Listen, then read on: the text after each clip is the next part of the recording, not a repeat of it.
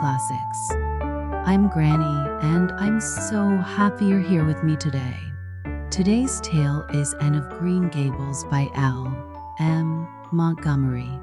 Anne Shirley, with her fiery red hair, her bright imagination, and her love of storytelling, and will capture your heart from the very first page. When Anne is mistakenly sent to the quiet Marilla and Matthew Cuthbert, two kind-hearted siblings who wanted to adopt a boy, her arrival changes their lives forever. Oh, my dears, I can't help but think of Anne's dreams of kindred spirits and her wonderfully dramatic thoughts on life. There's just something about her passion that makes you feel as if you're right there with her, discovering the beauty of the world through her eyes. Before we begin, my dears, I'd like to ask you, where does Anne Shirley live after being adopted by Marilla and Matthew? Let me know in the comments, or if you've got a favorite Anne moment, be sure to share it with us. All right, my dears, let's begin Anne's adventure at Green Gables. Granny's Family Classics presents Anne of Green Gables by M. Montgomery, read by Granny. Part 2, Chapter 19. A concert, a catastrophe, and a confession. Marilla, can I go over to see Diana just for a minute? Asked Anne, running breathlessly down from the East Gable one February evening. I don't see what you want to be traipsing about after dark for, said Marilla shortly. You and Diana walked home from school together, and then stood down there in the snow for half an hour more, your tongues going the whole blessed time, clickety-clock. So I don't think you're very badly off to see her again. But she wants to see me, pleaded Anne. She has something very important to tell me. How do you know she has? Because she just signaled to me from her window. We have arranged a way to signal with our candles and cardboard. We set the candle on the windowsill and make flashes by passing the cardboard back and forth. So many flashes mean a certain thing. It was my idea, Marilla. I'll warrant you it was, said Marilla emphatically. And the next thing you'll be setting fire to the curtains with your signaling nonsense. Oh, we're very careful, Marilla. And it's so interesting. 2 flashes mean, are you there? 3 mean yes, and 4 no. 5 mean, come over as soon as possible, because I have something important to reveal. Diana has just signaled 5 flashes, and I'm really suffering to know what it is. Well, you needn't suffer any longer, said Marilla sarcastically. You can go, but you're to be back here in just 10 minutes, remember that. And did remember it and was back in the stipulated time, although probably no mortal will ever know just what it cost her to confine the discussion of Diana's important communication within the limits of 10 minutes. But at least she had made good use of them. Oh, Marilla, what do you think? You know tomorrow is Diana's birthday. Well, her mother told her she could ask me to go home with her from school and stay all night with her. And her cousins are coming over from Newbridge in a big pung sleigh to go to the debating club concert at the hall tomorrow night. And they're going to take Diana and me to the concert, if you'll let me go, that is. You will, won't you, Marilla? Oh, I feel so excited. You can calm down then, because you're not going. You're better at home in your own bed, and as for that club concert, it's all nonsense, and little girls should not be allowed to go out to such places at all. I'm sure the debating club is a most respectable affair, pleaded Anne. I'm not saying it isn't. But you're not going to begin gaddying about to concerts and staying out all hours of the night. Pretty doings for children. I'm surprised at Mrs. Barry's letting Diana go. But it's such a very special occasion, mourned and on the verge of tears. Diana has only one birthday in a year. It isn't as if birthdays were common things, Marilla. Prissy Andrews is going to recite, "Curfew must not ring tonight." That is such a good moral piece, Marilla. I'm sure it would do me lots of good to hear it. And the choir are going to sing 4 lovely pathetic songs that are pretty near as good as hens. And oh, Marilla, the minister is going to take part. Yes, indeed, he is. He's going to give an address. That will be just about the same thing as a sermon. Please, mayn't I go, Marilla? You heard what I said, and didn't you? Take off your boots now and go to bed. It's past 8. There's just one more thing, Marilla said, and with the air of producing the last shot in her locker. Mrs. Barry told Diana that we might sleep in the spare room bed. Think of the honor of your little and being put in the spare room bed. It's an honor you'll have to get along without. Go to bed and don't let me hear another word out of you. When Anne, with tears rolling over her cheeks, had gone sorrowfully upstairs, Matthew, who had been apparently sound asleep on the lounge during the whole dialogue, opened his eyes and said decidedly, "Well now, Marilla, I think you ought to let Anne go." "I don't then," retorted Marilla. "Who's bringing this child up, Matthew, you or me?" "Well now, you," admitted Matthew. "Don't interfere then." "Well now, I ain't interfering." "It ain't interfering to have your own opinion. And my opinion is that you ought to let Anne go." "You'd think I ought to let Anne go to the moon if she took the notion, I've no doubt," was Marilla's amiable rejoinder. "I might have let her spend the night with Diana, if that was all. But I don't approve of this concert plan. She'd go there and catch cold like as not, and have her head filled up with nonsense and excitement. It would unsettle her for a week. I understand that child's disposition and what's good for it better than you, Matthew." "I think you ought to let Anne go," repeated Matthew firmly. Argument was not his strong point, but holding fast to his opinion certainly was. Marilla gave a gasp of helplessness and took refuge in silence. The next morning, when Anne was washing the breakfast dishes in the pantry, Matthew paused on his way out to the barn to say to Marilla again, "I think you ought to let Anne go, Marilla." For a moment Marilla looked things not lawful to be uttered. Then she yielded to the inevitable and said tartly, "Very well, she can go, since nothing else ll please you," and flew out of the pantry, dripping dishcloth in hand. "Oh, Marilla, Marilla, say those blessed words again. I guess once is enough to say them. This is Matthew's doings and I wash my hands of it. If you catch pneumonia sleeping in a strange bed or coming out of that hot hall in the middle of the night, don't blame me, blame Matthew. And Shirley, you're dripping greasy water all over the floor. I never saw such a careless child." "Oh, I know I'm a great trial to you," Marilla said, and repentantly. "I make so many mistakes. But then just think of all the mistakes I don't make, although I might. I'll get some sand and scrub up the spots before I go to school." "Oh, Marilla, my heart was just set on going to that concert. I never was to a concert in my life, and when the other girls talk about them in school I feel so out of it. You didn't know just how I felt about it, but you see Matthew did. Matthew understands me, and it's so nice to be understood, Marilla." And was too excited to do herself justice as to lessons that morning in school. Gilbert Blythe spelled her down in class and left her clear out of sight in mental arithmetic. Anne's consequent humiliation was less than it might have been, however, in view of the concert and the spare room bed. She and Diana talked so constantly about it all day that with a stricter teacher than Mr. Phillips' dire disgrace must inevitably have been their portion. and felt that she could not have borne it if she had not been going to the concert, for nothing else was discussed that day in school.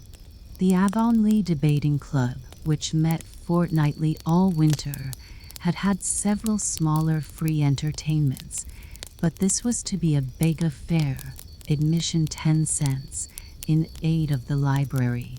The Avonlea young people had been practicing for weeks, and all the scholars were especially interested in it by reason of older brothers and sisters who were going to take part.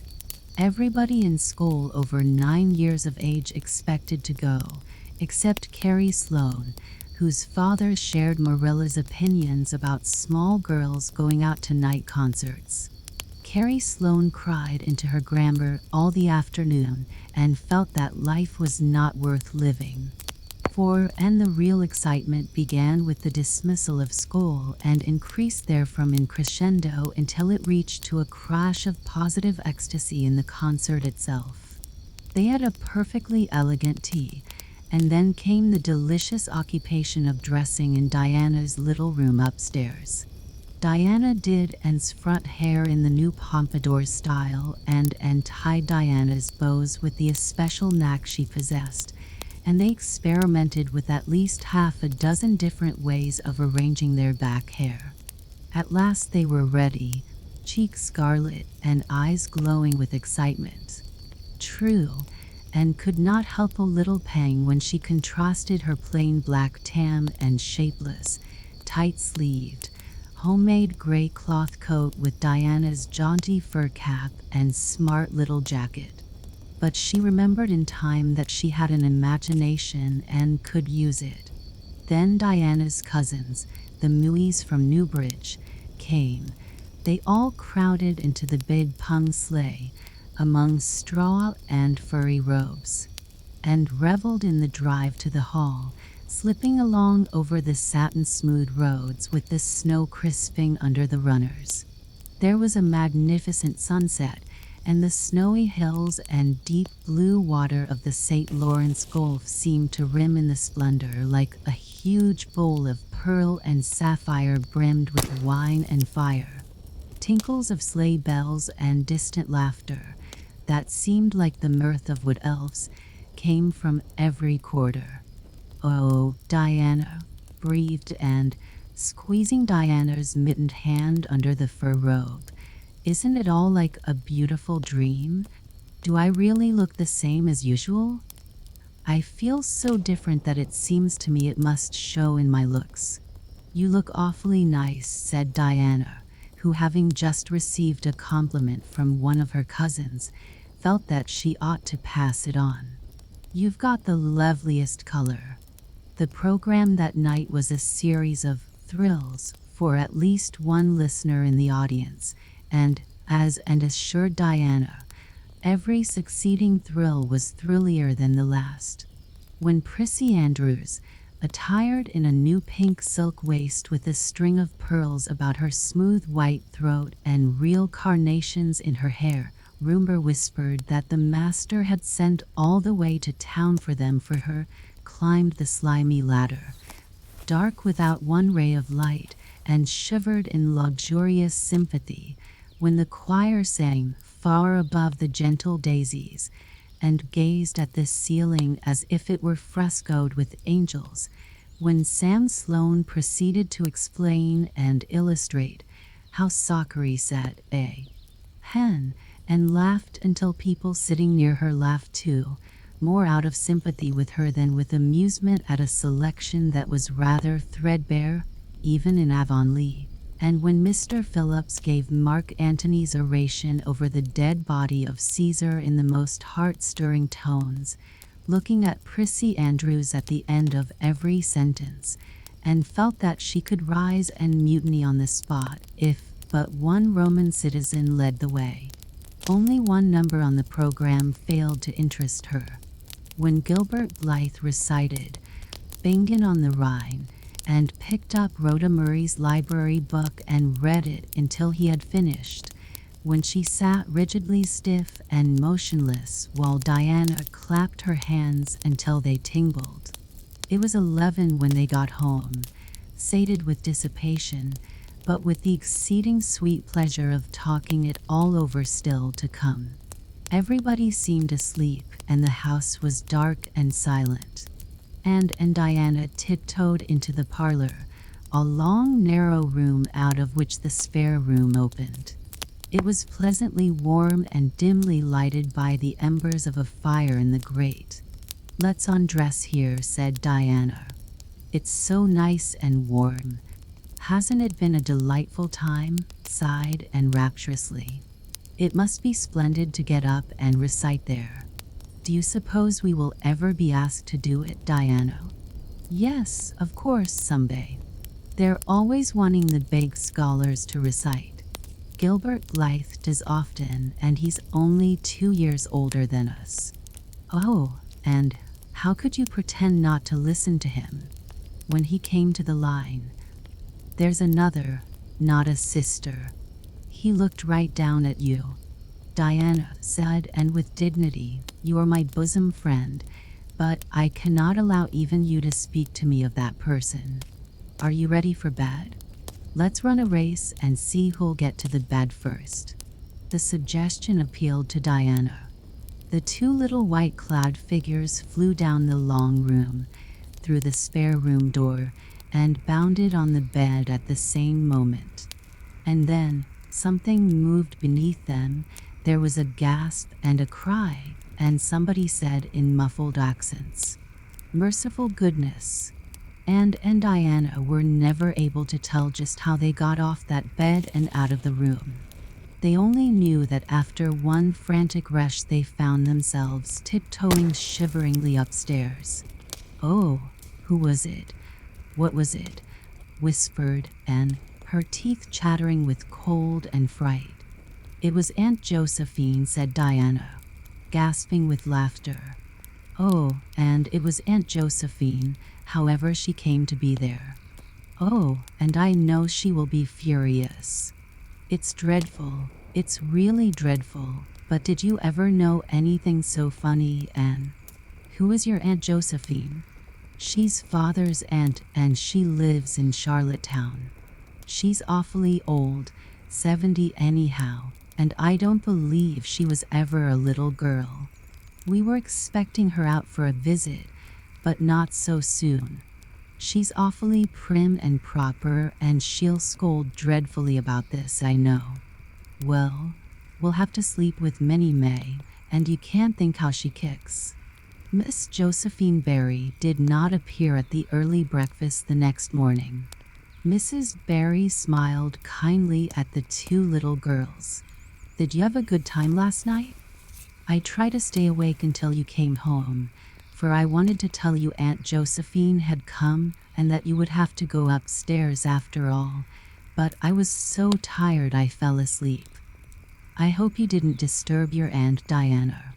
Diana preserved a discreet silence, but she and Anne exchanged furtive smiles of guilty amusement across the table, and hurried home after breakfast, and so remained in blissful ignorance of the disturbance which presently resulted in the Barry household until the late afternoon, when she went down to Mrs. Lynde's on an errand for Marilla. "So you and Diana nearly frightened poor old Miss Barry to death last night," said Mrs. Lynde severely, but with a twinkle in her eye. "Mrs. Barry was here a few minutes ago on her way to Carmody. She's feeling real worried over it. Old Miss Barry was in a terrible temper when she got up this morning, and Josephine Barry's temper is no joke, I can tell you that. She wouldn't speak to Diana at all." "It wasn't Diana's fault," said Anne contritely. "It was mine. I suggested racing to see who would get into bed first." "I knew it," said Mrs. Lynde, with the exultation of a correct guesser. "I knew that idea came out of your head. Well, it's made a nice lot of trouble, that's what. Old Miss Barry came out to stay for a month, but she declares she won't stay another day and is going right back to town tomorrow, Sunday and all as it is. She'd have gone today if they could have taken her. She had promised to pay for a quarter's music lessons for Diana, but now she is determined to do nothing at all for such a tomboy. Oh, I guess they had a lively time of it there this morning. The Barrys must feel cut up. Old Miss Barry is rich, and they'd like to keep on the good side of her. Of course, Mrs. Barry didn't say just that to me, but I'm a pretty good judge of human nature, that's what. I'm such an unlucky girl, mourned Anne. I'm always getting into scrapes myself and getting my best friends, people I'd shed my heart's blood for, into them too. Can you tell me why it is so, Mrs. Lynde? It's because you're too heedless and impulsive, child, that's what. You never stop to think whatever comes into your head to say, or do you say, or do it without a moment's reflection. Oh, but that's the best of it, protested Anne. Something just flashes into your mind, so exciting, and you must out with it. If you stop to think it over, you spoil it all. Haven't you never felt that yourself, Mrs. Lynde? No, Mrs. Lynde had not. She shook her head sagely. You must learn to think a little, and that's what. The proverb you need to go by is look before you leap, especially into spare room beds. Mrs. Lynde laughed comfortably over her mild joke, but Anne remained pensive. She saw nothing to laugh at in the situation, which to her eyes appeared very serious. When she left Mrs. Lynde's, she took her way across the crusted fields to Orchard Slope. Diana met her at the kitchen door. Your Aunt Josephine was very cross about it, wasn't she? Whispered Anne. Yes, answered Diana, stifling a giggle with an apprehensive glance over her shoulder at the closed sitting room door. She was fairly dancing with rage, Anne. Oh, how she scolded. She said I was the worst behaved girl she ever saw, and that my parents ought to be ashamed of the way they had brought me up. She says she won't stay, and I'm sure I don't care. But father and mother do. Why didn't you tell them that was my fault? Demanded Anne. It's likely I'd do such a thing, isn't it? Said Diana with just scorn. I'm no telltale, Anne Shirley, and anyhow I was just as much to blame as you. Well, I'm going in to tell her myself, said Anne resolutely. Diana stared. Anne Shirley, you'd never. Why, she'll eat you alive. Don't frighten me any more than I am frightened, implored Anne. I'd rather walk up to a cannon's mouth. But I've got to do it, Diana. It was my fault and I've got to confess. I've had practice in confessing, fortunately. Well, she's in the room, said Diana. You can go in if you want to. I wouldn't dare. And I don't believe you'll do a bit of good. With this encouragement, Anne bearded the lion in its den, that is to say, walked resolutely up to the sitting room door and knocked faintly. A sharp "come in" followed. Miss Josephine Barry, thin, prim, and rigid, was knitting fiercely by the fire, her wrath quite unappeased and her eyes snapping through her gold-rimmed glasses. She wheeled around in her chair, expecting to see Diana, and beheld a white-faced girl whose great eyes were brimmed up with a mixture of desperate courage and shrinking terror. "Who are you?" demanded Miss Josephine Barry, without ceremony. "I'm Anne of Green Gables," said the small visitor tremulously, clasping her hands with her characteristic gesture, "and I've come to confess, if you please." "Confess what?" "That it was all my fault about jumping into bed on you last night. I suggested it. Diana would never have thought of such a thing, I am sure. Diana is a very ladylike girl, Miss Barry. So you must see how unjust it is to blame her." "Oh, I must, hey?" "I rather think Diana did her share of the jumping at least. Such carryings on in a respectable house. But we were only in fun," persisted Anne.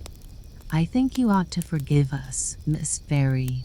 now that we've apologized. And anyhow, please forgive Diana and let her have her music lessons. Diana's heart is set on her music lessons, Miss Barry, and I know too well what it is to set your heart on a thing and not get it. If you must be cross with anyone, be cross with me. I have been so used in my early days to having people cross at me that I can endure it much better than Diana can.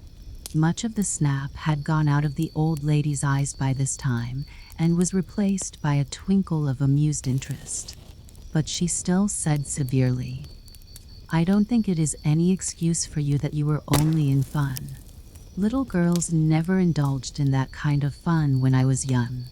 You don't know what it is to be awakened out of a sound sleep after a long and arduous journey by two great girls coming bounce down on you."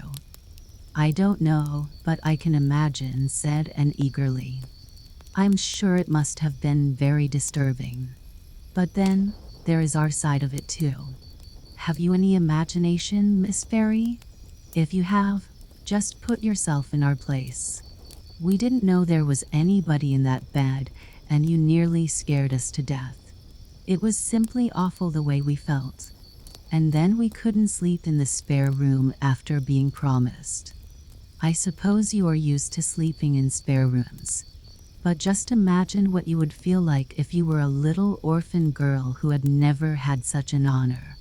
All the snap had gone by this time. Miss Barry actually laughed, a sound which caused Diana, waiting in speechless anxiety in the kitchen outside, to give a great gasp of relief. "I'm afraid my imagination is a little rusty. It's so long since I used it," she said. "I dare say your claim to sympathy is just as strong as mine. It all depends on the way we look at it. Sit down here and tell me about yourself." "I am very sorry I can't," said Anne firmly. "I would like to, because you seem like an interesting lady, and you might even be a kindred spirit, although you don't look very much like it. But it is my duty to go home to Miss Marilla Cuthbert. Miss Marilla Cuthbert is a very kind lady who has taken me to bring up properly. She is doing her best, but it is very discouraging work. You must not blame her because I jumped on the bed. But before I go, I do wish you would tell me if you will forgive Diana and stay just as long as you meant to in Avonlea. I think perhaps I will if you will come over and talk to me occasionally," said Miss Barry. That evening Miss Barry gave Diana a silver bangle bracelet and told the senior members of the household that she had unpacked her valise. "I've made up my mind to stay simply for the sake of getting better acquainted with that and girl," she said frankly. "She amuses me, and at my time of life an amusing person is a rarity." Marilla's only comment when she heard the story was, "I told you so." This was for Matthew's benefit. Miss Barry stayed her month out and over. She was a more agreeable guest than usual, and kept her in good humor. They became firm friends. When Miss Barry went away, she said, "Remember, you and girl, when you come to town you're to visit me, and I'll put you in my very spare room bed to sleep." Miss Barry was a kindred spirit, after all, and confided to Marilla. "You wouldn't think so to look at her, but she is. You don't find it right out at first, as in Matthew's case, but after a while you come to see it. Kindred spirits are not so scarce as I used to think. It's splendid to find out there are so many of them in the world." Chapter 20. A Good Imagination Gone Wrong. Spring had come once more to Green Gables, the beautiful, capricious, reluctant Canadian spring, lingering along through April and May in a succession of sweet, fresh, chilly days, with pink sunsets and miracles of resurrection and growth. The maples in Lover's Lane were red-budded, and little curly ferns pushed up around the Dryad's bubble. Away up in the barrens, behind Mr. Silas Sloane's place, the mayflowers blossomed out, pink and white stars of sweetness under their brown leaves. All the schoolgirls and boys had one golden afternoon gathering them, coming home in the clear, echoing twilight with arms and baskets full of flowery spoil. "I'm so sorry for people who live in lands where there are no Mayflowers," said Anne. "Diana says perhaps they have something better, but there couldn't be anything better than Mayflowers, could there, Marilla? And Diana says if they don't know what they're like, they don't miss them. But I think that is the saddest thing of all. I think it would be tragic, Marilla, not to know what Mayflowers are like and not to miss them. Do you know what I think Mayflowers are, Marilla? I think they must be the souls of the flowers that died last summer, and this is their heaven. But we had a splendid time today, Marilla. We had our lunch down in a big mossy hollow by an old well, such a romantic spot. Charlie Sloane dared Artie Gillis to jump over it, and Artie did because he wouldn't take a dare. Nobody would in school. It is very fashionable to dare. Mr. Phillips gave all the Mayflowers he found to Prissy Andrews, and I heard him to say, 'Sweets to the sweet.' He got that out of a book, I know, but it shows he has some imagination. I was offered some Mayflowers too, but I rejected them with scorn. I can't tell you the person's name because I have vowed never to let it cross my lips. We made wreaths of the Mayflowers and put them on our hats, and when the time came to go home, we marched in procession down the road, 2 by 2, with our bouquets and wreaths, singing 'My Home on the Hill.' Oh, it was so thrilling, Marilla. All Mr. Silas Sloane's folks rushed out to see us, and everybody we met on the road stopped and stared after us. We made a real sensation. Not much wonder. Such silly doings," was Marilla's response.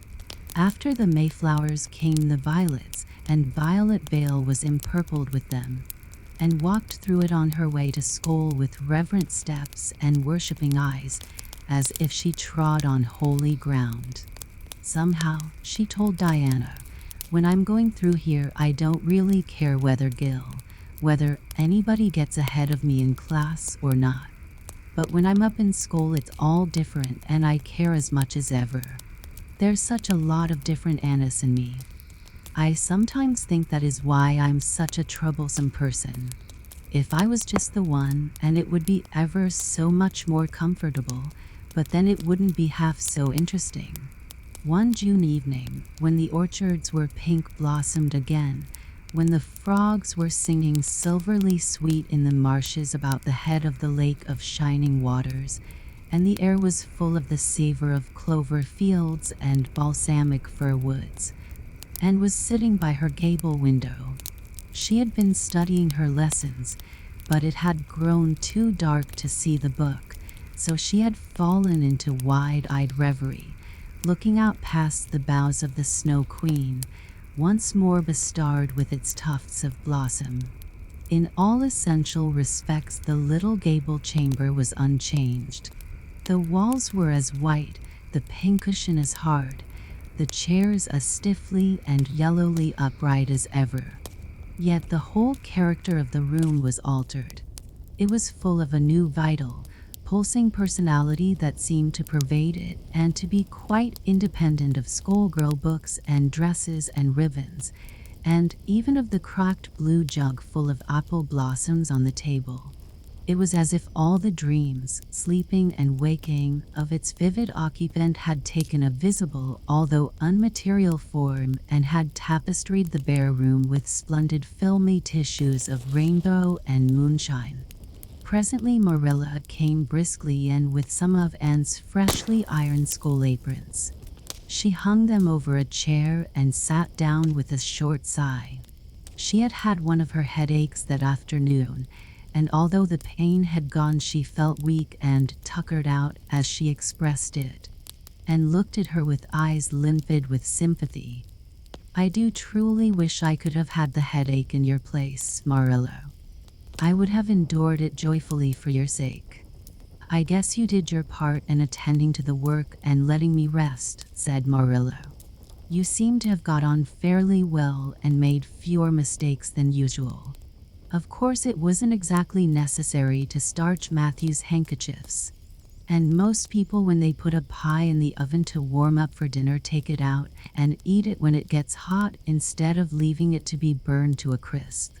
But that doesn't seem to be your way, evidently. Headaches always left Marilla somewhat sarcastic. Oh, I'm so sorry, said impenitently.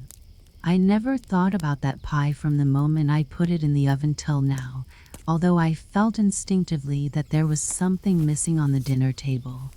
I was firmly resolved, when you left me in charge this morning, not to imagine anything, but keep my thoughts on facts. I did pretty well until I put the pie in, and then an irresistible temptation came to me to imagine I was an enchanted princess shut up in a lonely tower with a handsome knight riding to my rescue on a coal-black steed. So that is how I came to forget the pie. I didn't know I starched the handkerchiefs. All the time I was ironing, I was trying to think of a name for a new island, Diana, and I have discovered up the brook. It's the most ravishing spot, Marilla. There are 2 maple trees on it, and the brook flows right around it. At last it struck me that it would be splendid to call it Victoria Island, because we found it on the Queen's birthday. Both Diana and I are very loyal. But I'm sorry about that pie and the handkerchiefs. I wanted to be extra good today because it's an anniversary. Do you remember what happened this day last year, Marilla? No, I can't think of anything special. Oh, Marilla, it was the day I came to Green Gables. I shall never forget it. It was the turning point in my life. Of course, it wouldn't seem so important to you. I've been here for a year and I've been so happy. Of course, I've had my troubles, but one can live down troubles. Are you sorry you kept me, Marilla? No, I can't say I'm sorry, said Marilla, who sometimes wondered how she could have lived before and came to Green Gables. No, not exactly sorry. If you've finished your lessons, Anne, I want you to run over and ask Mrs. Barry if she'll lend me Diana's apron pattern. Oh, it's too dark, cried Anne. Too dark? Why, it's only twilight. And goodness knows you've gone over often enough after dark. I'll go over early in the morning, said Anne eagerly. I'll get up at sunrise and go over, Marilla. What has got into your head now, Anne Shirley? I want that pattern to cut out your new apron this evening. Go at once and be smart too. Off to go around by the road, then, said Anne, taking up her hat reluctantly. Go by the road and waste half an hour. I'd like to catch you. I can't go through the haunted wood, Marilla cried, and desperately. Marilla stared. The haunted wood? Are you crazy? What under the canopy is the haunted wood? The spruce wood over the brook, said Anne in a whisper. Fiddlesticks. There is no such thing as a haunted wood anywhere. Who has been telling you such stuff? Nobody, confessed Anne. Diana and I just imagined the wood was haunted. All the places around here are so commonplace. We just got this up for our own amusement. We began it in April. A haunted wood is so very romantic, Marilla. We chose the spruce grove because it's so gloomy. Oh, we have imagined the most harrowing things. There's a white lady walks along the brook just about this time of the night and wrings her hands and utters wailing cries. She appears when there is to be a death in the family. And the ghost of a little murdered child haunts the corner up by Idlewild. It creeps up behind you and lays its cold fingers on your hand, so. Oh, Marilla, it gives me a shudder to think of it. And there's a headless man stalks up and down the path and skeletons glower at you between the boughs. Oh, Marilla, I wouldn't go through the haunted wood after dark now for anything. I'd be sure that white things would reach out from behind the trees and grab me.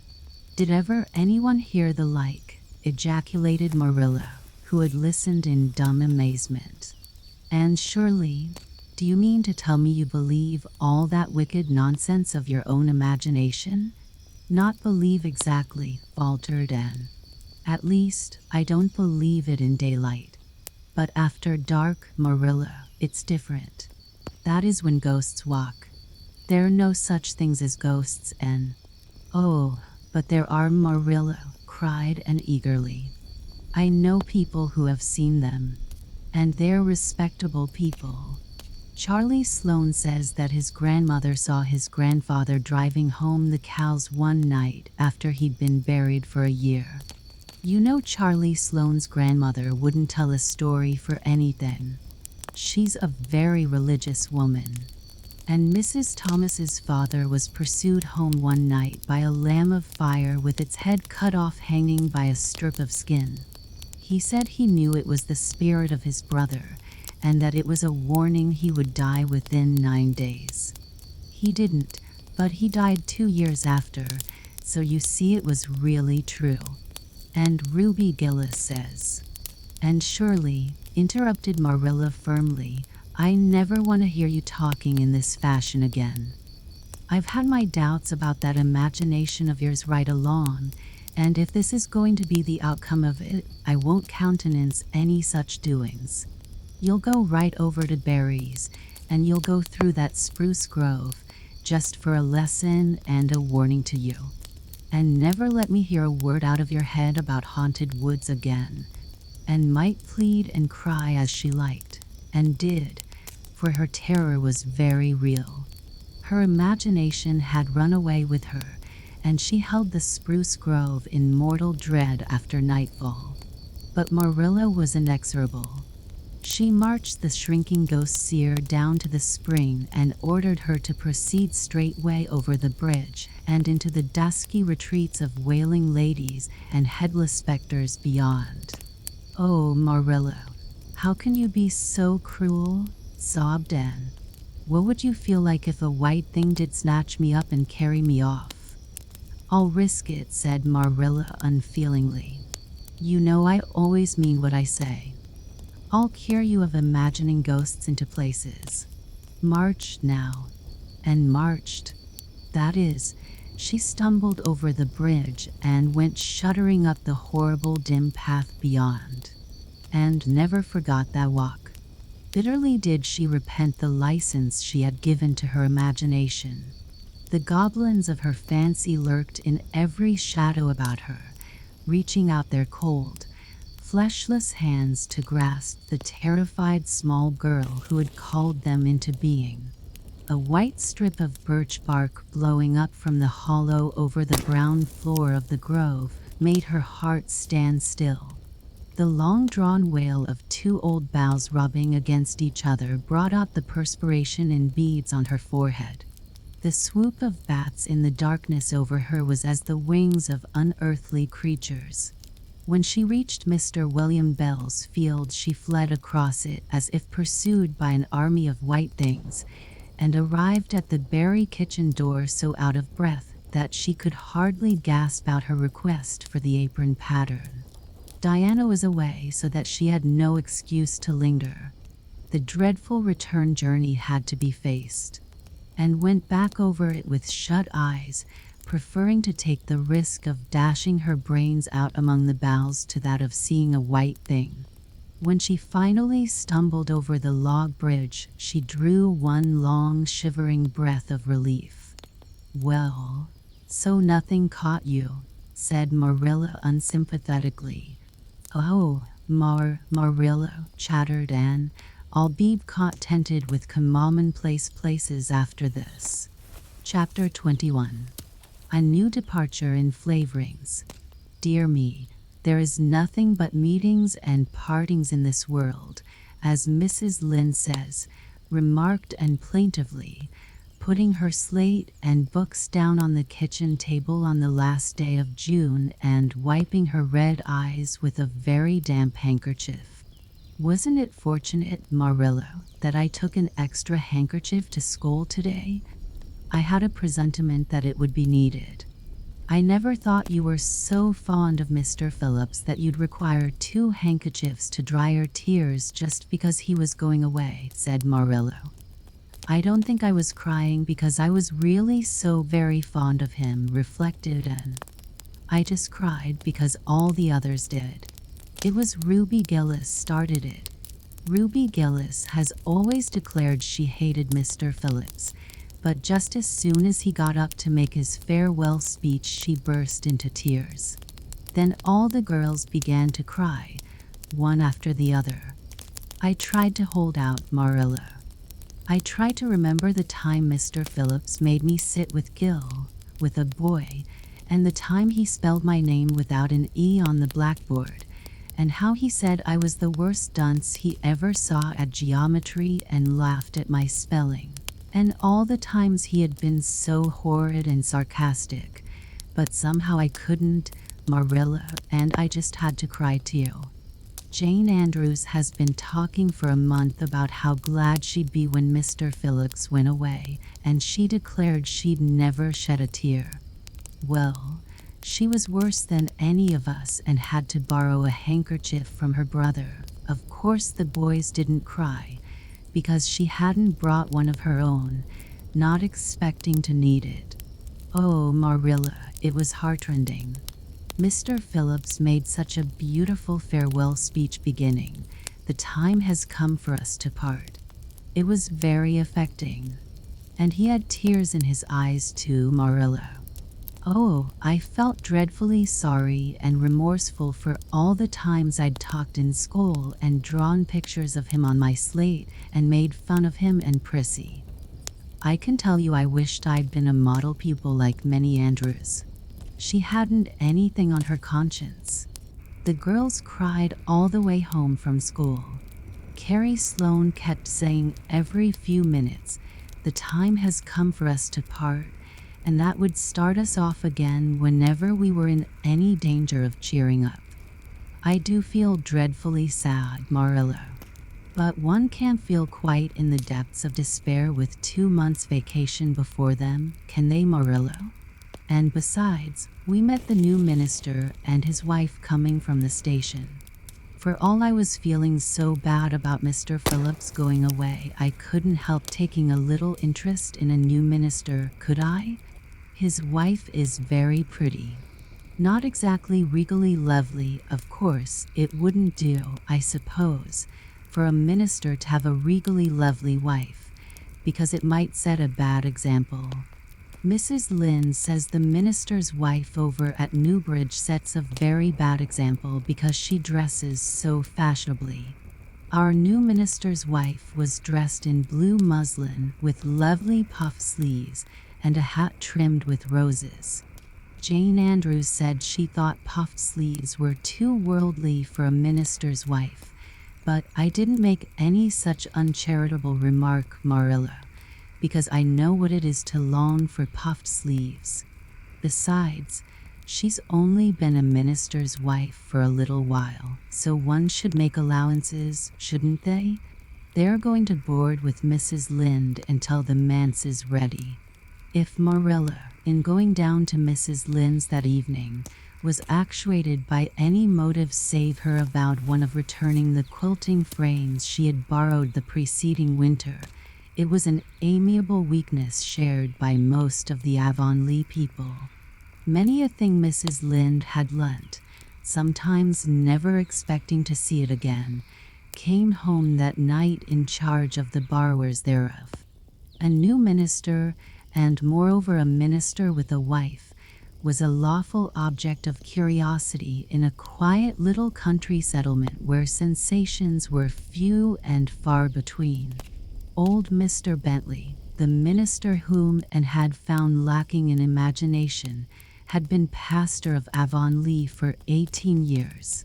He was a widower when he came, and a widower he remained, despite the fact that gossip regularly married him to this, that, or the other one, every year of his sojourn. In the preceding February, he had resigned his charge and departed amid the regrets of his people, most of whom had the affection born of long intercourse for their good old minister in spite of his shortcomings as an orator.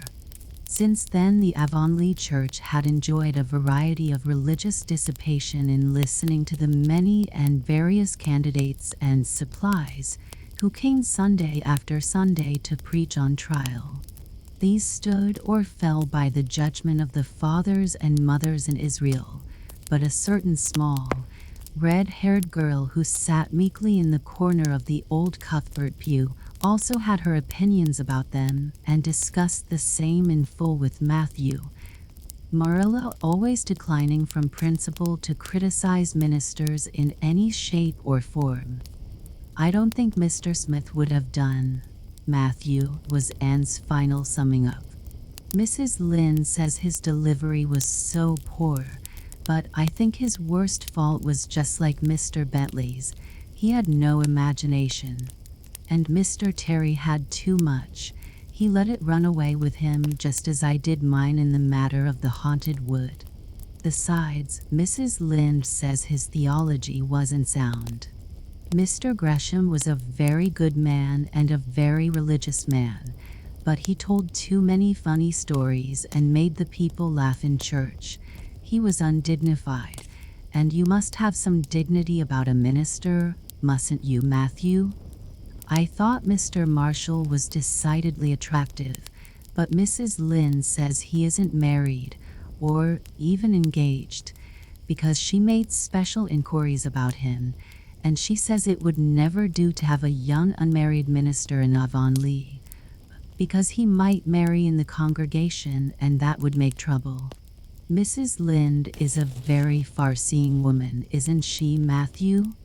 I'm very glad they've called Mr. Allen. I liked him because his sermon was interesting and he prayed as if he meant it and not just as if he did it because he was in the habit of it. Mrs. Lynde says he isn't perfect, but she says she supposes we couldn't expect a perfect minister for $750 a year, and anyhow his theology is sound because she questioned him thoroughly on all the points of doctrine. And she knows his wife's people, and they are most respectable, and the women are all good housekeepers. Mrs. Lynde says that sound doctrine in the man and good housekeeping in the woman make an ideal combination for a minister's family. The new minister and his wife were a young, pleasant-faced couple, still on their honeymoon and full of all good and beautiful enthusiasms for their chosen life work. Avonlea opened its heart to them from the start. Old and young liked the frank, cheerful young man with his high ideals, and the bright, gentle little lady who assumed the mistressship of the manse. With Mrs. Allen and fell promptly and wholeheartedly in love. She had discovered another kindred spirit. "Mrs. Allen is perfectly lovely," she announced one Sunday afternoon. "She's taken our class and she's a splendid teacher." She said right away she didn't think it was fair for the teacher to ask all the questions, and you know, Marilla, that is exactly what I've always thought. She said we could ask her any question we liked, and I asked ever so many. "I'm good at asking questions, Marilla." "I believe you," was Marilla's emphatic comment. Nobody else asked any except Ruby Gillis, and she asked if there was to be a Sunday school picnic this summer. I didn't think that was a very proper question to ask because it hadn't any connection with the lesson. The lesson was about Daniel in the lion's den, but Mrs. Allen just smiled and said she thought there would be. Mrs. Allen has a lovely smile. She has such exquisite dimples in her cheeks. I wish I had dimples in my cheeks, Marilla. I'm not half so skinny as I was when I came here, but I have no dimples yet. If I had, perhaps I could influence people for good. Mrs. Allen said we ought always to try to influence other people for good. She talked so nice about everything. I never knew before that religion was such a cheerful thing. I always thought it was kind of melancholy, but Mrs. Allen's isn't, and I like to be a Christian if I could be one like her. I wouldn't want to be one like Mr. Superintendent Bell. It's very naughty of you to speak so about Mr. Bell, said Marilla severely. Mr. Bell is a real good man. Oh, of course he's good, agreed, but he doesn't seem to get any comfort out of it. If I could be good, I'd dance and sing all day because I was glad of it.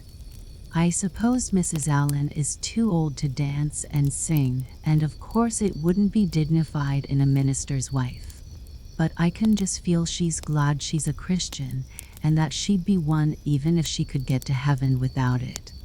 I suppose we must have Mr. and Mrs. Allen up to tea someday soon, said Marilla reflectively.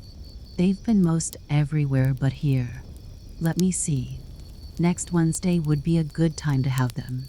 But don't say a word to Matthew about it, for if he knew they were coming, he'd find some excuse to be away that day.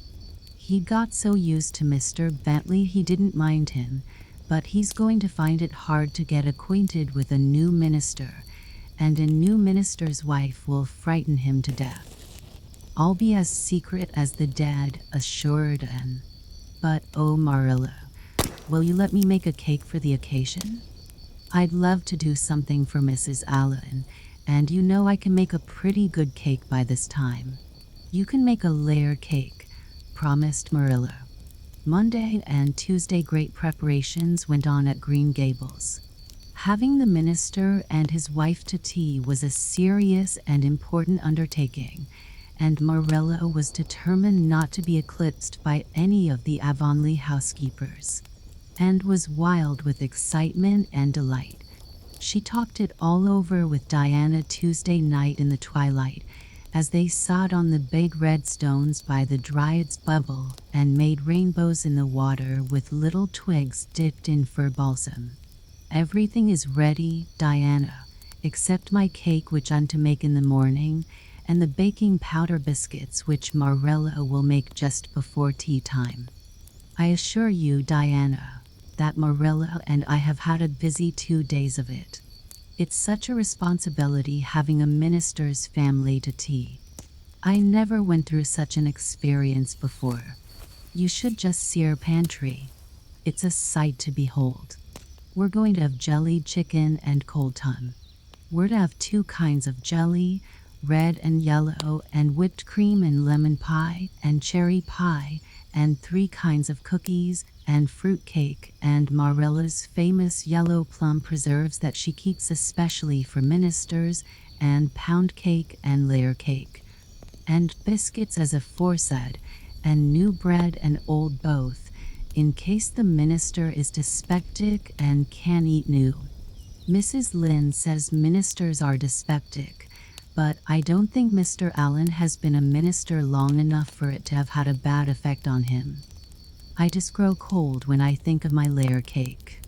Oh, Diana, what if it shouldn't be good? I dreamed last night that I was chased all around by a fearful goblin with a big layer cake for a head.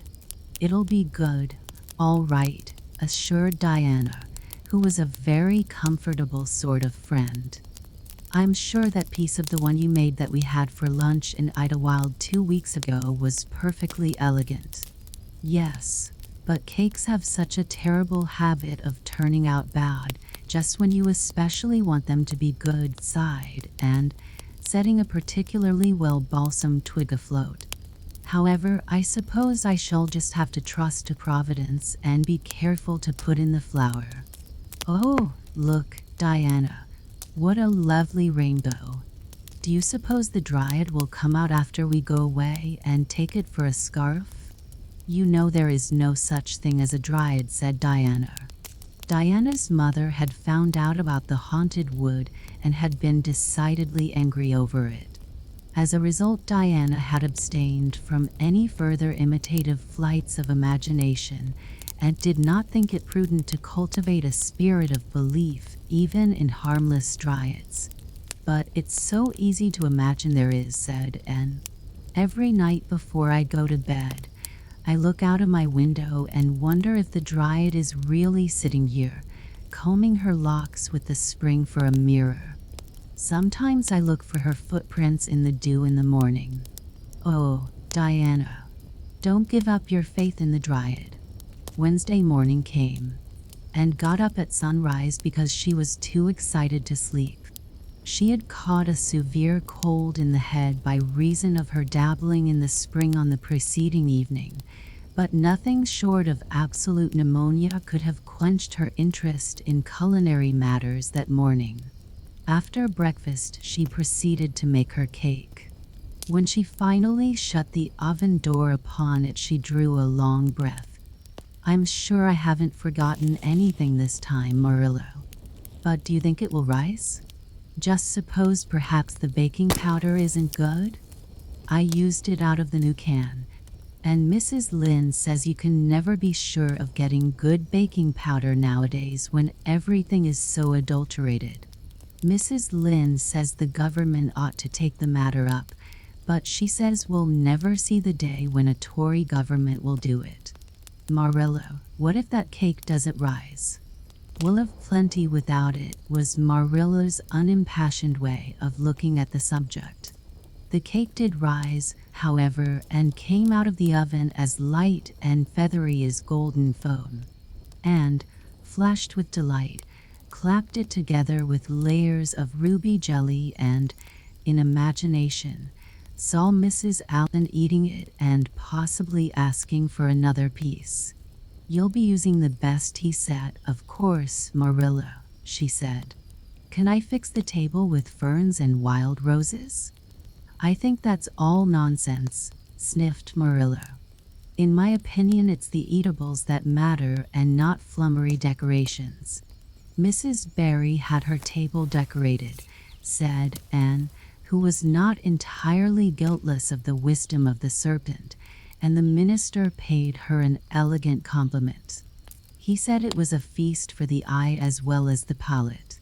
"Well, do as you like," said Marilla, who was quite determined not to be surpassed by Mrs. Barry or anybody else.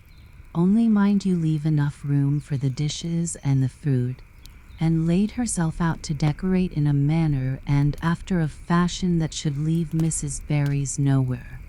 Having abundance of roses and ferns and a very artistic taste of her own, she made that tea table such a thing of beauty that when the minister and his wife sat down to it, they exclaimed in chorus over its loveliness.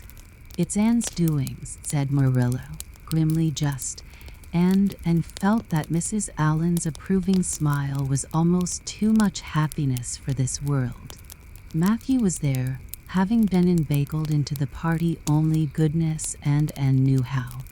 He had been in such a state of shyness and nervousness that Marilla had given him up in despair, but took him in hand so successfully that he now sat at the table in his best clothes and white collar and talked to the minister not uninterestingly. He never said a word to Mrs. Allen, but that perhaps was not to be expected. All went merry as a marriage bell until Anne's layer cake was passed. Mrs. Allen, having already been helped to a bewildering variety, declined it. But Marilla, seeing the disappointment on Anne's face, said smilingly, "Oh, you must take a piece of this, Mrs. Allen, and made it on purpose for you." "In that case I must sample it," laughed Mrs. Allen, helping herself to a plump triangle, as did also the minister and Marilla. Mrs. Allen took a mouthful of hers, and a most peculiar expression crossed her face. Not a word did she say, however, but steadily ate away at it. Marilla saw the expression and hastened to taste the cake. "Anne Shirley," she exclaimed, "what on earth did you put into that cake?" "Nothing but what the recipe said," Marilla cried, and with a look of anguish. "Oh, isn't it all right?" "All right. It's simply horrible. Mr. Allen, don't try to eat it. And taste it yourself. What flavoring did you use?" Vanilla, said Anne, her face scarlet with mortification after tasting the cake. Only vanilla. Oh, Marilla, it must have been the baking powder. I had my suspicions of that Bach. Baking powder fiddlesticks. Go and bring me the bottle of vanilla you used. Anne fled to the pantry and returned with a small bottle partially filled with a brown liquid and labeled yellowly, "Best Vanilla." Marilla took it, uncorked it, smelled it. Mercy on us, Anne, you flavored that cake with anodyne liniment. I broke the liniment bottle last week and poured what was left into an old empty vanilla bottle. I suppose it's partly my fault. I should have warned you, but for pity's sake, why couldn't you have smelled it? And dissolved into tears under this double disgrace. I couldn't. I had such a cold, and with this she fairly fled to the gable chamber, where she cast herself on the bed and wept as one who refuses to be comforted. Presently a light step sounded on the stairs and somebody entered the room. "Oh, Marilla," sobbed Anne, without looking up, "I'm disgraced forever. I shall never be able to live this down. It will get out. Things always do get out in Avonlea. Diana will ask me how my cake turned out, and I shall have to tell her the truth. I shall always be pointed at as the girl who flavored a cake with anodyne liniment. Gil, the boys in school will never get over laughing at it. Oh, Marilla, if you have a spark of Christian pity, don't tell me that I must go down and wash the dishes after this. I'll wash them when the minister and his wife are gone, but I cannot ever look Mrs. Allen in the face again. Perhaps she'll think I tried to poison her. Mrs. Lynde says she knows an orphan girl who tried to poison her benefactor. But the liniment isn't poisonous. It's meant to be taken internally, although not in cakes. Won't you tell Mrs. Allen so, Marilla? Suppose you jump up and tell her so yourself, said a merry voice, and flew up to find Mrs. Allen standing by her bed, surveying her with laughing eyes. "My dear little girl, you mustn't cry like this," she said, genuinely disturbed by Anne's tragic face. "Why, it's all just a funny mistake that anybody might make." "Oh, no, it takes me to make such a mistake," said Anne forlornly. "And I wanted to have that cake so nice for you, Mrs. Allen." "Yes, I know, dear. And I assure you I appreciate your kindness and thoughtfulness just as much as if it had turned out all right. Now, you mustn't cry any more, but come down with me and show me your flower garden. Miss Cuthbert tells me you have a little plot all your own. I want to see it, for I'm very much interested in flowers," and permitted herself to be led down and comforted, reflecting that it was really providential that Mrs. Allen was a kindred spirit. Nothing more was said about the liniment cake, and when the guests went away and found that she had enjoyed the evening more than could have been expected, considering that terrible incident. Nevertheless, she sighed deeply. "Marilla, isn't it nice to think that tomorrow is a new day with no mistakes in it yet?" "I'll warrant you'll make plenty in it," said Marilla. "I never saw your beat for making mistakes, and—" "Yes, and well I know it," admitted Anne mournfully. "But have you ever noticed one encouraging thing about me, Marilla? I never make the same mistake twice. I don't know as that's much benefit when you're always making new ones. Oh, don't you see, Marilla? There must be a limit to the mistakes one person can make, and when I get to the end of them, then I'll be through with them. That's a very comforting thought." "Well, you'd better go and give that cake to the pigs," said Marilla. "It isn't fit for any human to eat, not even Jerry Butt." Chapter 22. And is invited out to tea. "And what are your eyes popping out of your head about now?" asked Marilla, when Anne had just come in from a run to the post office. Have you discovered another kindred spirit? Excitement hung around, and like a garment, shone in her eyes, kindled in every feature. She had come dancing up the lane, like a wind-blown sprite, through the mellow sunshine and lazy shadows of the August evening. No, Marilla, but oh, what do you think? I am invited to tea at the manse tomorrow afternoon. Mrs. Allen left the letter for me at the post office. Just look at it, Marilla. Miss Anne Shirley, Green Gables. That is the first time I was ever called Miss. Such a thrill as it gave me. I shall cherish it forever among my choicest treasures. Mrs. Allen told me she meant to have all the members of her Sunday school class to tea in turn, said Marilla, regarding the wonderful event very coolly. You needn't get in such a fever over it. Do learn to take things calmly, child. And to take things calmly would have been to change her nature. All spirit and fire and dew, as she was, the pleasures and pains of life came to her with troubled intensity.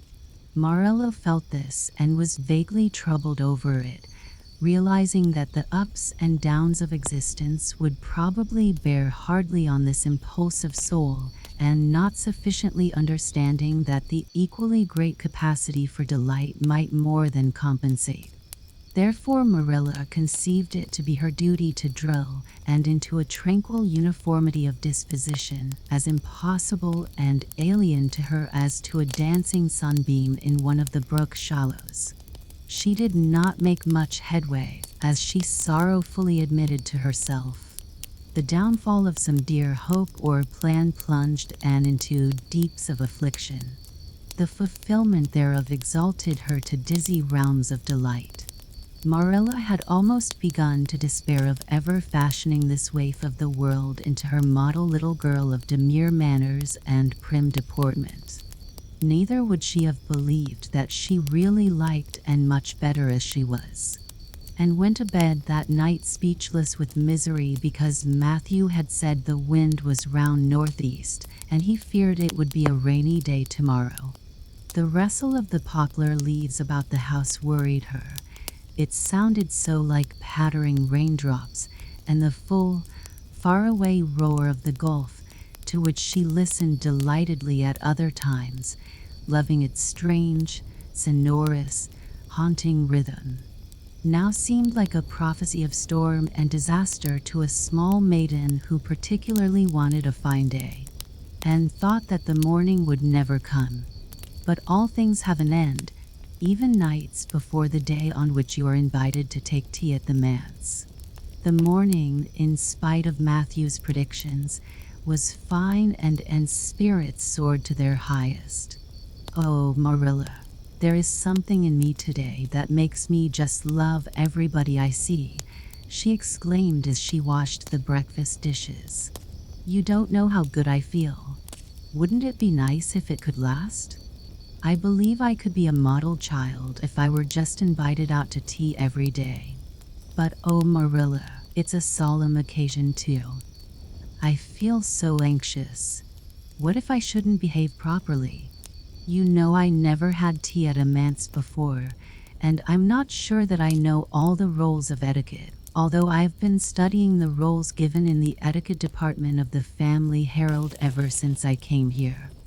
I'm so afraid I'll do something silly or forget to do something I should do. Would it be good manners to take a second helping of anything if you wanted to very much? The trouble with you, Anne, is that you're thinking too much about yourself.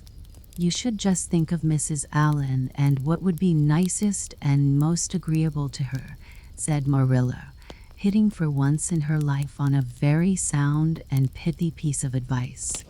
And instantly realized this. You're right, Marilla. I'll try not to think about myself at all. And evidently got through her visit without any serious breach of etiquette, for she came home through the twilight under a great, high-sprung sky glored over with trails of saffron and rosy cloud, it in a beatified state of mind and told Marilla all about it happily, sitting on the big red sandstone slab at the kitchen door with her tired curly head in Marilla's gingham lap. A cool wind was blowing down over the long harvest fields from the rims of furry western hills and whistling through the poplars.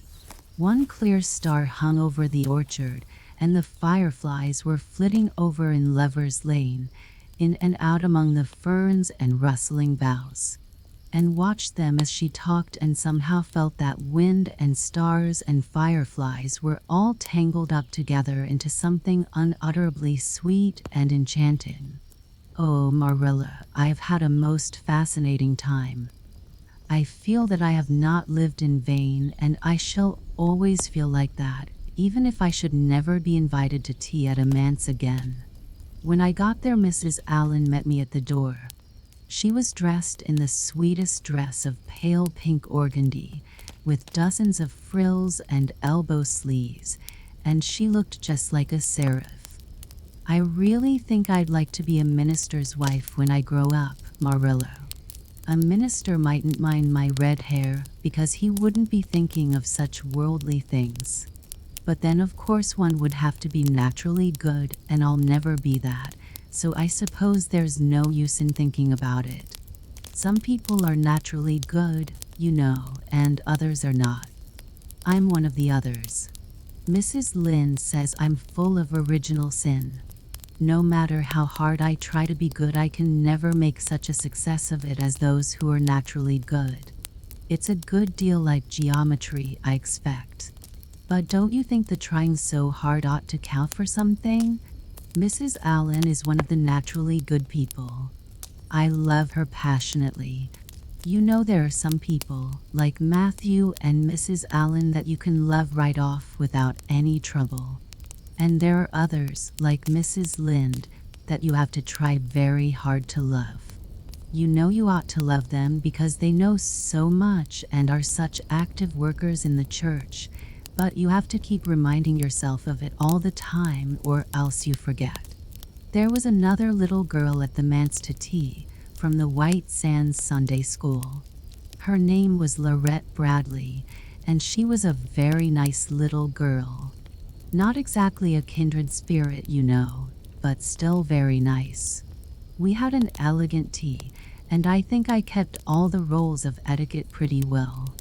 After tea, Mrs. Allen played and sang, and she got Loretta and me to sing too. Mrs. Allen says I have a good voice, and she says I must sing in the Sunday school choir after this. You can't think how I was thrilled at the mere thought.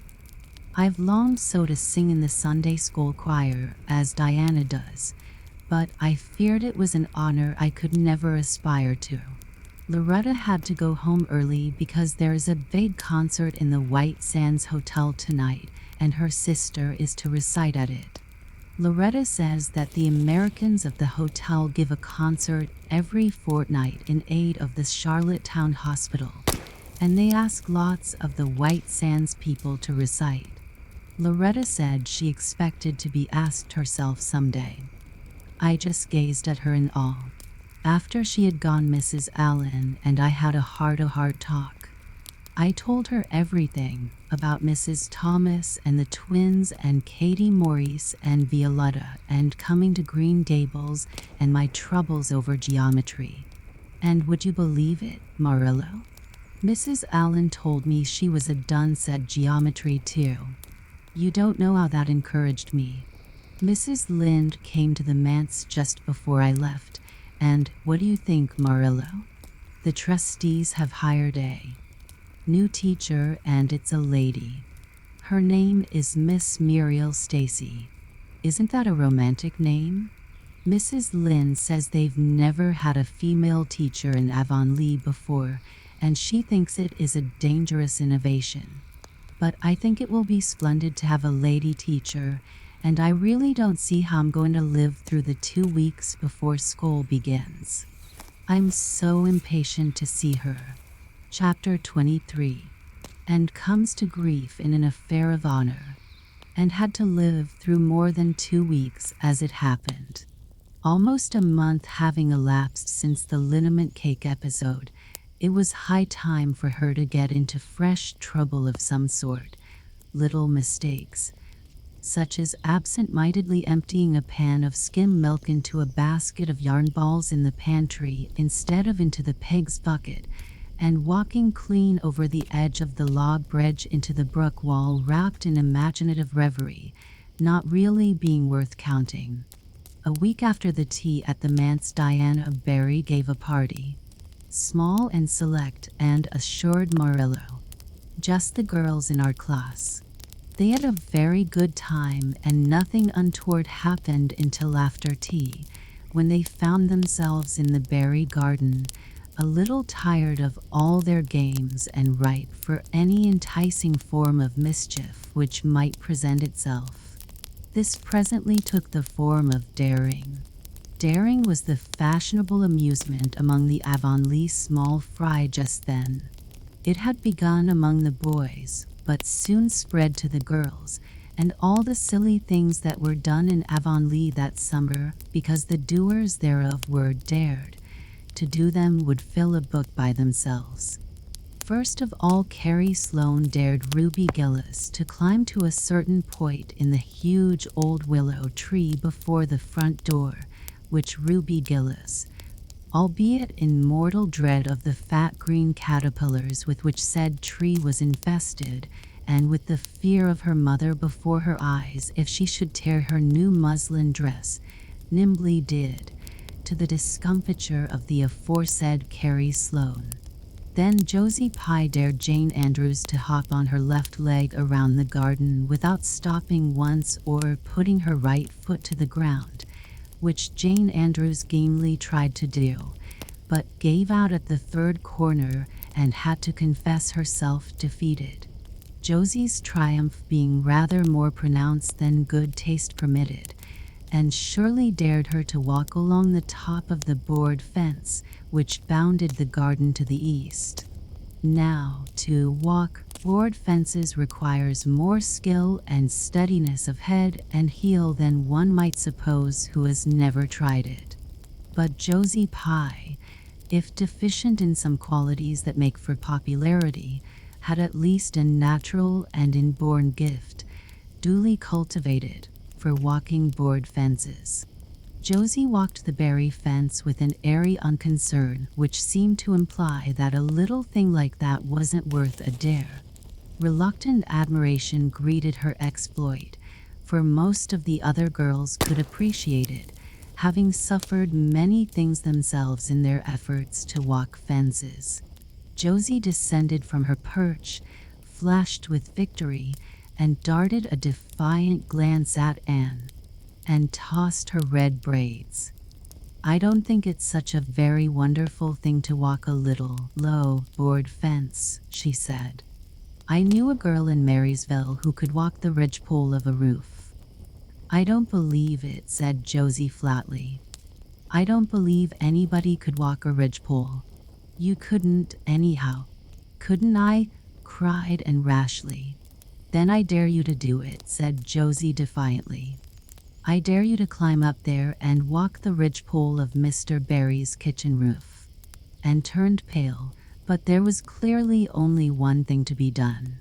She walked toward the house, where a ladder was leaning against the kitchen roof. All the fifth-class girls said, "Oh," partly in excitement, partly in dismay. "Don't you do it," and entreated Diana. "You'll fall off and be killed." "Never mind, Josie Pye.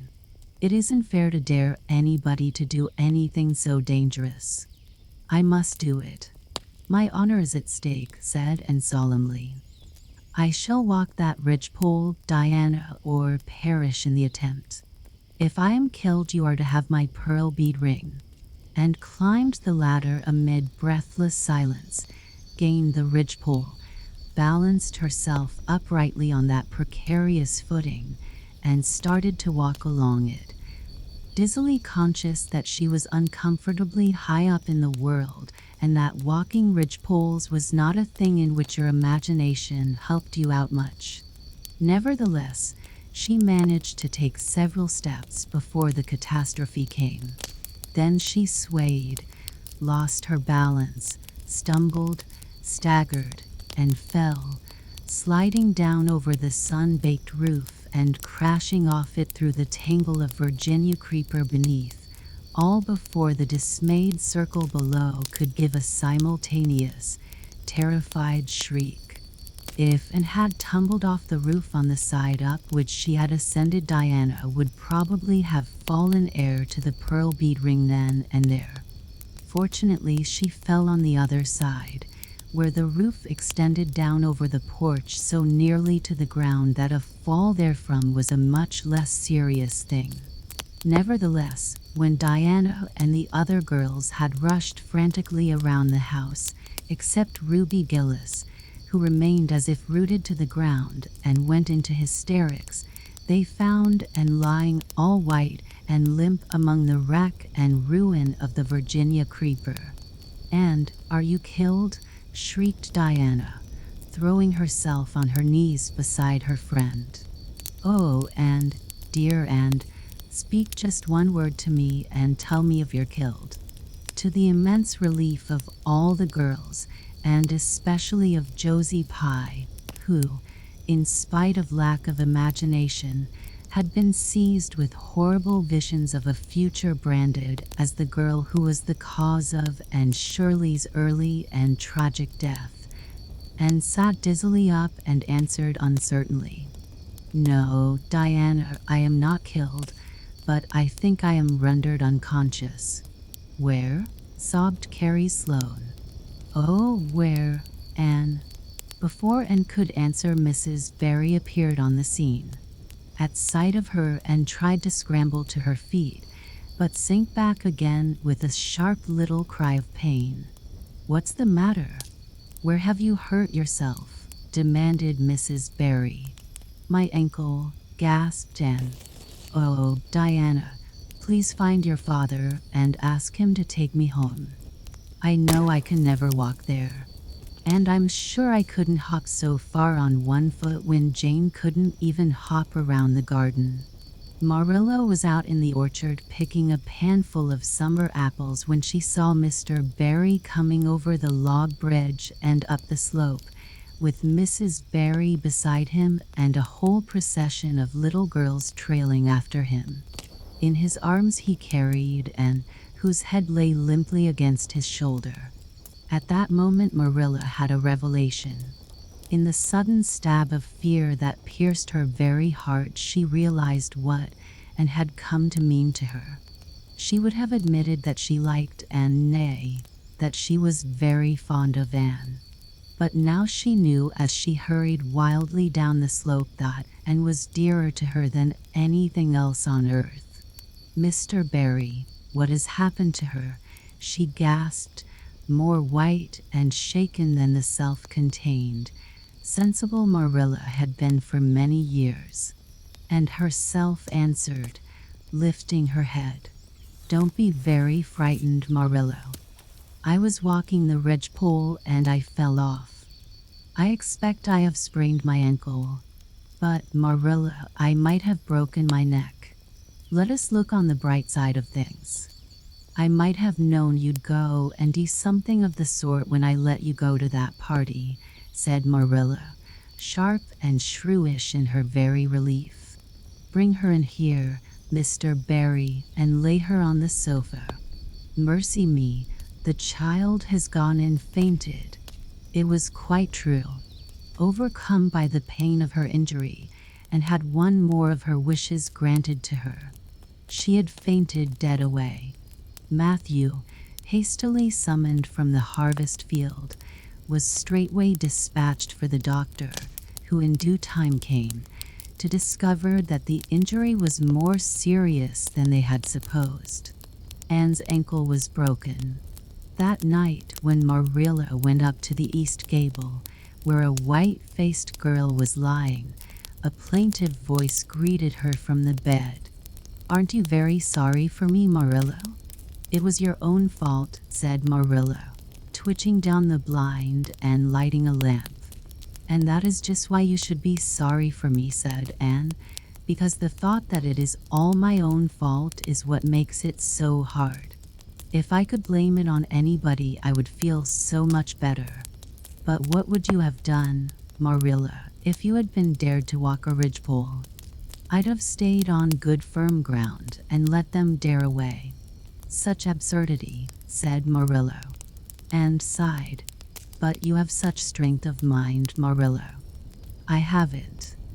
I just felt that I couldn't bear Josie Pye's scorn. She would have crowed over me all my life. And I think I have been punished so much that you needn't be very cross with me, Marilla. It's not a bit nice to faint after all. And the doctor hurt me dreadfully when he was setting my ankle. I won't be able to go around for 6 or 7 weeks, and I'll miss the new lady teacher. She won't be new anymore by the time I'm able to go to school. And Gil, everybody will get ahead of me in class. Oh, I am an afflicted mortal. But I'll try to bear it all bravely if only you won't be cross with me, Marilla. There, I'm not cross, said Marilla. You're an unlucky child, there's no doubt about that. But as you say, you'll have the suffering of it. Here now, try and eat some supper. Isn't it fortunate I've got such an imagination, said Anne. It will help me through splendidly, I expect. What do people who haven't any imagination do when they break their bones, do you suppose, Marilla? And had good reason to bless her imagination many a time and oft during the tedious 7 weeks that followed. But she was not solely dependent on it. She had many visitors, and not a day passed without one or more of the schoolgirls dropping in to bring her flowers and books, and tell her all the happenings in the juvenile world of Avonlea. Everybody has been so good and kind, Marilla sighed and happily, on the day when she could first limp across the floor. It isn't very pleasant to be laid up, but there's a bright side to it, Marilla. You find out how many friends you have.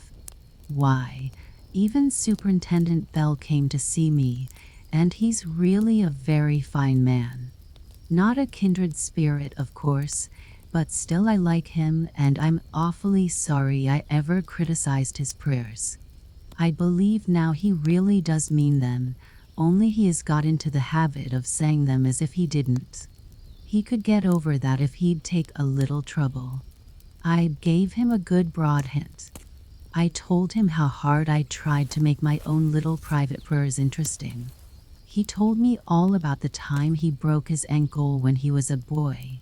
It does seem so strange to think of Superintendent Bell ever being a boy. Even my imagination has its limits, for I can't imagine that. When I try to imagine him as a boy, I see him with gray whiskers and spectacles, just as he looks in Sunday school, only small. Now, it's so easy to imagine Mrs. Allen as a little girl. Mrs. Allen has been to see me 14 times. Isn't that something to be proud of, Marilla? When a minister's wife has so many claims on her time. She is such a cheerful person to have visit you, too. She never tells you it's your own fault, and she hopes you'll be a better girl on account of it. Mrs. Lynde always told me that when she came to see me, and she said it in a kind of way that made me feel she might hope I'd be a better girl, but didn't really believe I would. Even Josie Pye came to see me. I received her as politely as I could, because I think she was sorry she dared me to walk a ridgepole. If I had been killed, she would have to carry a dark burden of remorse all her life. Diana has been a faithful friend. She's been over every day to cheer my lonely pillow. But oh, I shall be so glad when I can go to school, for I've heard such exciting things about the new teacher. The girls all think she is perfectly sweet. Diana says she has the loveliest fair curly hair and such fascinating eyes. She dresses beautifully, and her sleeve puffs are bigger than anybody else's in Avonlea. Every other Friday afternoon she has recitations, and everybody has to say a piece or take part in a dialogue. Oh, it's just glorious to think of it. Josie Pye says she hates it, but that is just because Josie has so little imagination. Diana and Ruby Gillis and Jane Andrews are preparing a dialogue called A Morning Visit for next Friday. And the Friday afternoons they don't have recitations. Miss Stacy takes them all to the woods for a field day, and they study ferns and flowers and birds. And they have physical culture exercises every morning and evening. Mrs. Lynn says she never heard of such goings-on, and it all comes of having a lady teacher. But I think it must be splendid, and I believe I shall find that Miss Stacy is a kindred spirit. There's one thing plain to be seen, said Marilla, and that is that your fall off the berry roof hasn't injured your tongue at all. Chapter 24. Miss Stacy and her pupils get up a concert. It was October again when Anne was ready to go back to school, a glorious October, all red and gold, with mellow mornings when the valleys were filled with delicate mists, as if the spirit of autumn had poured them in for the sun to drain, amethyst, pearl, silver, rose, and smoke blue. The dews were so heavy that the fields glistened like cloth of silver, and there were such heaps of rustling leaves in the hollows of many-stemmed woods to run crisply through. The birch path was a canopy of yellow, and the ferns were sere and brown all along it. There was a tang in the very air that inspired the hearts of small maidens tripping, unlike snails, swiftly and willingly to school, and it was jolly to be back again at the little brown desk beside Diana, with Ruby Gillis nodding across the aisle and Carrie Sloane sending up notes and Julia Bell passing a chew of gum down from the back seat, and drew a long breath of happiness as she sharpened her pencil and arranged her picture cards in her desk. Life was certainly very interesting. In the new teacher she found another true and helpful friend. Miss Stacy was a bright, sympathetic young woman with the happy gift of winning and holding the affections of her pupils and bringing out the best that was in them mentally and morally, and expanded like a flower under this wholesome influence and carried home to the admiring Matthew and the critical Marilla glowing accounts of schoolwork and aims. I love Miss Stacy with my whole heart, Marilla. She is so ladylike, and she has such a sweet voice. When she pronounces my name, I feel instinctively that she's spelling it with an E. We had recitations this afternoon. I just wish you could have been there to hear me recite Mary, Queen of Scots. I just put my whole soul into it. Ruby Gillis told me coming home that the way I said the line, "Now for my father's arm," she said, "My woman's heart farewell," just made her blood run cold. Well, now, you might recite it for me some of these days, out in the barn, suggested Matthew. Of course I will, said Anne meditatively, but I won't be able to do it so well, I know. It won't be so exciting as it is when you have a whole schoolful before you hanging breathlessly on your words. I know I won't be able to make your blood run cold. Mrs. Lynn says it made her blood run cold to see the boys climbing to the very tops of those big trees on Bell's Hill after crow's nests last Friday, said Marilla. I wonder at Miss Stacy for encouraging it. But we wanted a crow's nest for nature study, explained Anne. That was on our field afternoon. Field afternoons are splendid, Marilla. And Miss Stacy explains everything so beautifully. We have to write compositions on our field afternoons, and I write the best ones. It's very vain of you to say so then. You'd better let your teacher say it. But she did say it, Marilla. And indeed I'm not vain about it. How can I be, when I'm such a dunce at geometry? Although I'm really beginning to see through it a little too. Miss Stacy makes it so clear. Still, I'll never be good at it, and I assure you it is a humbling reflection. But I love writing compositions. Mostly Miss Stacy lets us choose our own subjects, but next week we are to write a composition on some remarkable person. It's hard to choose among so many remarkable people who have lived. Mustn't it be splendid to be remarkable and have compositions written about you after you're dead? Oh, I would dearly love to be remarkable. I think when I grow up I'll be a trained nurse and go with the Red Crosses to the field of battle as a messenger of mercy. That is, if I don't go out as a foreign missionary. That would be very romantic, but one would have to be very good to be a missionary, and that would be a stumbling block. We have physical culture exercises every day too. They make you graceful and promote digestion. Promote fiddlesticks, said Marilla, who honestly thought it was all nonsense. But all the field afternoons and recitation Fridays and physical culture contortions paled before a project which Miss Stacy brought forward in November. This was that the scholars of Avonlea School should get up a concert and hold it in the hall on Christmas night for the laudable purpose of helping to pay for a schoolhouse flag. The pupils one and all taking graciously to this plan, the preparations for a program were begun at once. And of all the excited performers-elect, none was so excited as Anne Shirley, who threw herself into the undertaking heart and soul, hampered as she was by Marilla's disapproval. Marilla thought it all rank foolishness. It's just filling your heads up with nonsense and taking time that ought to be put on your lessons, she grumbled. I don't approve of children's getting up concerts and racing about to practices. It makes them vain and forward and fond of gaddying. But think of the worthy object, pleaded Anne. A flag will cultivate a spirit of patriotism, Marilla. Fudge.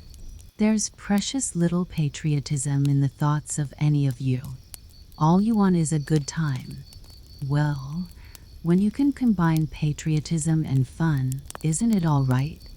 Of course it's real nice to be getting up a concert. We're going to have 6 choruses and Diana is to sing a solo.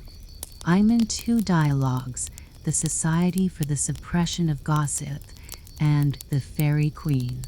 The boys are going to have a dialogue too, and I'm to have 2 recitations, Marilla. I just tremble when I think of it, but it's a nice thrilly kind of tremble. And we're to have a tableau at the last, Faith, Hope and Charity. Diana and Ruby and I are to be in it, all draped in white with flowing hair. I'm to be Hope with my hands clasped so and my eyes uplifted.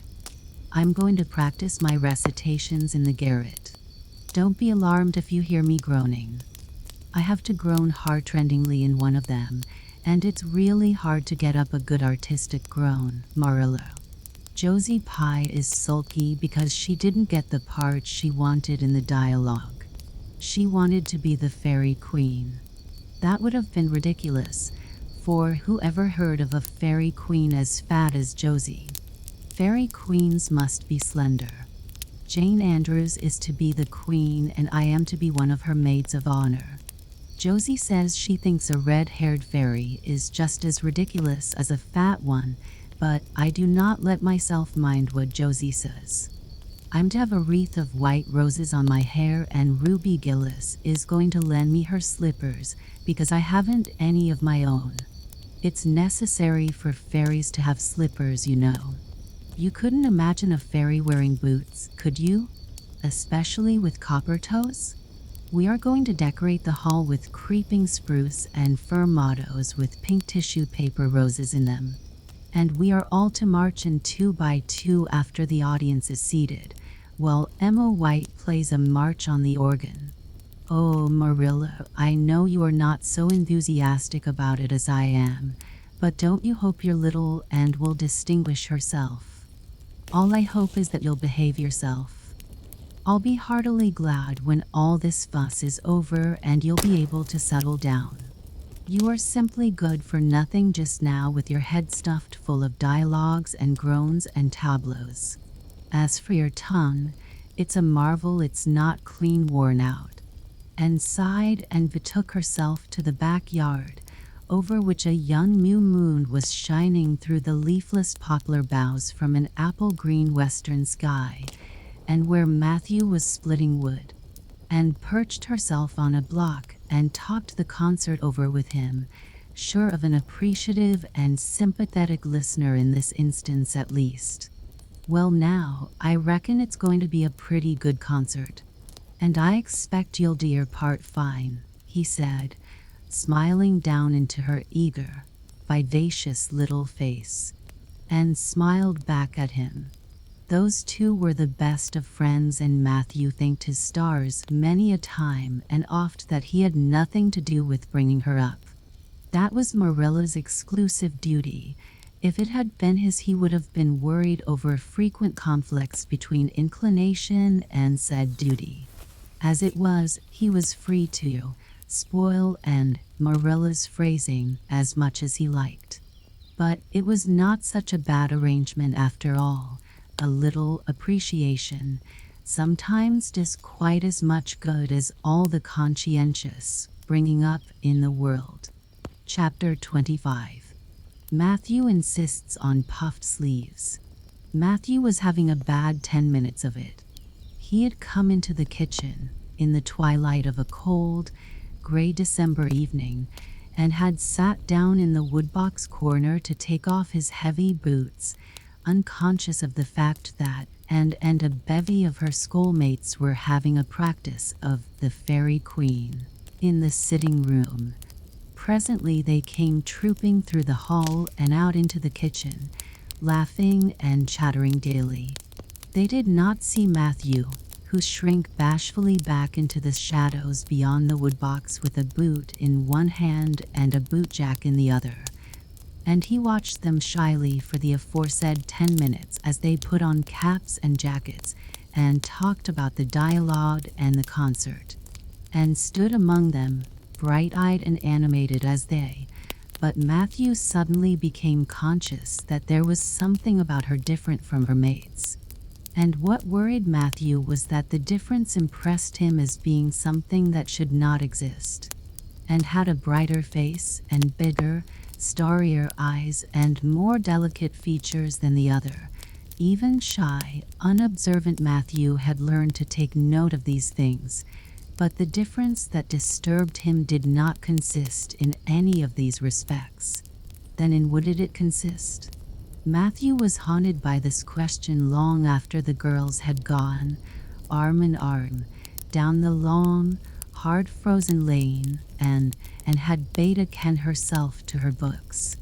He could not refer it to Marilla, who, he felt, would be quite sure to sniff scornfully and remark that the only difference she saw between and the other girls was that they sometimes kept their tongues quiet while and never did. This, Matthew felt, would be no great help. He had recourse to his pipe that evening to help him study it out, much to Marilla's disgust. After 2 hours of smoking and hard reflection, Matthew arrived at a solution of his problem, and was not dressed like the other girls. The more Matthew thought about the matter, the more he was convinced that Anne never had been dressed like the other girls, never since she had come to Green Gables. Marilla kept her clothed in plain, dark dresses, all made after the same unvarying pattern. If Matthew knew there was such a thing as fashion in dress, it was as much as he did. But he was quite sure that Anne's sleeves did not look at all like the sleeves the other girls wore. He recalled the cluster of little girls he had seen around her that evening, all gay in waists of red and blue and pink and white, and he wondered why Marilla always kept her so plainly and soberly gowned. Of course, it must be all right. Marilla knew best, and Marilla was bringing her up. Probably some wise, inscrutable motive was to be served thereby. But surely it would do no harm to let the child have one pretty dress, something like Diana Barry always wore. Matthew decided that he would give her one that surely could not be objected to as an unwarranted putting in of his oar. Christmas was only a fortnight off. A nice new dress would be the very thing for a present. Matthew, with a sigh of satisfaction, put away his pipe and went to bed, while Marilla opened all the doors and aired the house. The very next evening Matthew betook himself to Carmody to buy the dress, determined to get the worst over and have done with it. It would be, he felt assured, no trifling ordeal. There were some things Matthew could buy and prove himself no mean bargainer, but he knew he would be at the mercy of shopkeepers when it came to buying a girl's dress. After much cogitation, Matthew resolved to go to Samuel Lawson's store instead of William Blair's. To be sure, the Cuthberts always had gone to William Blair's. It was almost as much a matter of conscience with them as to attend the Presbyterian church and vote Conservative. But William Blair's two daughters frequently waited on customers there, and Matthew held them in absolute dread. He could contrive to deal with them when he knew exactly what he wanted and could point it out, but in such a matter as this, requiring explanation and consultation, Matthew felt that he must be sure of a man behind the counter. So he would go to Lawson's, where Samuel or his son would wait on him. Alas, Matthew did not know that Samuel, in the recent expansion of his business, had set up a lady clerk also. She was a niece of his wife's, and a very dashing young person indeed, with a huge, drooping pompadour, big, rolling brown eyes, and a most extensive and bewildering smile. She was dressed with exceeding smartness and wore several bangle bracelets that glittered and rattled and tinkled with every movement of her hands. Matthew was covered with confusion at finding her there at all, and those bangles completely wrecked his wits at one fell swoop. "What can I do for you this evening, Mr. Cuthbert?" Miss Lucilla Harris inquired, briskly and ingratiatingly, tapping the counter with both hands. "Have you any, well now, say any garden rakes?" stammered Matthew. Miss Harris looked somewhat surprised, as well she might, to hear a man inquiring for garden rakes in the middle of December. "I believe we have one or two left over," she said, "but they're upstairs in the lumber room. I'll go and see." During her absence, Matthew collected his scattered senses for another effort. When Miss Harris returned with the rake and cheerfully inquired, "Anything else tonight, Mr. Cuthbert?" Matthew took his courage in both hands and replied, "Well now, since you suggest it, I might as well take, that is, look at, buy some hayseed." Miss Harris had heard Matthew Cuthbert called odd. She now concluded that he was entirely crazy.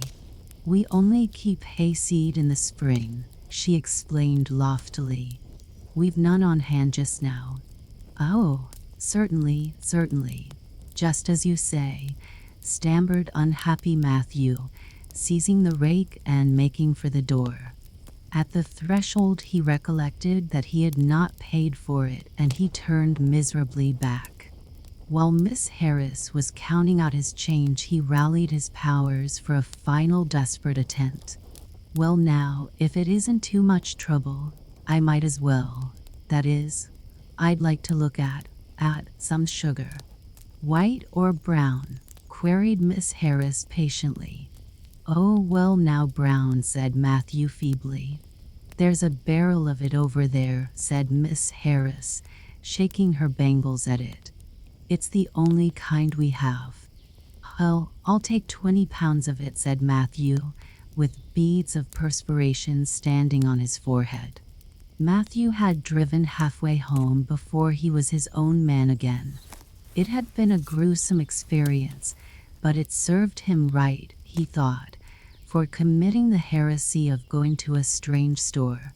When he reached home, he hid the rake in the tool house, but the sugar he carried into Marilla. "Brown sugar," exclaimed Marilla. "Whatever possessed you to get so much? You know I never use it except for the hired man's porridge or black fruit cake. Jerry's gone and I've made my cake long ago. It's not good sugar, either. It's coarse and dark. William Blair doesn't usually keep sugar like that." I thought it might come in handy sometime," said Matthew, making good his escape. When Matthew came to think the matter over, he decided that a woman was required to cope with the situation. Marilla was out of the question. Matthew felt sure she would throw cold water on his project at once. Remained only Mrs. Lynde, for of no other woman in Avonlea would Matthew have dared to ask advice. To Mrs. Lynde he went accordingly, and that good lady promptly took the matter out of the harassed man's hands. "Pick out a dress for you to give, Anne?" "To be sure I will. I'm going to Carmody tomorrow and I'll attend to it." "Have you something particular in mind?" "No? Well, I'll just go by my own judgment then. I believe a nice rich brown would just suit Anne, and William Blair has some new Gloria in that's real pretty. Perhaps you'd like me to make it up for her, too, seeing that if Marilla was to make it and would probably get wind of it before the time and spoil the surprise, well, I'll do it." "No, it isn't a mite of trouble. I like sewing. I'll make it to fit my niece, Jenny Gillis, for she and Anne are as like as two peas as far as figure goes." "Well now, I'm much obliged," said Matthew, and I dunno, but I think they make the sleeves different nowadays to what they used to be. If it wouldn't be asking too much, I'd like them made in the new way." "Puffs?" "Of course. You needn't worry a speck more about it, Matthew. I'll make it up in the very latest fashion," said Mrs. Lynde. To herself she added when Matthew had gone, "It'll be a real satisfaction to see that poor child wearing something decent for once. The way Marilla dresses her is positively ridiculous, that's what, and I've ached to tell her so plainly a dozen times. I've held my tongue though, for I can see Marilla doesn't want advice, and she thinks she knows more about bringing children up than I do, for all she's an old maid. But that's always the way. Folks that has brought up children know that there's no hard and fast method in the world that'll suit every child. But them as never have think it's all as plain and easy as roll of three, just set your 3 terms down so fashion, and the sum LL work out correct. But flesh and blood don't come under the head of arithmetic, and that's where Marilla Cuthbert makes her mistake. I suppose she's trying to cultivate a spirit of humility and by dressing her as she does, but it's more likely to cultivate envy and discontent. I'm sure the child must feel the difference between her clothes and the other girls. But to think of Matthew taking notice of it. That man is waking up after being asleep for over 60 years. Marilla knew all the following fortnight that Matthew had something on his mind, but what it was she could not guess until Christmas Eve, when Mrs. Lynde brought up the new dress. Marilla behaved pretty well on the whole, although it is very likely she distrusted Mrs. Lynde's diplomatic explanation that she had made the dress because Matthew was afraid and would find out about it too soon if Marilla made it. "So this is what Matthew has been looking so mysterious over and grinning about to himself for 2 weeks, is it?" she said a little stiffly but tolerantly. "I knew he was up to some foolishness. Well, I must say I don't think I needed any more dresses. I made her 3 good, warm, serviceable ones this fall, and anything more is sheer extravagance." There's enough material in those sleeves alone to make a waist. I declare there is. You'll just pamper Anne's vanity, Matthew, and she's as vain as a peacock now. Well, I hope she'll be satisfied at last, for I know she's been hankering after those silly sleeves ever since they came in, although she never said a word after the first. The puffs have been getting bigger and more ridiculous right along. They're as big as balloons now. Next year anybody who wears them will have to go through a door sideways. Christmas morning broke on a beautiful white world. It had been a very mild December and people had looked forward to a green Christmas, but just enough snow fell softly in the night to transfigure Avonlea. Anne peeked out from her frosted gable window with delighted eyes. The firs in the haunted wood were all feathery and wonderful.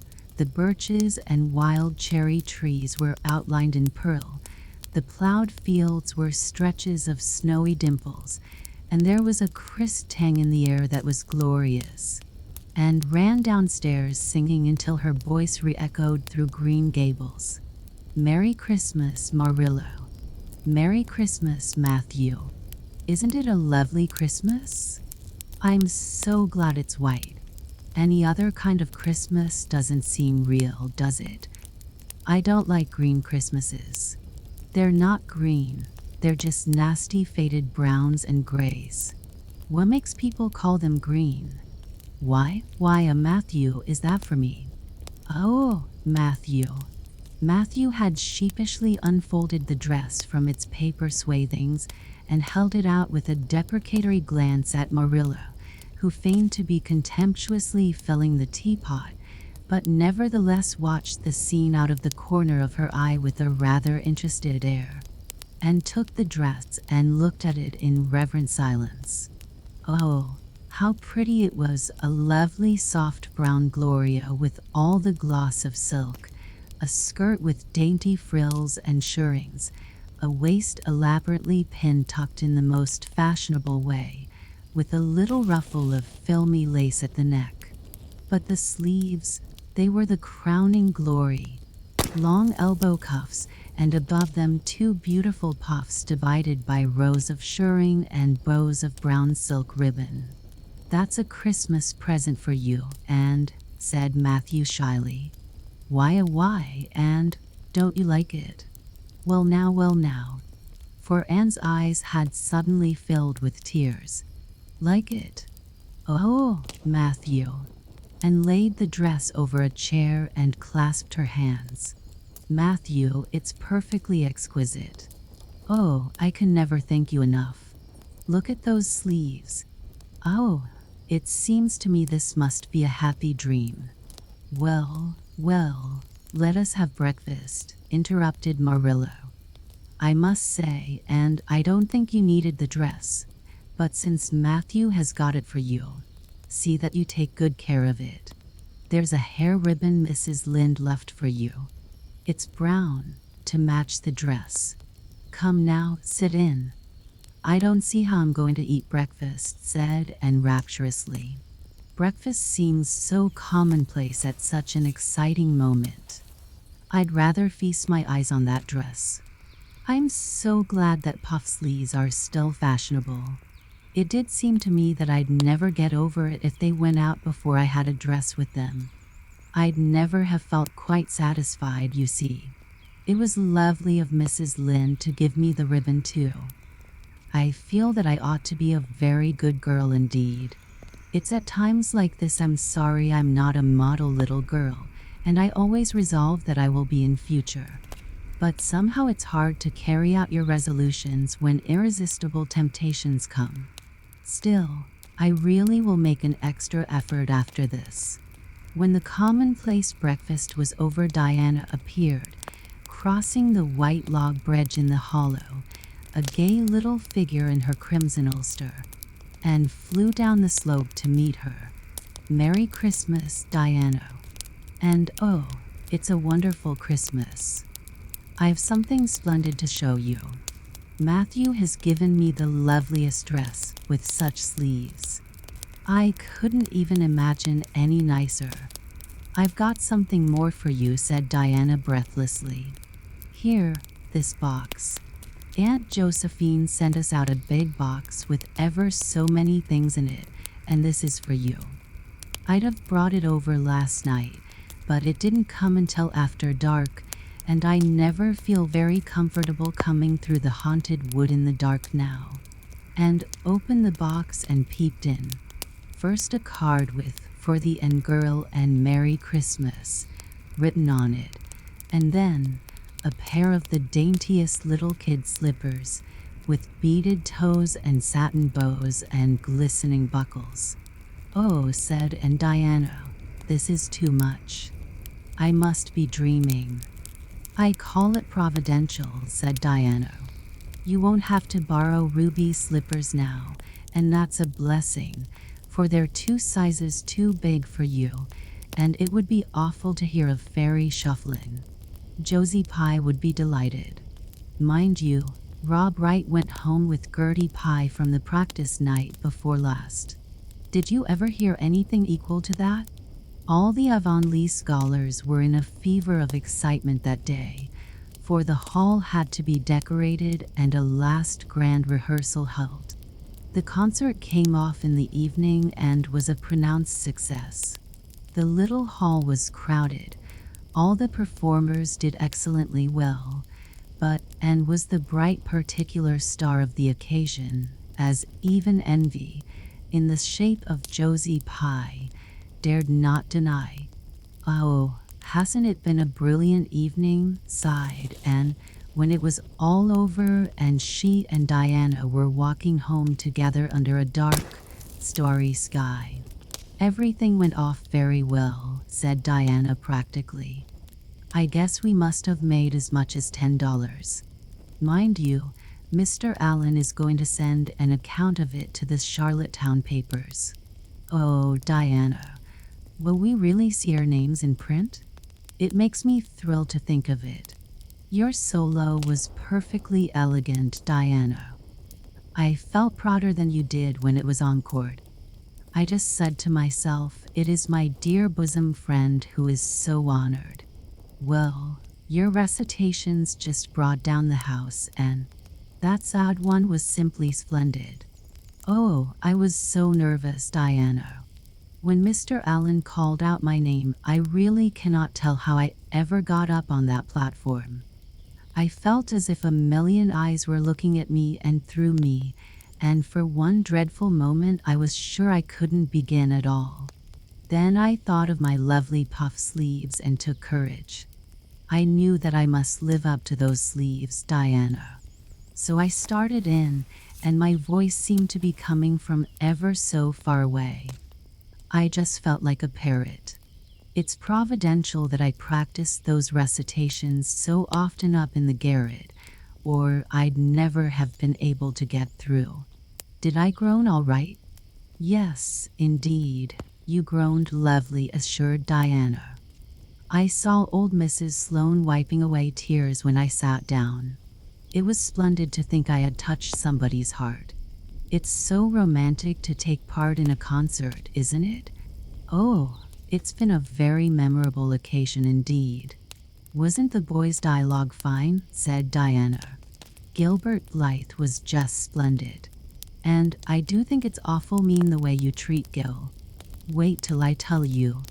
When you ran off the platform after the fairy dialogue, one of your roses fell out of your hair. I saw Gil pick it up and put it in his breast pocket. There now. You're so romantic that I'm sure you ought to be pleased at that. It's nothing to me what that person does," said Anne loftily. "I simply never waste a thought on him, Diana." That night Marilla and Matthew, who had been out to a concert for the first time in 20 years, sat for a while by the kitchen fire after Anne had gone to bed. "Well now, I guess our Anne did as well as any of them," said Matthew proudly. "Yes, she did," admitted Marilla. "She's a bright child, Matthew. And she looked real nice too. I've been kind of opposed to this concert scheme, but I suppose there's no real harm in it after all. Anyhow, I was proud of Ven tonight, although I'm not going to tell her so. Well now, I was proud of her and I did tell her so, for she went upstairs, said Matthew. We must see what we can do for her some of these days, Marilla. I guess she'll need something more than Avonlea school by and by. There's time enough to think of that, said Marilla. She's only 13 in March. Though tonight it struck me she was growing quite a big girl. Mrs. Lynde made that dress a mite too long, and it makes and looks so tall. She's quick to learn, and I guess the best thing we can do for her will be to send her to Queen's after a spell. But nothing need be said about that for a year or two yet. Well now, it'll do no harm to be thinking it over off and on, said Matthew. Things like that are all the better for lots of thinking over. Chapter 26. The Story Club is formed. Junior Avonlea found it hard to settle down to humdrum existence again. To end in particular, things seemed fearfully flat, stale, and unprofitable after the goblet of excitement she had been sipping for weeks. Could she go back to the former quiet pleasures of those faraway days before the concert? At first, as she told Diana, she did not really think she could. I'm positively certain, Diana, that life can never be quite the same again as it was in those olden days, she said mournfully, as if referring to a period of at least 50 years back. Perhaps after a while I'll get used to it, but I'm afraid concerts spoil people for everyday life. I suppose that is why Marilla disapproves of them. Marilla is such a sensible woman. It must be a great deal better to be sensible, but still, I don't believe I'd really want to be a sensible person, because they are so unromantic. Mrs. Lynde says there is no danger of my ever being one, but you can never tell.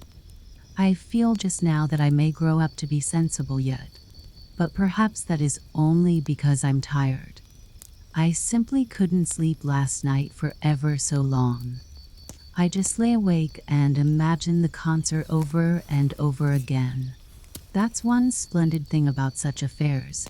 It's so lovely to look back to them. Eventually, however, Avonlea school slipped back into its old groove and took up its old interests. To be sure, the concert left traces. Ruby Gillis and Emma White, who had quarreled over a point of precedence in their platform seats, no longer sat at the same desk, and a promising friendship of 3 years was broken up. Josie Pye and Julia Bell did not speak for 3 months because Josie Pye had told Bessie Wright that Julia Bell's bow when she got up to recite made her think of a chicken jerking its head, and Bessie told Julia none of the Sloanes would have any dealings with the Bells because the Bells had declared that the Sloanes had too much to do in the program, and the Sloanes had retorted that the Bells were not capable of doing the little they had to do properly.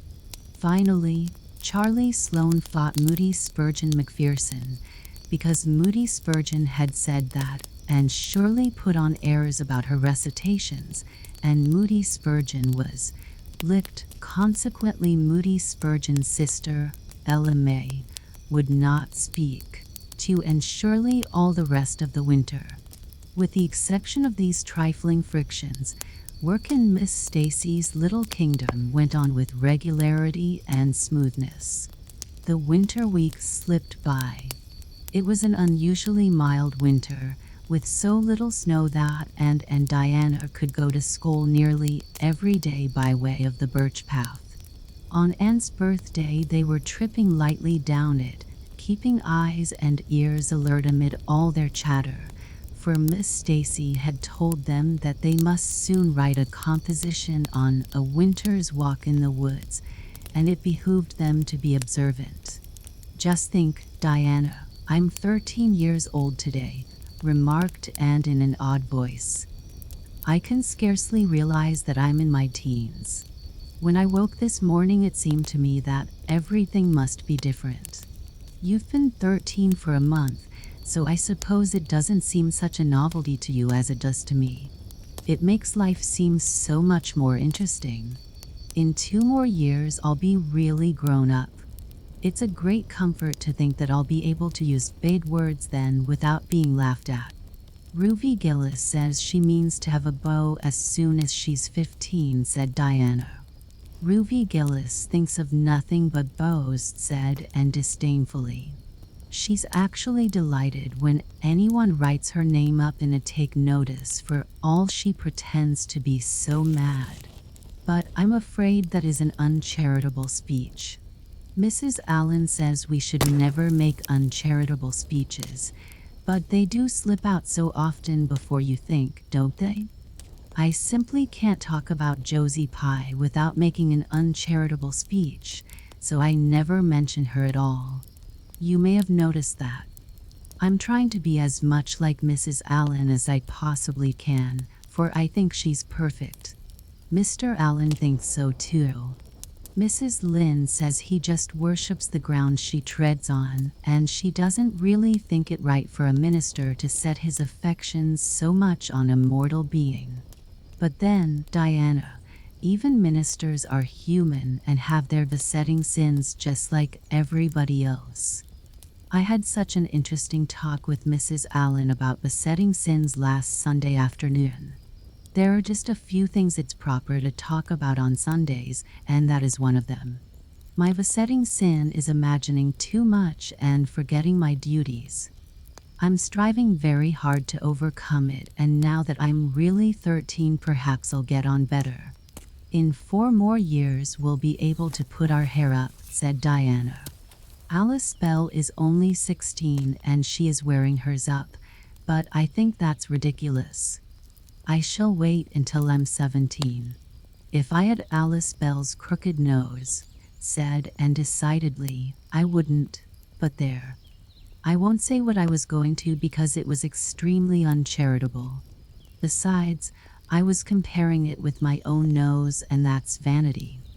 I'm afraid I think too much about my nose ever since I heard that compliment about it long ago. It really is a great comfort to me. Oh, Diana, look, there's a rabbit. That's something to remember for our woods composition. I really think the woods are just as lovely in winter as in summer.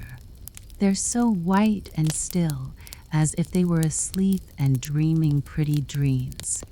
I won't mind writing that composition when its time comes, sighed Diana. I can manage to write about the woods, but the one word a hand in Monday is terrible. The idea of Miss Stacy telling us to write a story out of our own heads. Why, it's as easy as wink, said Anne. It's easy for you because you have an imagination, retorted Diana. But what would you do if you had been born without one? I suppose you have your composition all done. Anne nodded, trying hard not to look virtuously complacent and failing miserably. I wrote it last Monday evening. It's called The Jealous Rival, or In Death Not Divided. I read it to Marilla and she said it was stuff and nonsense. Then I read it to Matthew and he said it was fine. That is the kind of critic I like. It's a sad, sweet story. I described like a child while I was writing it. It's about 2 beautiful maidens called Cordelia Montmorency and Geraldine Seymour who lived in the same village and were devotedly attached to each other. Cordelia was a regal brunette with a coronet of midnight hair and duskly flashing eyes. Geraldine was a queenly blonde with hair like spun gold and velvety purple eyes. I never saw anybody with purple eyes, said Diana dubiously. Neither did I. I just imagined them. I wanted something out of the common. Geraldine had an alabaster brow too. I've found out what an alabaster brow is. That is one of the advantages of being 13. You know so much more than you did when you were only 12. Well, what became of Cordelia and Geraldine? Asked Diana, who was beginning to feel rather interested in their fate. They grew in beauty side by side until they were 16. Then Bertram de Vere came to their native village and fell in love with the fair Geraldine. He saved her life when her horse ran away with her in a carriage, and she fainted in his arms, and he carried her home 3 miles because, you understand, the carriage was all smashed up. I found it rather hard to imagine the proposal because I had no experience to go by. I asked Ruby Gillis if she knew anything about how men proposed because I thought she'd likely be an authority on the subject, having so many sisters married. Ruby told me she was hid in the hall pantry when Malcolm Andres proposed to her sister Susan.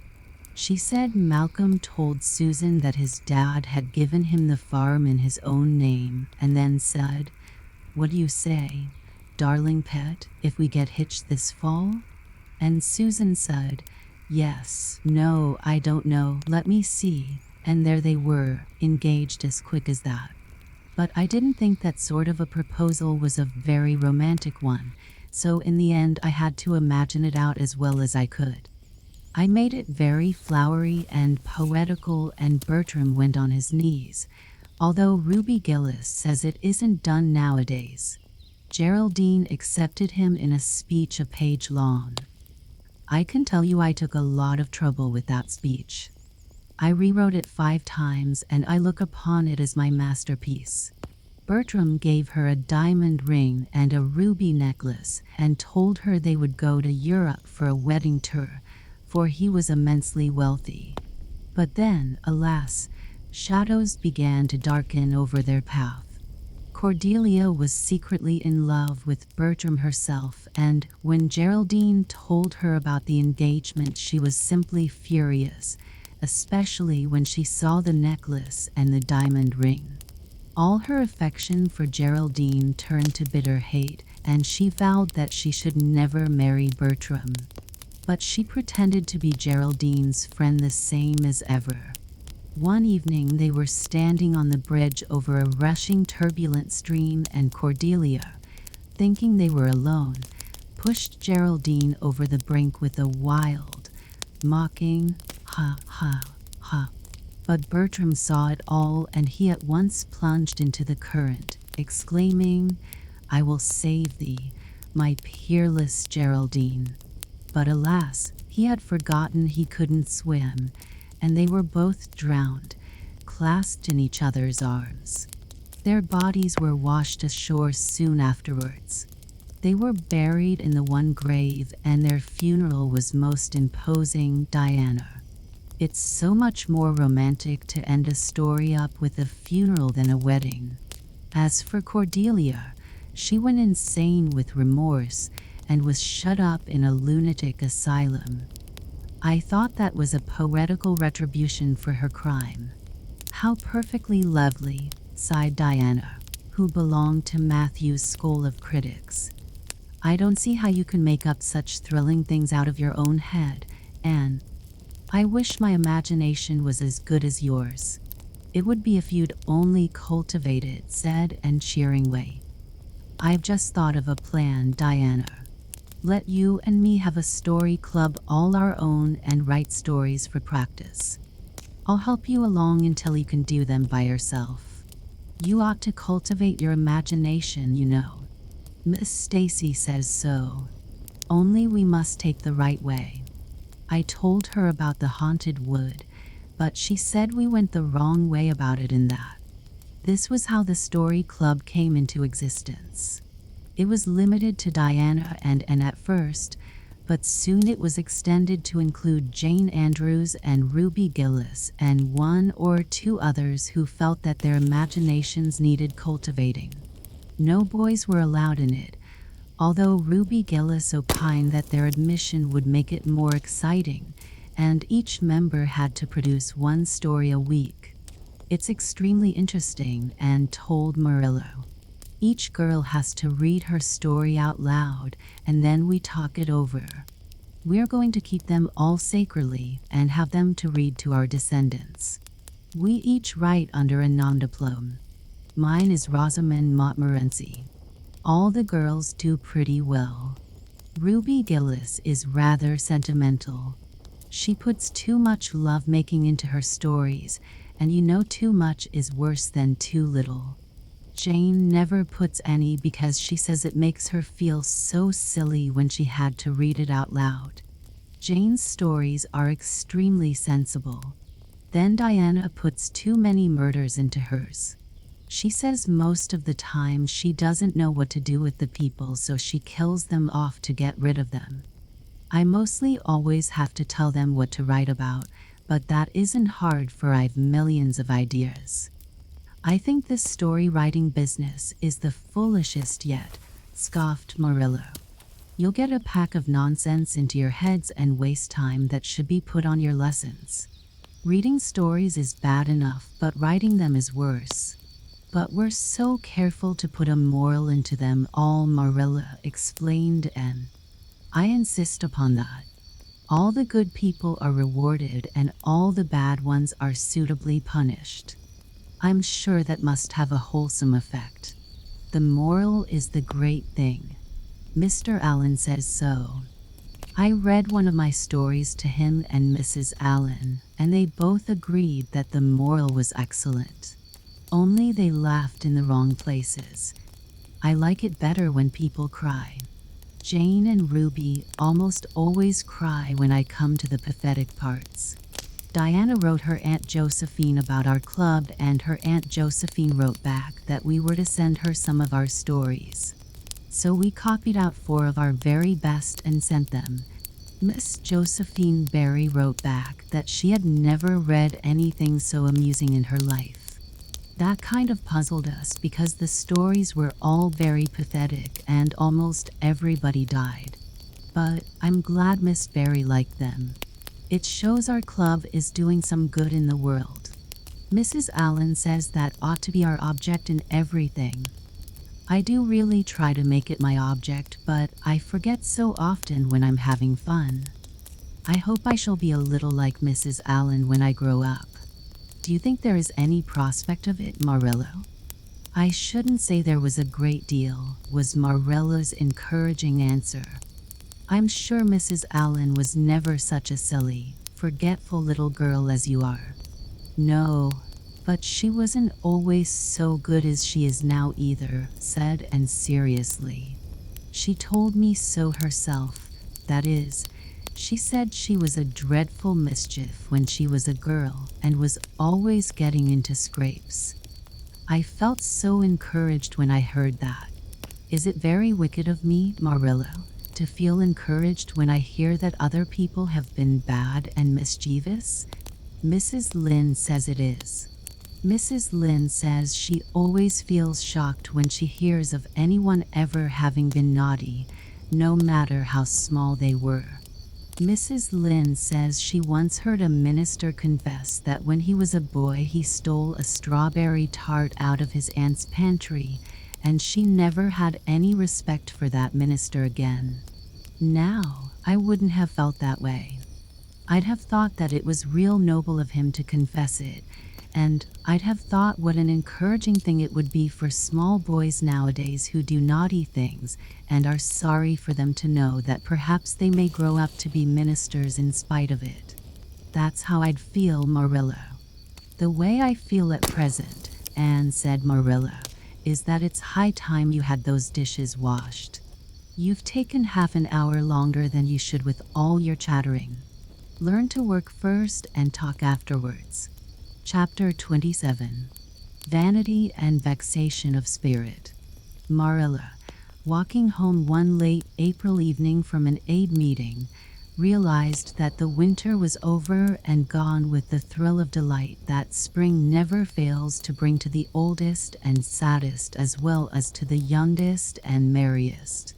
Marilla was not given to subjective analysis of her thoughts and feelings. She probably imagined that she was thinking about the aids and their missionary box and the new carpet for the vestry room, but under these reflections was a harmonious consciousness of red fields smoking into pale purply mists in the declining sun, of lawn, sharp-pointed fir shadows falling over the meadow beyond the brook of still, crimson-budded maples around a mirror-like wood pool, of awakening in the world and a stir of hidden pulses under the gray sod. The spring was abroad in the land, and Marilla's sober, middle-aged step was lighter and swifter because of its deep, primal gladness. Her eyes dwelled affectionately on Green Gables, peering through its network of trees and reflecting the sunlight back from its windows in several little coruscations of glory. Marilla, as she picked her steps along the damp lane, thought that it was really a satisfaction to know that she was going home to a briskly snapping wood fire and a table nicely spread for tea, instead of to the cold comfort of old aid meeting evenings before and had come to Green Gables. Consequently, when Marilla entered her kitchen and found the fire black out, with no sign of and anywhere, she felt justly disappointed and irritated. She had told and to be sure and have tea ready at 5 o'clock, but now she must hurry to take off her second-best dress and prepare the meal herself against Matthew's return from plowing. "I'll settle, miss, and when she comes home," said Marilla grimly, as she shaved up kindlings with a carving knife and with more vim than was strictly necessary. Matthew had come in and was waiting patiently for his tea in his corner. "She's gadding off somewhere with Diana, writing stories or practicing dialogues or some such tomfoolery, and never thinking once about the time or her duties. She's just got to be pulled up short and sudden on this sort of thing. I don't care if Mrs. Allen does say she's the brightest and sweetest child she ever knew. She may be bright and sweet enough, but her head is full of nonsense, and there's never any knowing what shape it'll break out in next. Just as soon as she grows out of one freak, she takes up with another. But there, here I am saying the very thing I was so riled with Rachel Lynde for saying at the aid today. I was real glad when Mrs. Allen spoke up for her, and for if she hadn't, I know I'd have said something too sharp to Rachel before everybody. Anne's got plenty of faults, goodness knows, and far be it from me to deny it. But I'm bringing her up and not Rachel Lynde, who'd pick faults in the angel Gabriel himself if he lived in Avonlea. Just the same, and has no business to leave the house like this when I told her she was to stay home this afternoon and look after things. I must say, with all her faults, I never found her disobedient or untrustworthy before, and I'm real sorry to find her so now." "Well, now, I dunno," said Matthew, who, being patient and wise and, above all, hungry, had deemed it best to let Marilla talk her wrath out unhindered. Having learned by experience that she got through with whatever work was on hand much quicker, if not delayed by untimely argument. "Perhaps you're judging her too hasty, Marilla. Don't call her untrustworthy until you're sure she has disobeyed you. Mevitt can all be explained. Anne's a great hand at explaining." "She's not here when I told her to stay," retorted Marilla. "I reckon she'll find it hard to explain that to my satisfaction. Of course I knew you'd take her part, Matthew. But I'm bringing her up, not you." It was dark when supper was ready, and still no sign of Anne, coming hurriedly over the log bridge or up Lover's Lane, breathless and repentant with a sense of neglected duties. Marilla washed and put away the dishes grimly. Then, wanting a candle to light her way down the cellar, she went up to the east gable for the one that generally stood on Anne's table.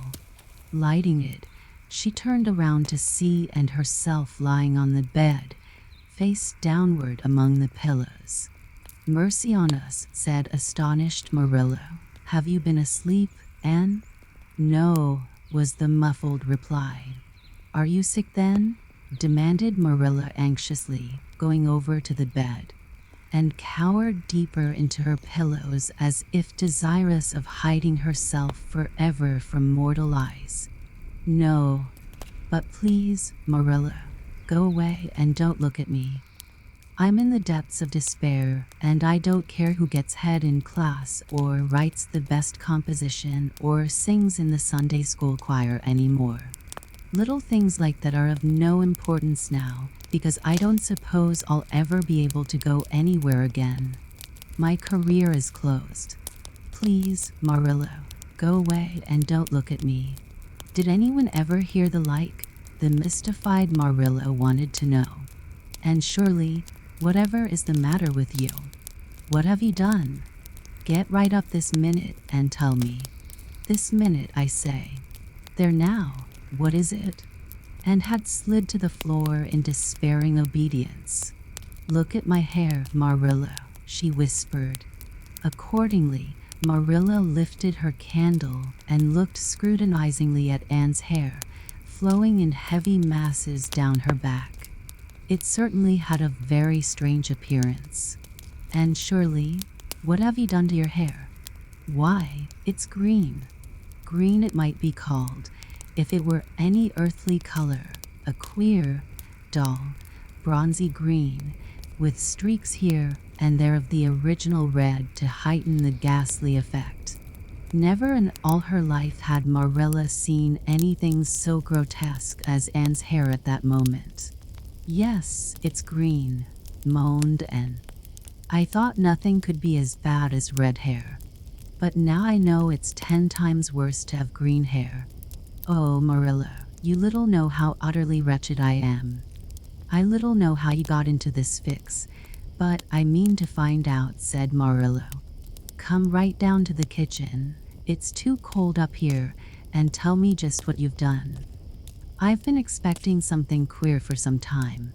You haven't got into any scrape for over 2 months, and I was sure another one was due. Now then, what did you do to your hair?" "I dyed it." "Dyed it? Dyed your hair? And Shirley, didn't you know it was a wicked thing to do?" "Yes, I knew it was a little wicked," admitted Anne. "But I thought it was worthwhile to be a little wicked to get rid of red hair. I counted the cost, Marilla. Besides, I meant to be extra good in other ways to make up for it." "Well," said Marilla sarcastically, "if I'd decided it was worthwhile to dye my hair, I'd have dyed it a decent color at least. I wouldn't have dyed it green."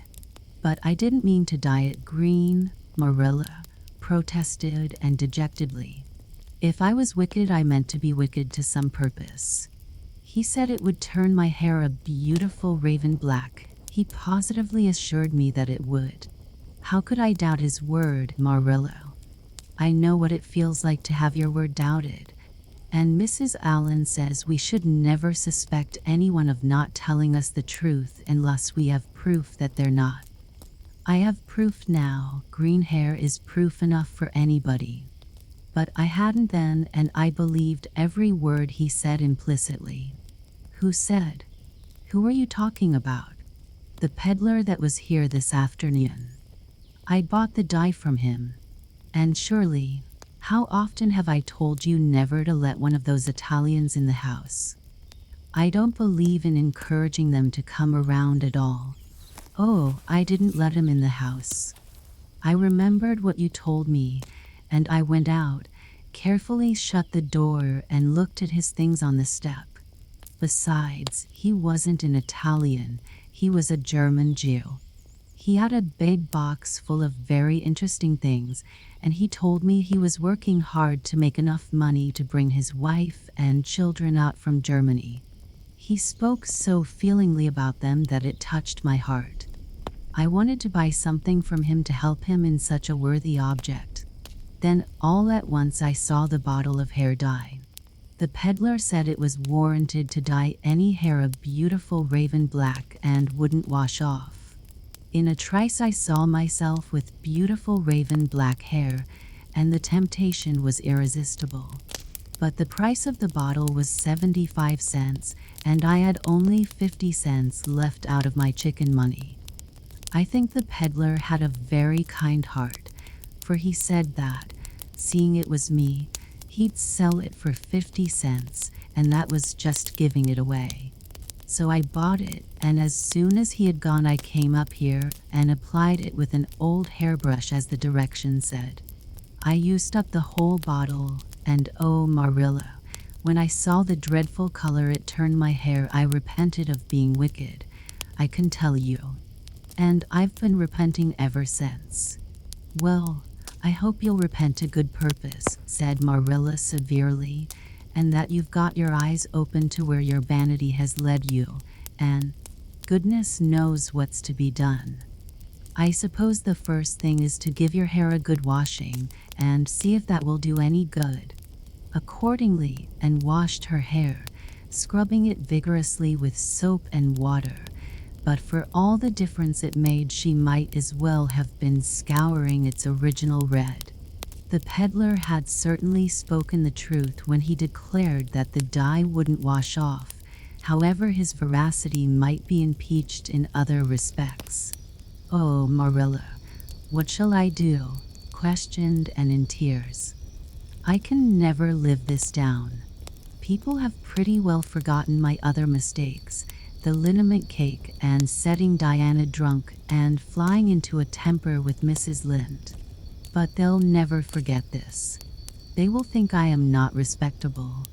Oh, Marilla, what a tangled web we weave when first we practice to deceive. That is poetry, but it is true. And oh, how Josie Pye will laugh. Marilla, I cannot face Josie Pye. I am the unhappiest girl in Prince Edward Island. Anne's unhappiness continued for a week. During that time she went nowhere and shampooed her hair every day. Diana alone of outsiders knew the fatal secret, but she promised solemnly never to tell, and it may be stated here and now that she kept her word. At the end of the week Marilla said decidedly, "It's no use, Anne. That is fast dye if ever there was any. Your hair must be cut off. There is no other way. You can't go out with it looking like that." Anne's lips quivered, but she realized the bitter truth of Marilla's remarks. With a dismal sigh she went for the scissors. "Please cut it off at once, Marilla, and have it over. Oh, I feel that my heart is broken. This is such an unromantic affliction. The girls in books lose their hair in fevers or sell it to get money for some good deed, and I'm sure I wouldn't mind losing my hair in some such fashion half so much. But there is nothing comforting in having your hair cut off because you've dyed it a dreadful color, is there? I'm going to weep all the time you're cutting it off if it won't interfere. It seems such a tragic thing." And wept then, but later on, when she went upstairs and looked in the glass, she was calm with despair.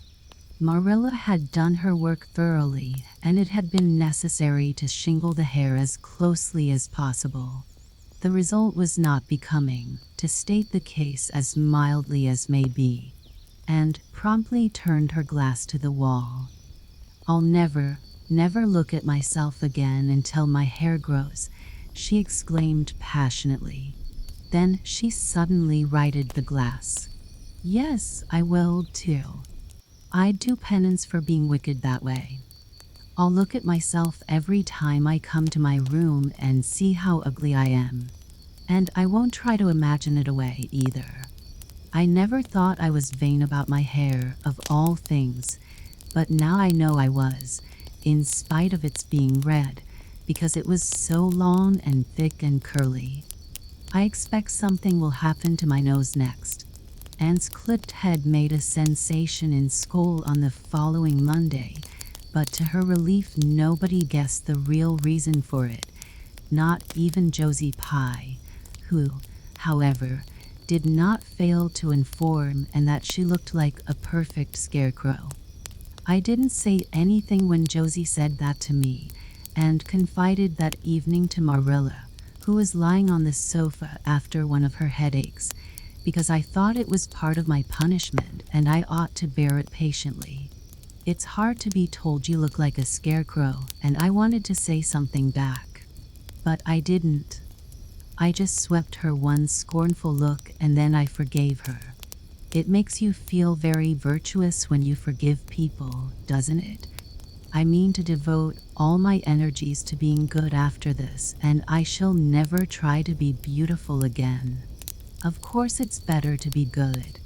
I know it is, but it's sometimes so hard to believe a thing even when you know it. I do really want to be good, Marilla, like you and Mrs. Allen and Miss Stacy, and grow up to be a credit to you. Diana says when my hair begins to grow to tie a black velvet ribbon around my head with a bow at one side. She says she thinks it will be very becoming. I will call it a snood. That sounds so romantic. But am I talking too much, Marilla? Does it hurt your head? My head is better now. It was terrible bad this afternoon, though. These headaches of mine are getting worse and worse. I'll have to see a doctor about them. As for your chatter, I don't know that I mind it. I've got so used to it. Which was Marilla's way of saying that she liked to hear it. Chapter 28. An unfortunate lily maid. Of course you must be Elaine, and said Diana. I could never have the courage to float down there. Nor I, said Ruby Gillis with a shiver. I don't mind floating down when there's 2 or 3 of us in the flat and we can sit up. It's fun then. But to lie down and pretend I was dead, I just couldn't. I'd die really of fright. Of course it would be romantic, conceded Jane Andrews, but I know I couldn't keep still. I'd be popping up every minute or so to see where I was and if I wasn't drifting too far out. And and that would spoil the effect. But it's so ridiculous to have a red-headed Elaine, mourned Anne. I'm not afraid to float down and I'd love to be Elaine. But it's ridiculous just the same. Ruby ought to be Elaine because she is so fair and has such lovely long golden hair. Elaine had all her bright hair streaming down, And Elaine was the lily maid. Now, a red-haired person cannot be a lily maid.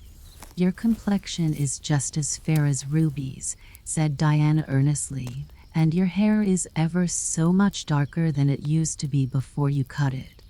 Oh, do you really think so? Exclaimed Anne, flushing sensitively with delight. I've sometimes thought it was myself, but I never dared to ask anyone for fear she would tell me it wasn't. Do you think it could be called auburn now, Diana? Yes, and I think it is real pretty, said Diana, looking admiringly at the short, silky curls that clustered over Anne's head and were held in place by a very jaunty black velvet ribbon and bow. They were standing on the bank of the pond, the low orchard slope, where a little headland fringed with birches ran out from the bank. At its tip was a small wooden platform built out into the water for the convenience of fishermen and duck hunters. Ruby and Jane were spending the midsummer afternoon with Diana, and had come over to play with them. Anne and Diana had spent most of their playtime that summer on and about the pond. Idlewild was a thing of the past, Mr. Bell having ruthlessly cut down the little circle of trees in his back pasture in the spring, and had sat among the stumps and wept, not without an eye to the romance of it, but she was speedily consoled, for, after all, as she and Diana said, they girls of 13, going on 14, were too old for such childish amusements as playhouses, and there were more fascinating sports to be found about the pond. It was splendid to fish for trout over the bridge, and the 2 girls learned to row themselves about in the little flat-bottomed dory Mr. Barry kept for duck shooting. It was Anne's idea that they dramatize Elaine.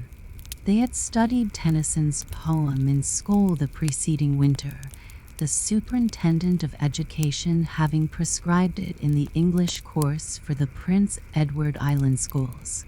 They had analyzed and parsed it and torn it to pieces in general until it was a wonder there was any meaning at all left in it for them. But at least the fair Lily Maid and Lancelot and Guinevere and King Arthur had become very real people to them, and Anne was devoured by secret regret that she had not been born in Camelot. Those days, she said, were so much more romantic than the present. Anne's plan was hailed with enthusiasm.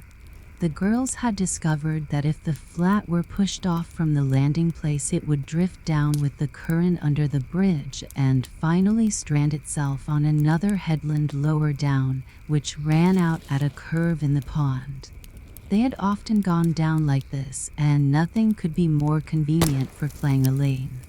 "Well, I'll be Elaine," said Anne, yielding reluctantly, for although she would have been delighted to play the principal character, yet her artistic sense demanded fitness for it, and this, she felt, her limitations made impossible.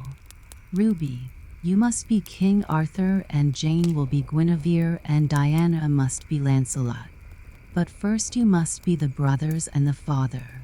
We can't have the old dumb servitor because there isn't room for two in the flat when one is lying down.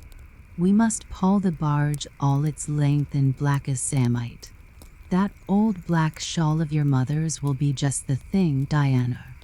The black shawl having been procured, and spread it over the flat and then lay down on the bottom, with closed eyes and hands folded over her breast.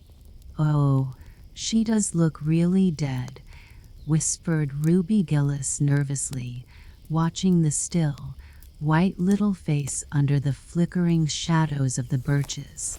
"It makes me feel frightened, girls. Do you suppose it's really right to act like this? Mrs. Lynde says that all play acting is abominably wicked." "Ruby, you shouldn't talk about Mrs. Lynde," said Anne severely. "It spoils the effect because this is hundreds of years before Mrs. Lynde was born. Jane, you arrange this. It's silly for Elaine to be talking when she's dead." Jane rose to the occasion. Cloth of gold for coverlet there was none, but an old piano scarf of yellow Japanese crepe was an excellent substitute. A white lily was not obtainable just then, but the effect of a tall blue iris placed in one of Anne's folded hands was all that could be desired. "Now, she's all ready," said Jane. "We must kiss her quiet brows, and Diana, you say, 'Sister, farewell forever,' and Ruby, you say, 'Farewell, sweet sister,' both of you as sorrowfully as you possibly can. And, for goodness sake, smile a little." You know Elaine lay as though she smiled. "That's better. Now push the flat off." The flat was accordingly pushed off, scraping roughly over an old embedded stake in the process. Diana and Jane and Ruby only waited long enough to see it caught in the current and headed for the bridge before scampering up through the woods, across the road, and down to the lower headland where, as Lancelot and Guinevere and the king, they were to be in readiness to receive the Lily Maid. For a few minutes Anne, drifting slowly down, enjoyed the romance of her situation to the full. Then something happened not at all romantic. The flat began to leak.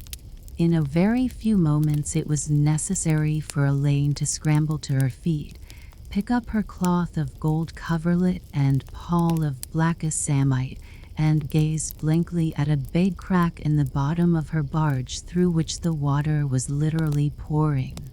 That sharp stake at the landing had torn off the strip of batting nailed on the flat.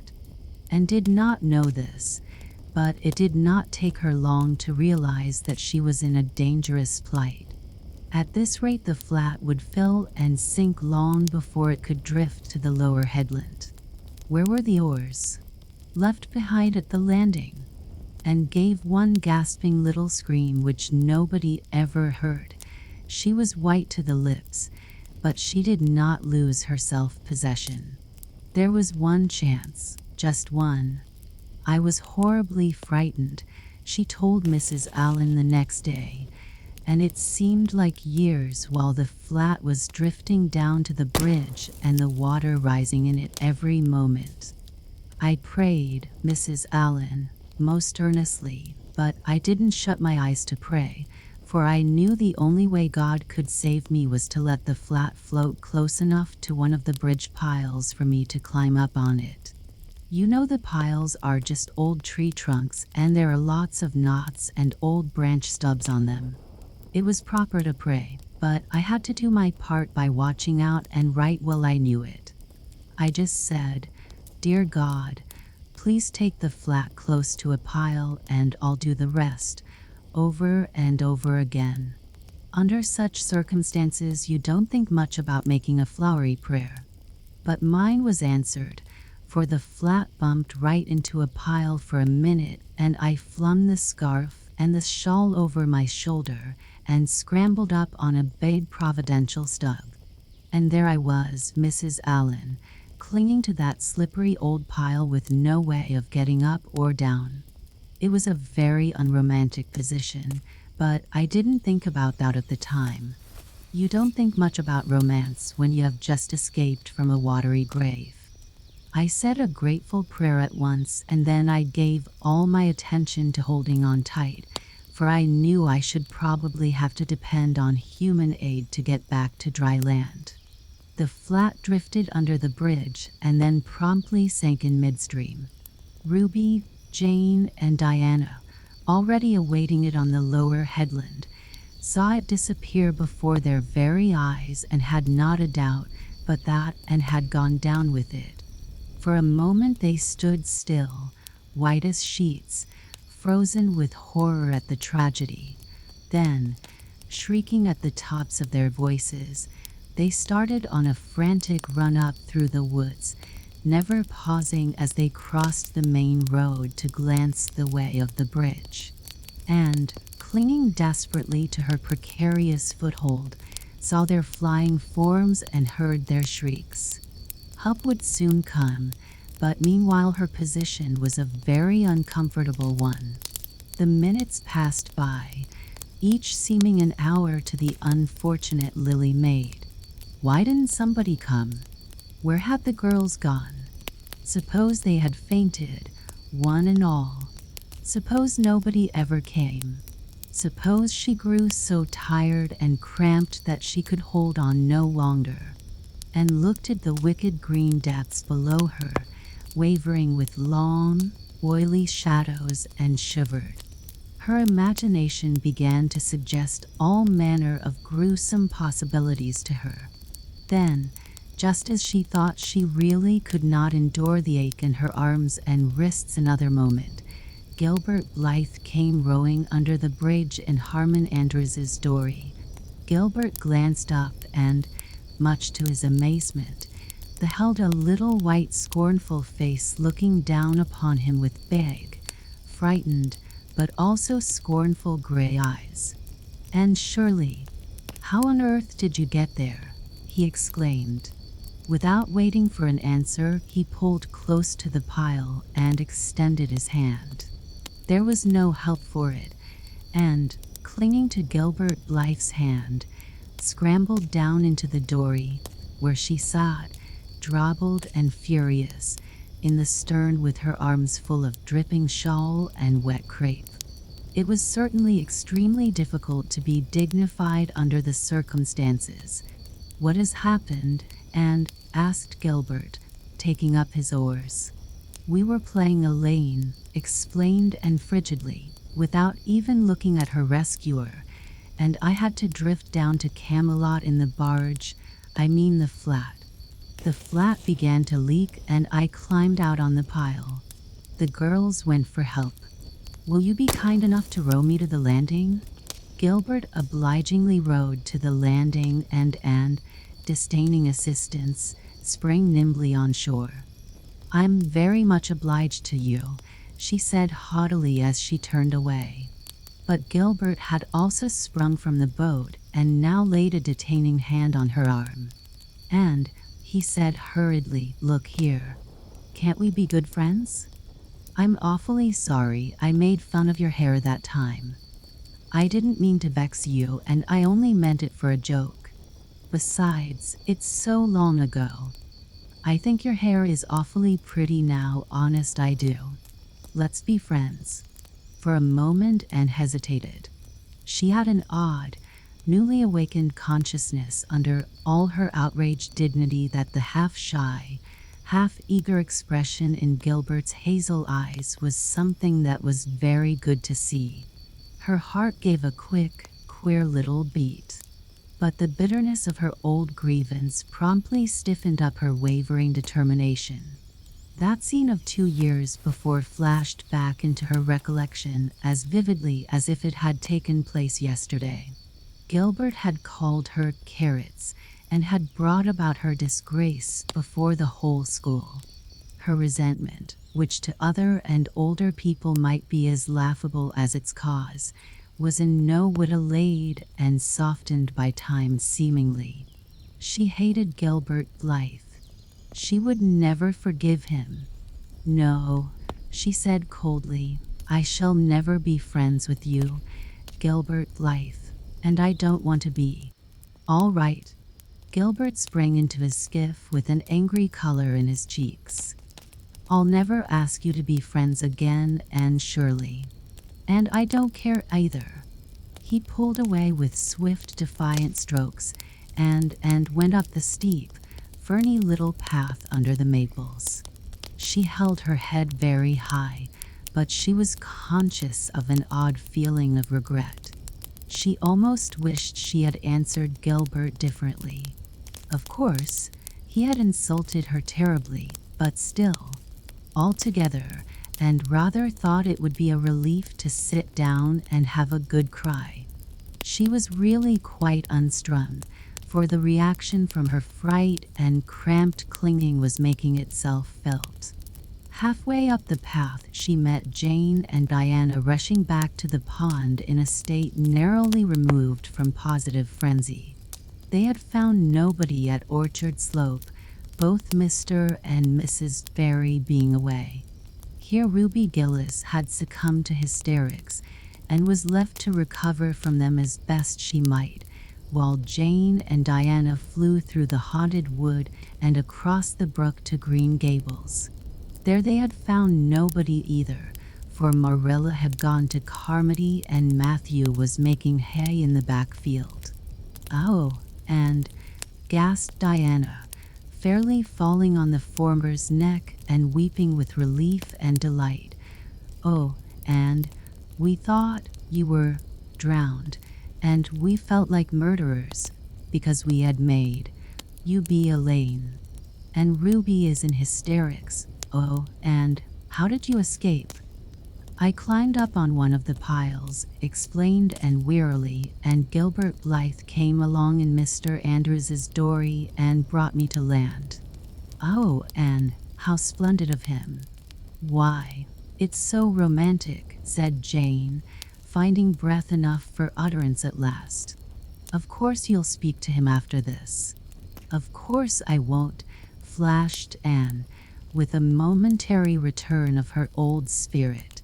"And I don't want ever to hear the word romantic again, Jane Andrews. I'm awfully sorry you were so frightened, girls. It is all my fault. I feel sure I was born under an unlucky star. Everything I do gets me or my dearest friends into a scrape. We've gone and lost your father's flat, Diana, and I have a presentiment that we'll not be allowed to row on the pond anymore." Anne's presentiment proved more trustworthy than presentiments are apt to do. Great was the consternation in the Barry and Cuthbert households when the events of the afternoon became known. "Will you ever have any sense?" and groaned Marilla. "Oh, yes, I think I will," Marilla returned and optimistically. A good cry, indulged in the grateful solitude of the east gable, had soothed her nerves and restored her to her wonted cheerfulness. I think my prospects of becoming sensible are brighter now than ever. I don't see how, said Marilla. Well, explained Anne, I've learned a new and valuable lesson today. Ever since I came to Green Gables, I've been making mistakes, and each mistake has helped to cure me of some great shortcoming. The affair of the amethyst brooch cured me of meddling with things that didn't belong to me. The haunted wood mistake cured me of letting my imagination run away with me. The liniment cake mistake cured me of carelessness in cooking. Dyeing my hair cured me of vanity. I never think about my hair and nose now, at least, very seldom. And today's mistake is going to cure me of being too romantic. I have come to the conclusion that it is no use trying to be romantic in Avonlea. It was probably easy enough in towered Camelot hundreds of years ago, but romance is not appreciated now. I feel quite sure that you will soon see a great improvement in me in this respect, Marilla. I'm sure I hope so, said Marilla skeptically. But Matthew, who had been sitting mutely in his corner, laid a hand on Anne's shoulder when Marilla had gone out. Don't give up all your romance, and he whispered shyly, a little of it is a good thing, not too much, of course, but keep a little of it, and keep a little of it. Chapter 29. An epic in Anne's life. Anne was bringing the cows home from the back pasture by way of Lover's Lane. It was a September evening, and all the gaps and clearings in the woods were brimmed up with ruby sunset light. Here and there the lane was splashed with it, but for the most part it was already quite shadowy beneath the maples, and the spaces under the firs were filled with the clear violet dusk like airy wine. The winds were out in their tops, and there is no sweeter music on earth than that which the wind makes in the fir trees at evening. The cows swung placidly down the lane and followed them dreamily, repeating aloud the battle canto from Marmion, which had also been part of their English course the preceding winter, and which Miss Stacy had made them learn off by heart, and exulting in its rushing lines and the clash of spears in its imagery. When she came to the lines, the stubborn spearsmen still made good their dark, impenetrable wood. She stopped in ecstasy to shut her eyes that she might the better fancy herself one of that heroic ring. When she opened them again, it was to behold Diana coming through the gate that led into the berry field, and looking so important that, and instantly divine, there was news to be told. But betray too eager curiosity she would not. Isn't this evening just like a purple dream, Diana? It makes me so glad to be alive. In the mornings I always think the mornings are best, but when evening comes I think it's lovelier still. It's a very fine evening, said Diana, but oh, I have such news, and guess. You can have 3 guesses. Charlotte Gillis is going to be married in the church after all, and Mrs. Allen wants us to decorate it, cried Anne. No, Charlotte's beau won't agree to that, because nobody ever has been married in the church yet, and he thinks it would seem too much like a funeral. It's too mean, because it would be such fun. Guess again.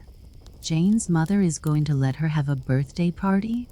Diana shook her head, her black eyes dancing with merriment. I can't think what it can be, said Anne in despair, unless it's that Moody Spurgeon Macpherson saw you home from prayer meeting last night. Did he? I should think not, exclaimed Diana indignantly. I wouldn't be likely to boast of it if he did, the horrid creature. I knew you couldn't guess it. Mother had a letter from Aunt Josephine today, and Aunt Josephine wants you and me to go to town next Tuesday and stop with her for the exhibition. There, oh, Diana, whispered Anne, finding it necessary to lean up against a maple tree for support. Do you really mean it? but I'm afraid Marilla won't let me go. She will say that she can't encourage gaddying about. That was what she said last week when Jane invited me to go with them in their double-seated buggy to the American concert at the White Sands Hotel. I wanted to go, but Marilla said I'd be better at home learning my lessons, and so would Jane. I was bitterly disappointed, Diana. I felt so heartbroken that I wouldn't say my prayers when I went to bed. But I repented of that and got up in the middle of the night and said them. I'll tell you, said Diana. We'll get Mother to ask Marilla. She'll be more likely to let you go then, and if she does, we'll have the time of our lives. And I've never been to an exhibition, and it's so aggravating to hear the other girls talking about their trips. Jane and Ruby have been twice, and they're going this year again. I'm not going to think about it at all until I know whether I can go or not, said Anne resolutely. If I did and then was disappointed, it would be more than I could bear. But in case I do go, I'm very glad my new coat will be ready by that time. Marilla didn't think I needed a new coat. She said my old one would do very well for another winter, and that I ought to be satisfied with having a new dress. The dress is very pretty, Diana, navy blue and made so fashionably. Marilla always makes my dresses fashionably now, because she says she doesn't intend to have Matthew going to Mrs. Lynde to make them. I'm so glad. It is ever so much easier to be good if your clothes are fashionable. At least, it is easier for me. I suppose it doesn't make such a difference to naturally good people. But Matthew said I must have a new coat, so Marilla bought a lovely piece of blue broadcloth, and it's being made by a real dressmaker over at Carmody. It's to be done Saturday night, and I'm trying not to imagine myself walking up the church aisle on Sunday in my new suit and cap, because I'm afraid it isn't right to imagine such things. But it just slips into my mind in spite of me. My cap is so pretty. Matthew bought it for me the day we were over at Carmody. It is one of those little blue velvet ones that are all the rage, with gold cord and tassels. Your new hat is elegant, Diana, and so becoming. When I saw you come into church last Sunday, my heart swelled with pride to think you were my dearest friend. Do you suppose it's wrong for us to think so much about our clothes? Marilla says it is very sinful, but it is such an interesting subject, isn't it? Marilla agreed to let Anne go to town, and it was arranged that Mr. Barry should take the girls and on the following Tuesday. As Charlottetown was 30 miles away and Mr. Barry wished to go and return the same day, it was necessary to make a very early start. But Anne counted it all joy and was up before sunrise on Tuesday morning. A glance from her window assured her that the day would be fine, for the eastern sky behind the firs of the haunted wood was all silvery and cloudless. Through the gap in the trees a light was shining in the western gable of Orchard Slope, a token that Diana was also up, and was dressed by the time Matthew had the fire on and had the breakfast ready when Marilla came down, but for her own part was much too excited to eat.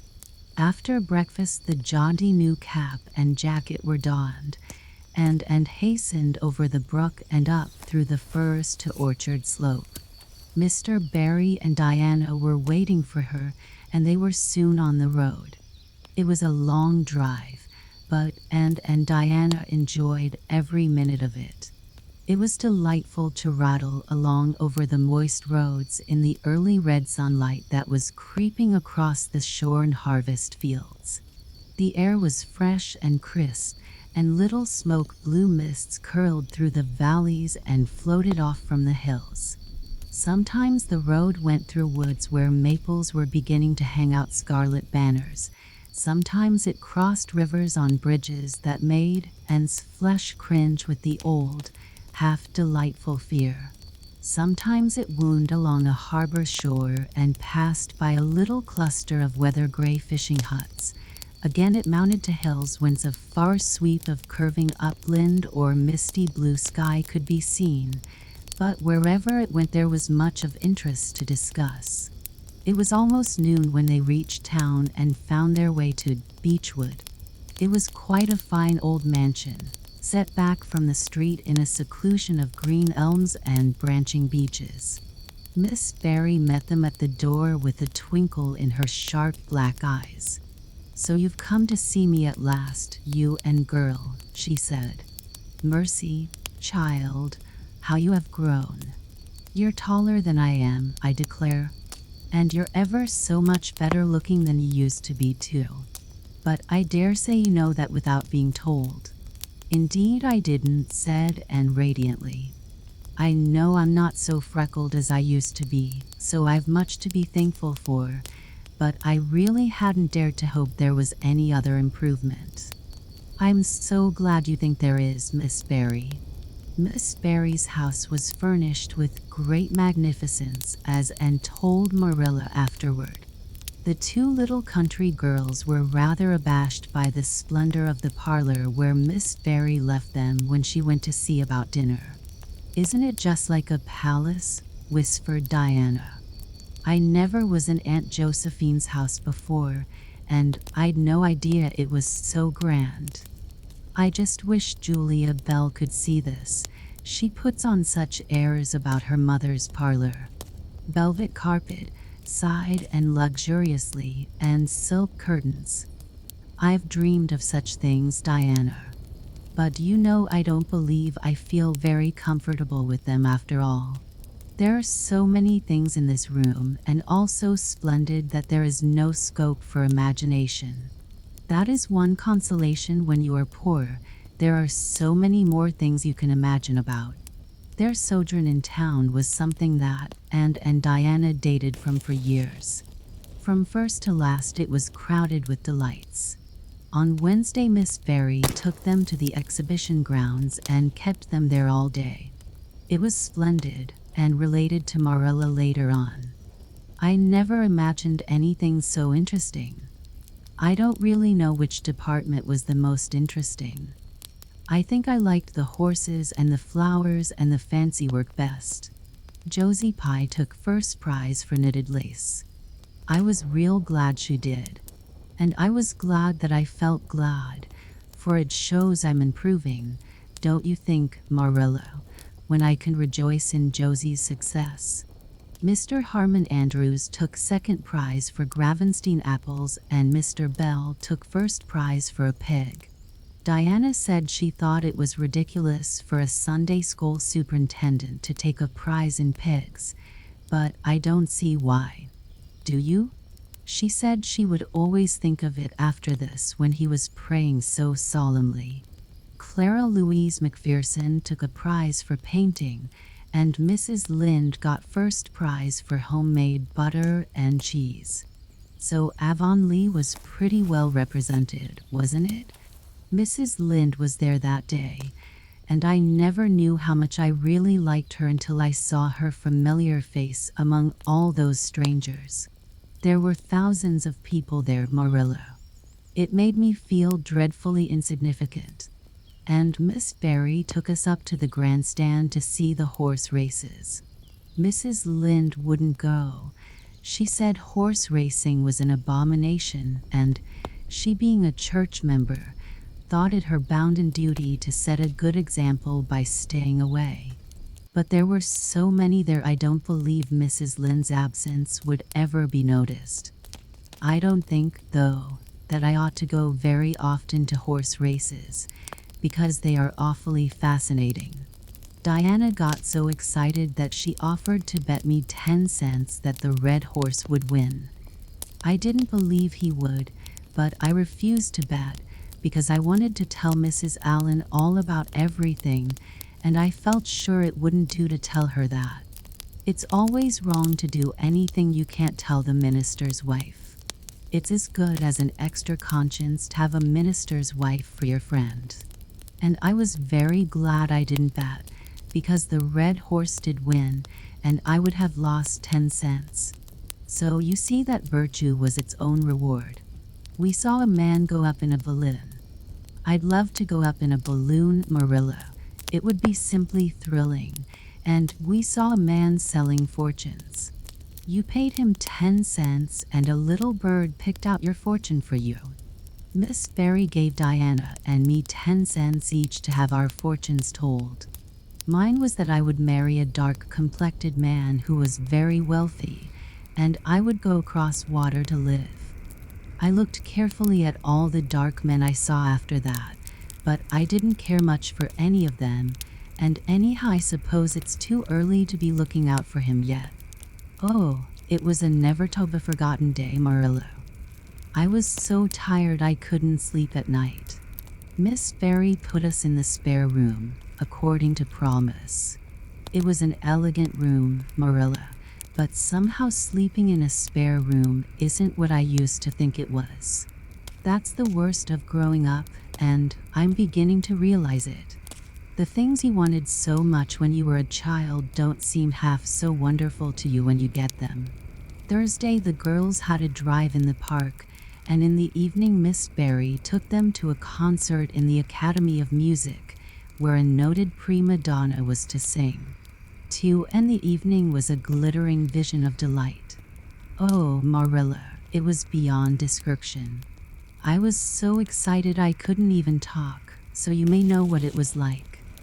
I just sat in enraptured silence. Madame Selitsky was perfectly beautiful and wore white satin and diamonds. But when she began to sing, I never thought about anything else.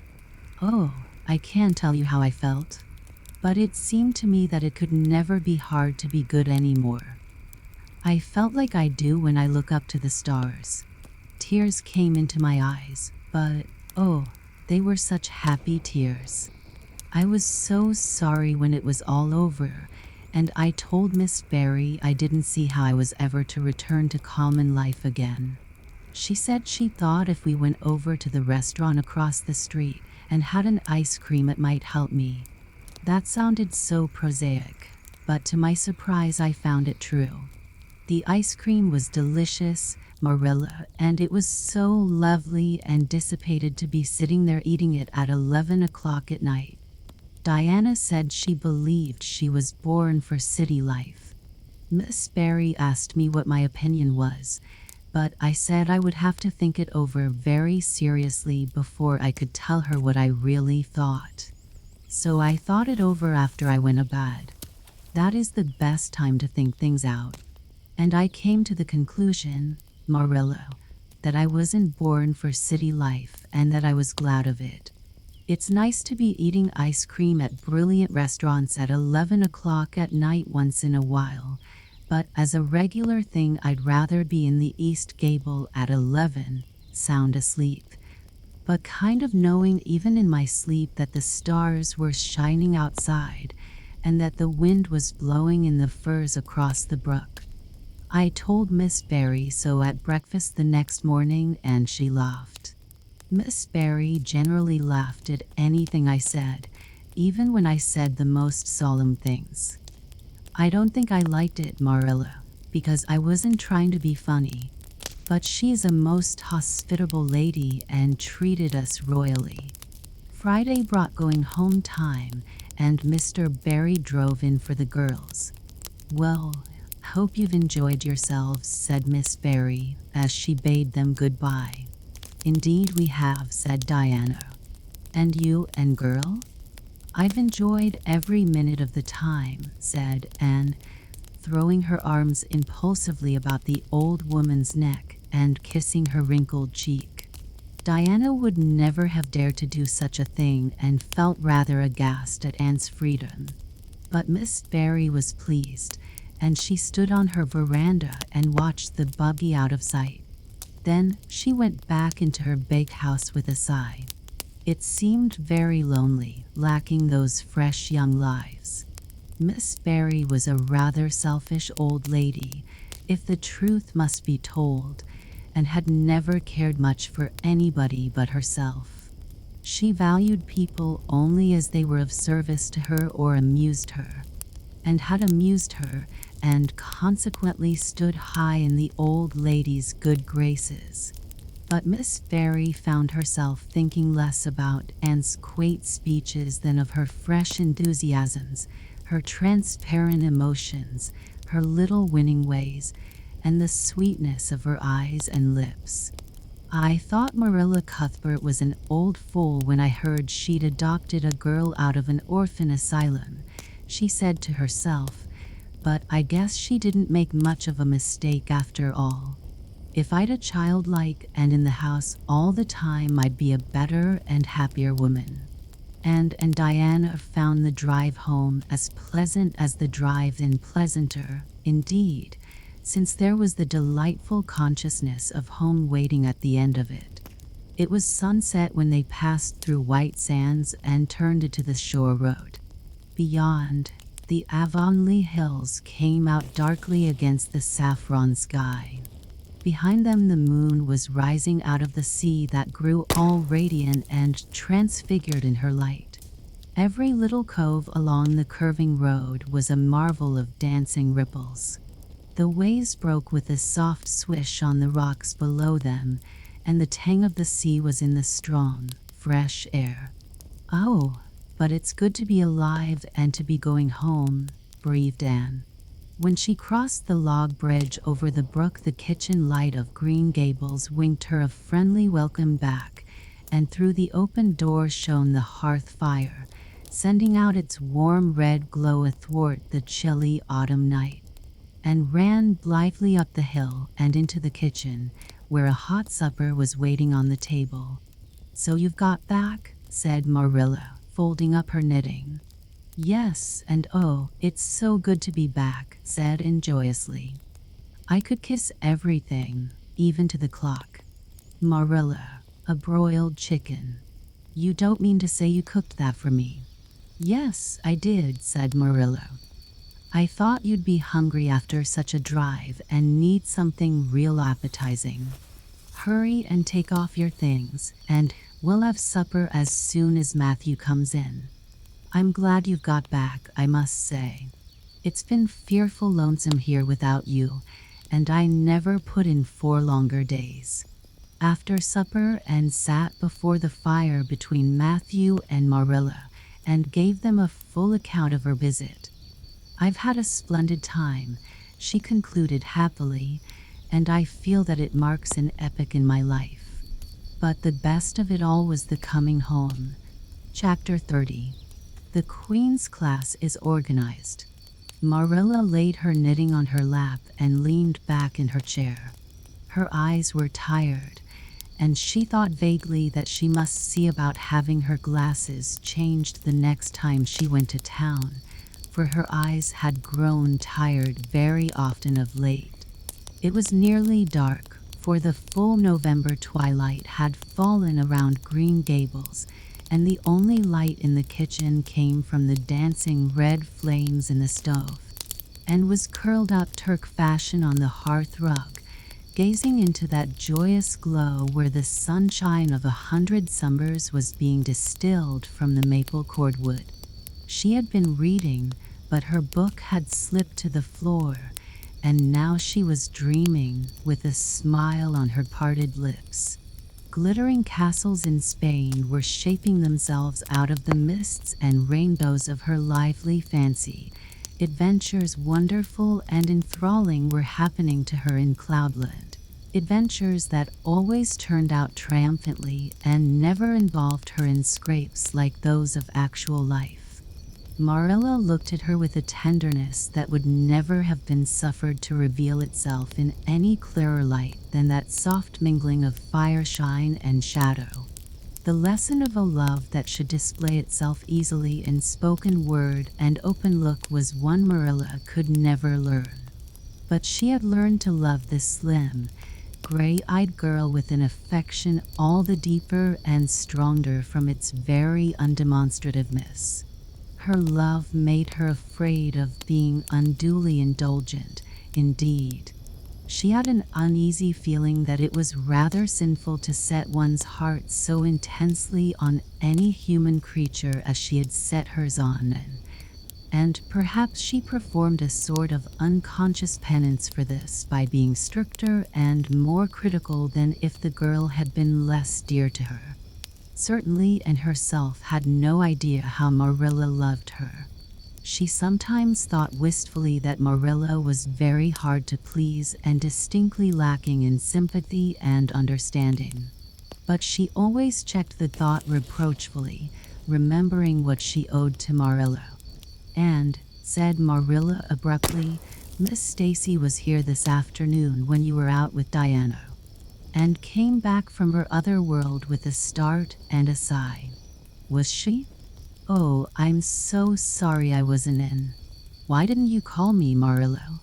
Diana and I were only over in the haunted wood. It's lovely in the woods now. All the little wood things, the ferns and the satin leaves and the cracker berries, have gone to sleep, just as if somebody had tucked them away until spring under a blanket of leaves.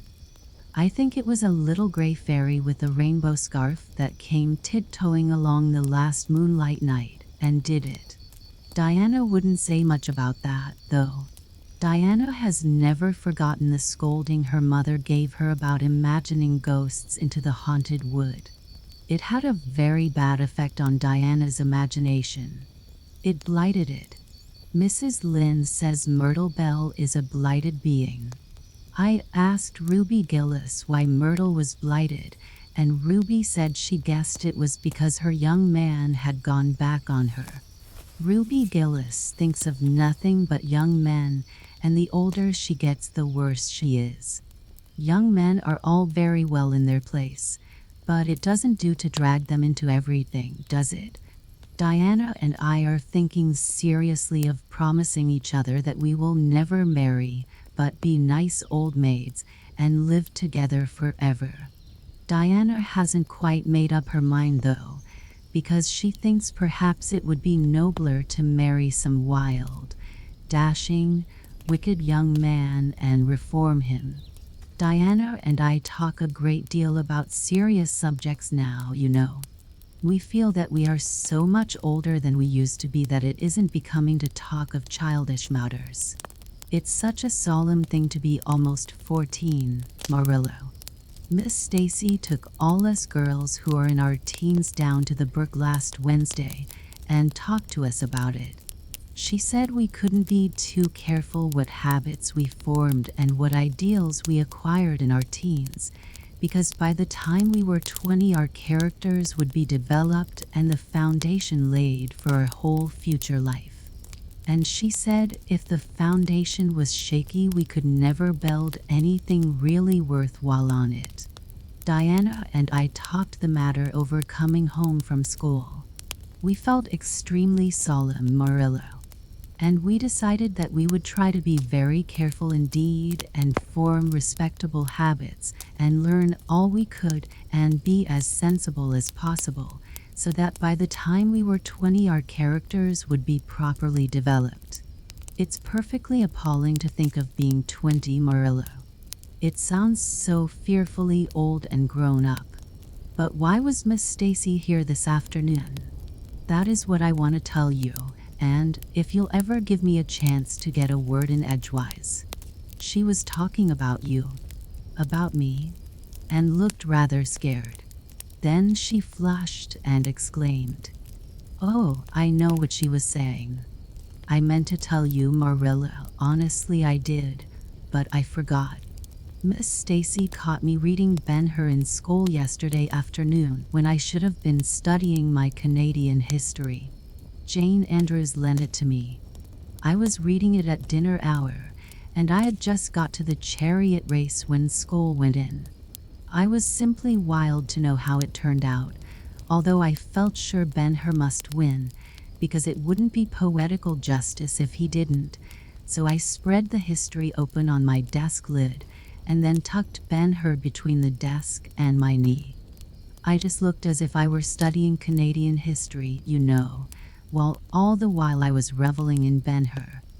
I was so interested in it that I never noticed Miss Stacy coming down the aisle until all at once I just looked up, and there she was looking down at me, so reproachful-like. I can't tell you how ashamed I felt, Marilla, especially when I heard Josie Pye giggling. Miss Stacy took Ben-Hur away, but she never said a word then. She kept me in at recess and talked to me. She said I had done very wrong in two respects. First, I was wasting the time I ought to have put on my studies, and secondly, I was deceiving my teacher in trying to make it appear I was reading a history when it was a storybook instead. I had never realized until that moment, Marilla, that what I was doing was deceitful. I was shocked. I cried bitterly and asked Miss Stacy to forgive me, and I'd never do such a thing again, and I offered to do penance by never so much as looking at Ben-Hur for a whole week, not even to see how the chariot race turned out. But Miss Stacy said she wouldn't require that, and she forgave me freely. So I think it wasn't very kind of her to come up here to you about it after all.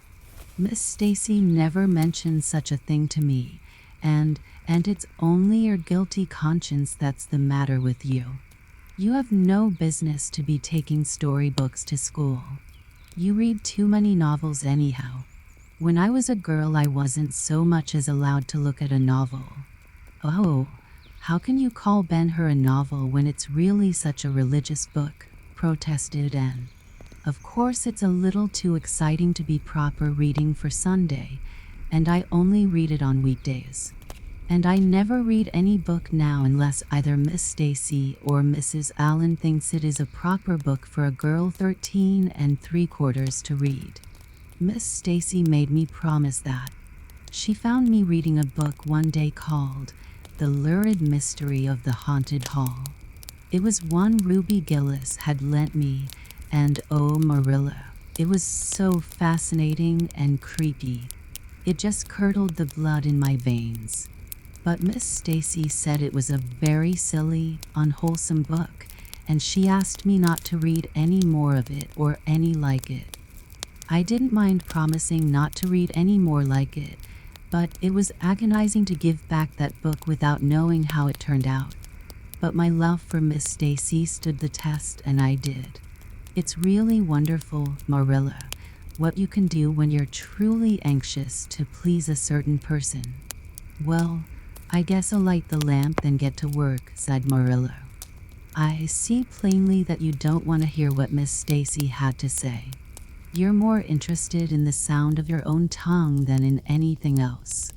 Oh, indeed, Marilla, I do want to hear it, cried and contritely. I won't say another word, not one. I know I talk too much, but I'm really trying to overcome it, and although I say far too much, yet if you only knew how many things I want to say and don't, you'd give me some credit for it. Please tell me, Marilla. Well, Miss Stacy wants to organize a class among her advanced students who mean to study for the entrance examination into Queen's. She intends to give them extra lessons for an hour after school. And she came to ask Matthew and me if we would like to have you join it. What do you think about it yourself, Anne? Would you like to go to Queen's and pass for a teacher? Oh, Marilla.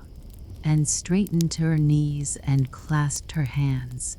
It's been the dream of my life, that is, for the last 6 months, ever since Ruby and Jane began to talk of studying for the entrance. But I didn't say anything about it, because I supposed it would be perfectly useless.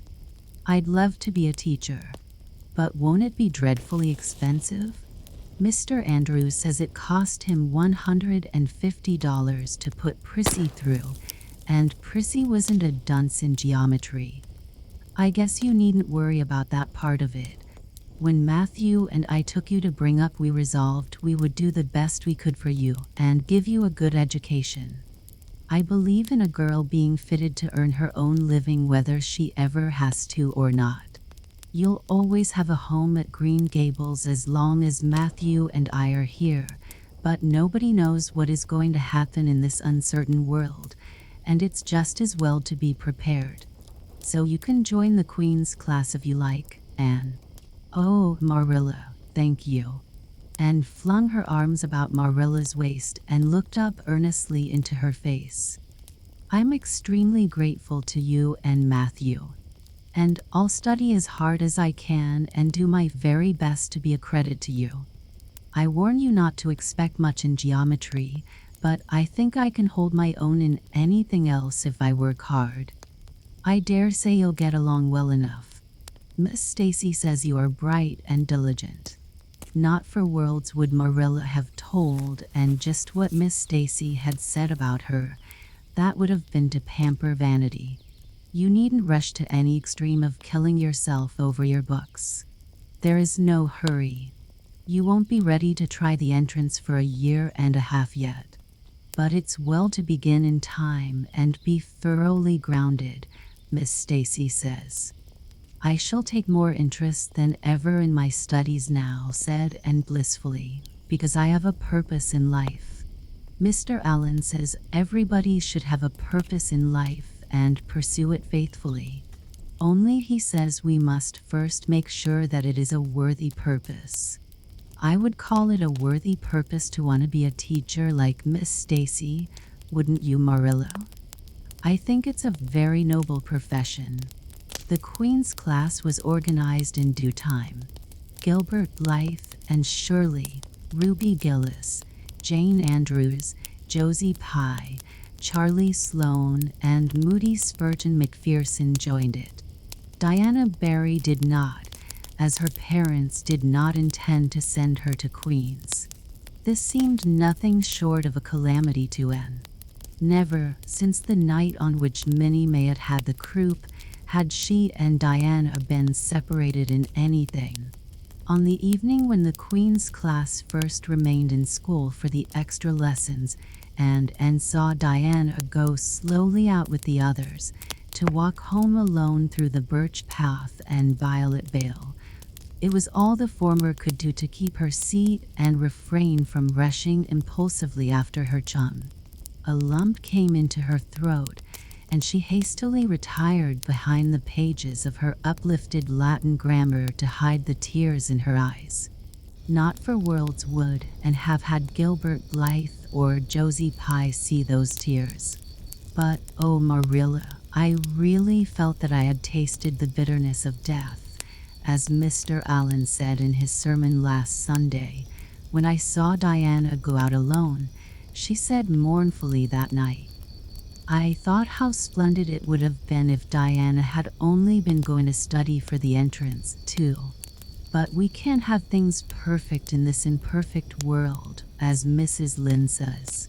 Mrs. Lynde isn't exactly a comforting person sometimes, but there's no doubt she says a great many very true things. And I think the Queen's class is going to be extremely interesting. Jane and Ruby are just going to study to be teachers. That is the height of their ambition. Ruby says she will only teach for 2 years after she gets through, and then she intends to be married. Jane says she will devote her whole life to teaching and never marry, because you're paid a salary for teaching, but a husband won't pay you anything, and growls if you ask for a share in the egg and butter money. I expect Jane speaks from mournful experience, for Mrs. Lynde says that her father is a perfect old crank and meaner than second skimmings. Josie Pye says she is just going to college for education's sake, because she won't have to earn her own living. She says of course it is different with orphans who are living on charity. They have to hustle. Moody Spurgeon is going to be a minister. Mrs. Lynde says he couldn't be anything else with a name like that to live up to. I hope it isn't wicked of me, Marilla, but really the thought of Moody Spurgeon being a minister makes me laugh. He's such a funny-looking boy with that big fat face, and his little blue eyes, and his ears sticking out like fluffs. But perhaps he will be more intellectual-looking when he grows up.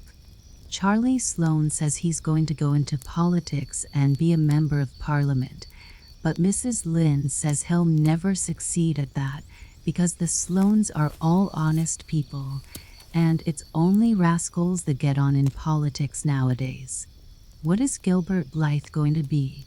Queried Marilla, seeing that Anne was opening her Caesar. I don't happen to know what Gilbert Blythe's ambition in life is, if he has any, said Anne scornfully. There was open rivalry between Gilbert and Anne now.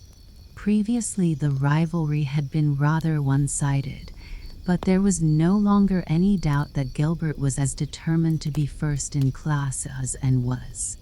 He was a foeman worthy of her steel. The other members of the class tacitly acknowledged their superiority and never dreamed of trying to compete with them. Since the day by the pond when she had refused to listen to his plea for forgiveness, Gilbert, save for the aforesaid determined rivalry, had evinced no recognition whatever of the existence of Anne Shirley. He talked and jested with the other girls, exchanged books and puzzles with them, discussed lessons and plans, sometimes walked home with one or the other of them from prayer meeting or debating club. But Anne Shirley he simply ignored, and found out that it is not pleasant to be ignored. It was in vain that she told herself with a toss of her head that she did not care. Deep down in her wayward, feminine little heart she knew that she did care, and that if she had that chance of the lake of shining waters again, she would answer very differently. All at once, as it seemed, and to her secret dismay, she found that the old resentment she had cherished against him was gone just when she most needed its sustaining power. It was in vain that she recalled every incident and emotion of that memorable occasion and tried to feel the old satisfying anger. That day by the pond had witnessed its last spasmodic flicker, and realized that she had forgiven and forgotten without knowing it. But it was too late, and at least neither Gilbert nor anybody else, not even Diana, should ever suspect how sorry she was and how much she wished she hadn't been so proud and horrid. She determined to shroud her feelings in deepest oblivion, and it may be stated here and now that she did it so successfully that Gilbert, who possibly was not quite so indifferent as he seemed, could not console himself with any belief that, and felt his retaliatory scorn. The only poor comfort he had was that she snubbed Charlie Sloane unmercifully, continually, and undeservedly. Otherwise the winter passed away in a round of pleasant duties and studies. And the days slipped by like golden beads on the necklace of the year. She was happy, eager, interested. There were lessons to be learned and honor to be won, delightful books to read, new pieces to be practiced for the Sunday school choir, pleasant Saturday afternoons at the manse with Mrs. Allen, and then, almost before Anne realized it, spring had come again to Green Gables and all the world was abloom once more. Studies palled just a wee bit then.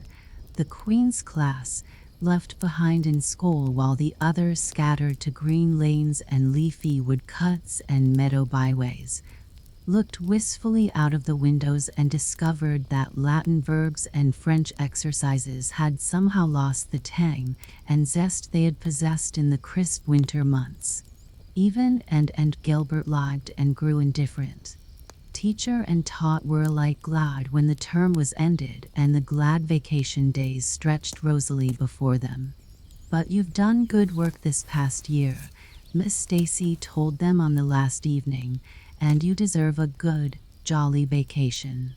Have the best time you can in the out-off-door world and lay in a good stock of health and vitality and ambition to carry you through next year.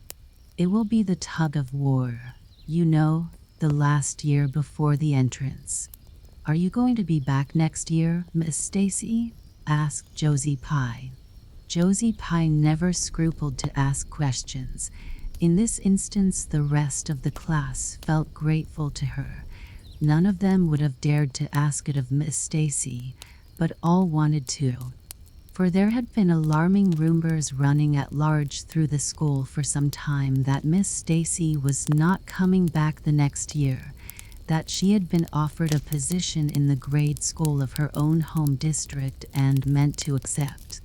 The Queen's class listened in breathless suspense for her answer. "Yes, I think I will," said Miss Stacy. "I thought of taking another school, but I have decided to come back to Avonlea. To tell the truth, I've grown so interested in my pupils here that I found I couldn't leave them. So I'll stay and see you through." "Hurrah," said Moody Spurgeon.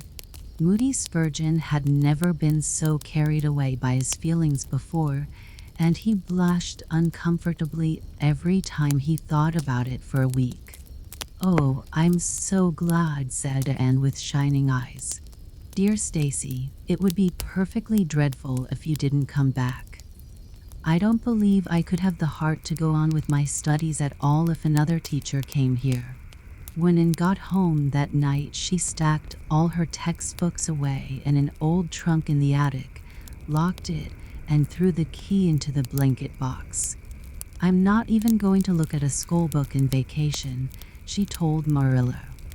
"I've studied as hard all the term as I possibly could, and I've pored over that geometry until I know every proposition in the first book off by heart, even when the letters are changed. I just feel tired of everything sensible, and I'm going to let my imagination run riot for the summer." "Oh, you needn't be alarmed, Marilla. I'll only let it run riot within reasonable limits. But I want to have a real good jolly time this summer, for maybe it's the last summer I'll be a little girl. Mrs. Lynde says that if I keep stretching out next year as I've done this, I'll have to put on longer skirts. She says I'm all running to legs and eyes. And when I put on longer skirts, I shall feel that I have to live up to them and be very dignified. It won't even do to believe in fairies then, I'm afraid. So I'm going to believe in them with all my whole heart this summer.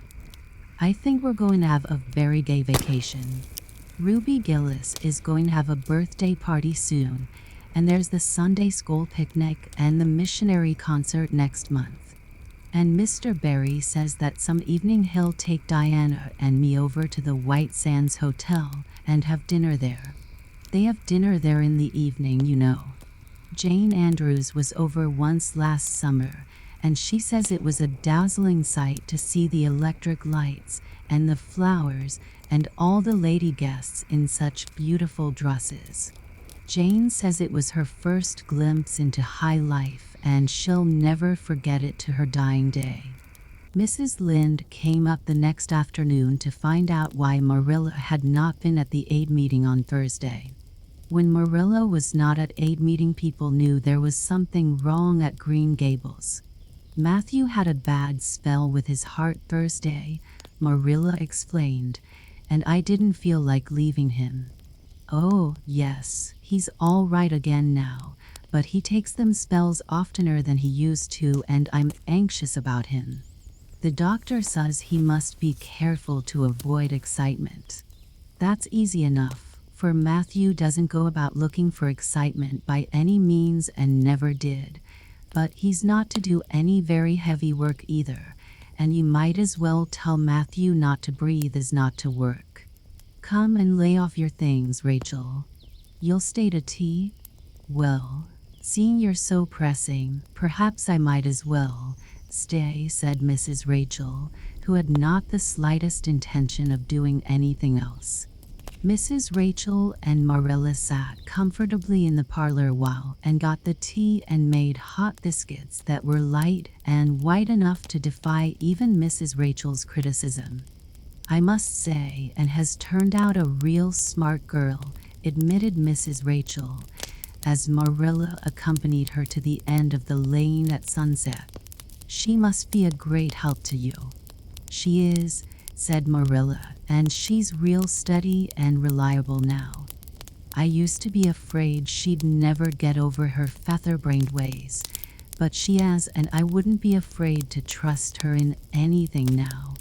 I never would have thought she'd have turned out so well that first day I was here 3 years ago, said Mrs. Rachel. Lawful heart, shall I ever forget that tantrum of hers? When I went home that night I says to Thomas, says I, mark my words, Thomas, Marilla Cuthbert, LL lived to rue the step she's took. But I was mistaken and I'm real glad of it. I ain't one of those kind of people, Marilla, as can never be brought tone up that they've made a mistake. No, that never was my way, thank goodness. I did make a mistake in judging but it weren't no wonder, for an odder, unexpecteder which of a child there never was in this world, that's what. There was no ciphering her out by the roles that worked with other children. It's nothing short of wonderful how she's improved these 3 years, but especially in looks. She's a real pretty girl got to be, though I can't say I'm overly partial to that pale, big-eyed style myself. I like more snub and color, like Diana Barry has or Ruby Gillis. Ruby Gillis's looks are real showy. But somehow, I don't know how it is, but when and them are together, though she ain't half as handsome, she makes them look kind of common and overdone, something like them white June lilies she calls narcissus alongside of the big, red peonies, that's what. Chapter 31. Where the brook and river meet. And had her good summer and enjoyed it wholeheartedly. She and Diana fairly lived outdoors, reveling in all the delights that Lover's Lane and the Dryads' Bobble and Willowmere and Victoria Island afforded. Marilla offered no objections to Anne's gypsyings. The Spencervale doctor who had come the night many may had the crew met and at the house of a patient one afternoon early in vacation, looked her over sharply, screwed up his mouth, shook his head, and sent a message to Marilla Cuthbert by another person. It was, keep that red-headed girl of yours in the open air all summer, and don't let her read books until she gets more spring into her step. This message frightened Marilla wholesomely. She read Anne's death warrant by consumption in it unless it was scrupulously obeyed. As a result, Anne had the golden summer of her life as far as freedom and frolic went. She walked, rode, buried, and dreamed to her heart's content, and when September came she was bright-eyed and alert, with a step that would have satisfied the Spencervale doctor, and a heart full of ambition and zest once more. I feel just like studying with might and main, she declared as she brought her books down from the attic. Oh, you good old friends, I'm glad to see your honest faces once more. Yes, even you, geometry. I've had a perfectly beautiful summer, Marilla, and now I'm rejoicing as a strong man to run a race, as Mr. Allen said last Sunday. Doesn't Mr. Allen preach magnificent sermons? Mrs. Lynde says he is improving every day, and the first thing we know some city church will gobble him up, and then we'll be left and have to turn to and break in another green preacher. But I don't see the use of meeting trouble halfway, do you, Marilla? I think it would be better just to enjoy Mr. Allen while we have him. If I were a man, I think I'd be a minister. They can have such an influence for good if their theology is sound, and it must be thrilling to preach splendid sermons and stir your hearers' hearts. Why can't women be ministers, Marilla? I asked Mrs. Lynde that, and she was shocked and said it would be a scandalous thing. She said there might be female ministers in the States, and she believed there was, but thank goodness we hadn't got to that stage in Canada yet, and she hoped we never would. But I don't see why. I think women would make splendid ministers. When there is a social to be got up, or a church tea, or anything else to raise money, the women have to turn to and do the work. I'm sure Mrs. Lynde can pray every bit as well as Superintendent Bell, and I've no doubt she could preach too with a little practice. Yes, I believe she could, said Marilla dryly. She does plenty of unofficial preaching as it is. Nobody has much of a chance to go wrong in Avonlea with Rachel to oversee them, Marilla said, and in a burst of confidence, I want to tell you something and ask you what you think about it. It has worried me terribly on Sunday afternoons, that is, when I think specially about such matters. I do really want to be good, and when I'm with you or Mrs. Allen or Miss Stacy, I want it more than ever, and I want to do just what would please you and what you would approve of. But mostly when I'm with Mrs. Lynde, I feel desperately wicked, and as if I wanted to go and do the very thing she tells me I oughtn't to do. I feel irresistibly tempted to do it. Now, what do you think is the reason I feel like that? Do you think it's because I'm really bad and unregenerate? Marilla looked dubious for a moment. Then she laughed. If you are, I guess I am too, and, for Rachel often has that very effect on me. I sometimes think she'd have more of an influence for good, as you say yourself, if she didn't keep nagging people to do right. There should have been a special commandment against nagging. But there, I shouldn't talk so. Rachel is a good Christian woman and she means well. There isn't a kinder soul in Avonlea and she never shirks her share of work. I'm very glad you feel the same, said Anne decidedly. It's so encouraging. I shan't worry so much over that after this. But I dare say there'll be other things to worry me. They keep coming up new all the time. Things to perplex you, you know. You settle one question and there's another right after. There are so many things to be thought over and decided when you're beginning to grow up. It keeps me busy all the time thinking them over and deciding what is right. It's a serious thing to grow up, isn't it, Marilla? But when I have such good friends as you and Matthew and Mrs. Allen and Miss Stacy, I ought to grow up successfully, and I'm sure it will be my own fault if I don't. I feel it's a great responsibility because I have only the one chance. If I don't grow up right, I can't go back and begin over again. I've grown 2 inches this summer, Marilla. Mr. Gillis measured me at Ruby's party. I'm so glad you made my new dresses longer. That dark green one is so pretty, and it was sweet of you to put on the flounce. Of course I know it wasn't really necessary, but flounces are so stylish this fall, and Josie Pye has flounces on all her dresses. I know I'll be able to study better because of mine. I shall have such a comfortable feeling deep down in my mind about that flounce. It's worth something to have that, admitted Marilla. Miss Stacy came back to Avonlea School and found all her pupils eager for work once more. Especially did the Queen's class gird up their loins for the fray, for at the end of the coming year, dimly shadowing their pathway already, loomed up that fateful thing known as the entrance, at the thought of which one and all felt their hearts sink into their very shoes. Suppose they did not pass. That thought was doomed to haunt, and through the waking hours of that winter, Sunday afternoons inclusive, to the almost entire exclusion of moral and theological problems. When Anne had bad dreams, she found herself staring miserably at past lists of the entrance exams, where Gilbert Blythe's name was blazoned at the top and in which hers did not appear at all.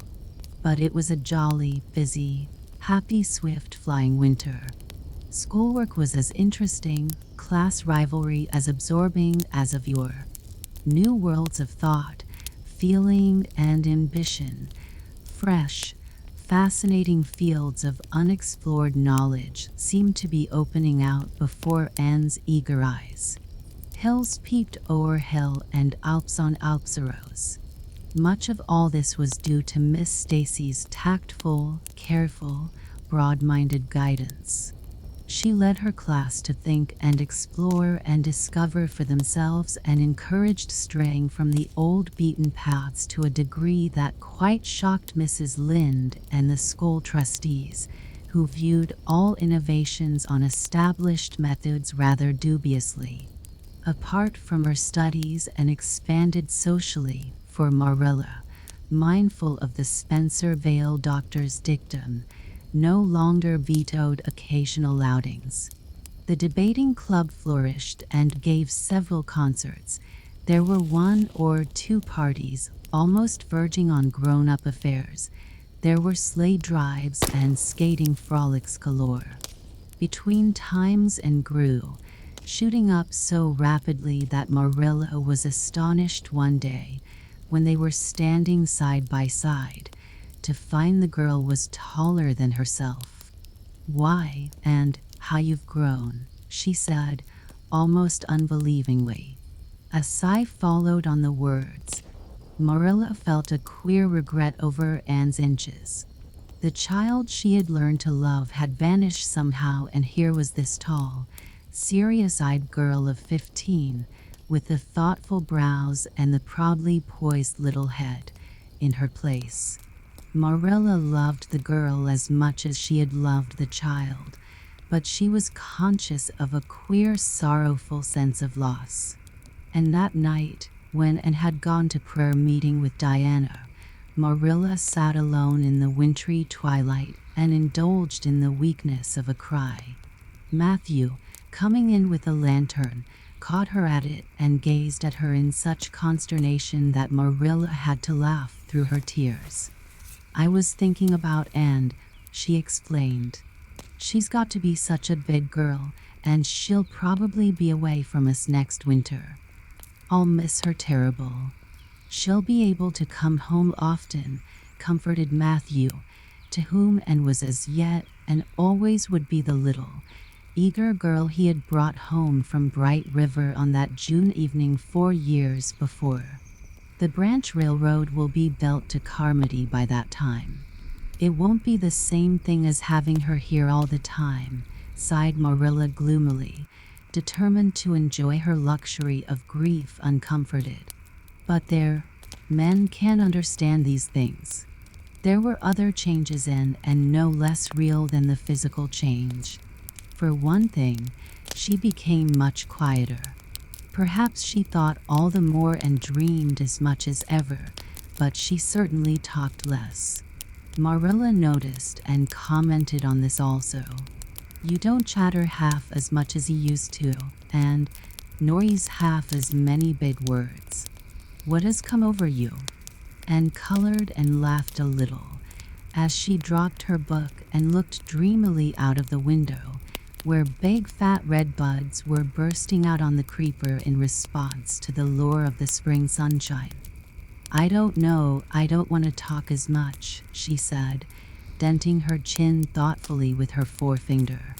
"It's nicer to think dear, pretty thoughts and keep them in one's heart, like treasures.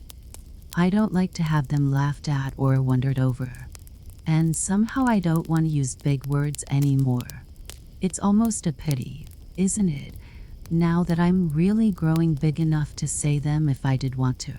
It's fun to be almost grown up in some ways, but it's not the kind of fun I expected, Marilla. There's so much to learn and do and think that there isn't time for big words. Besides, Miss Stacy says the short ones are much stronger and better. She makes us write all our essays as simply as possible. It was hard at first. I was so used to crowding in all the fine big words I could think of, and I thought of any number of them. But I've got used to it now, and I see it's so much better. What has become of your story club? I haven't heard you speak of it for a long time." "The story club isn't in existence any longer. We hadn't time for it, and anyhow I think we had got tired of it. It was silly to be writing about love and murder and elopements and mysteries. Miss Stacy sometimes has us write a story for training in composition, but she won't let us write anything but what might happen in Avonlea in our own lives, and she criticizes it very sharply and makes us criticize our own too. I never thought my compositions had so many faults until I began to look for them myself. I felt so ashamed I wanted to give up altogether, but Miss Stacy said I could learn to write well if I only trained myself to be my own severest critic. And so I am trying to. You've only 2 more months before the entrance, said Marilla. Do you think you'll be able to get through? Anne shivered. I don't know. Sometimes I think I'll be all right, and then I get horribly afraid. We've studied hard and Miss Stacy has drilled us thoroughly, but we may get through for all that. We've each got a stumbling block. Mine is geometry, of course, and Jane's is Latin, and Ruby and Charlie's is algebra, and Josie's is arithmetic. Moody Spurgeon says he feels it in his bones that he is going to fail in English history.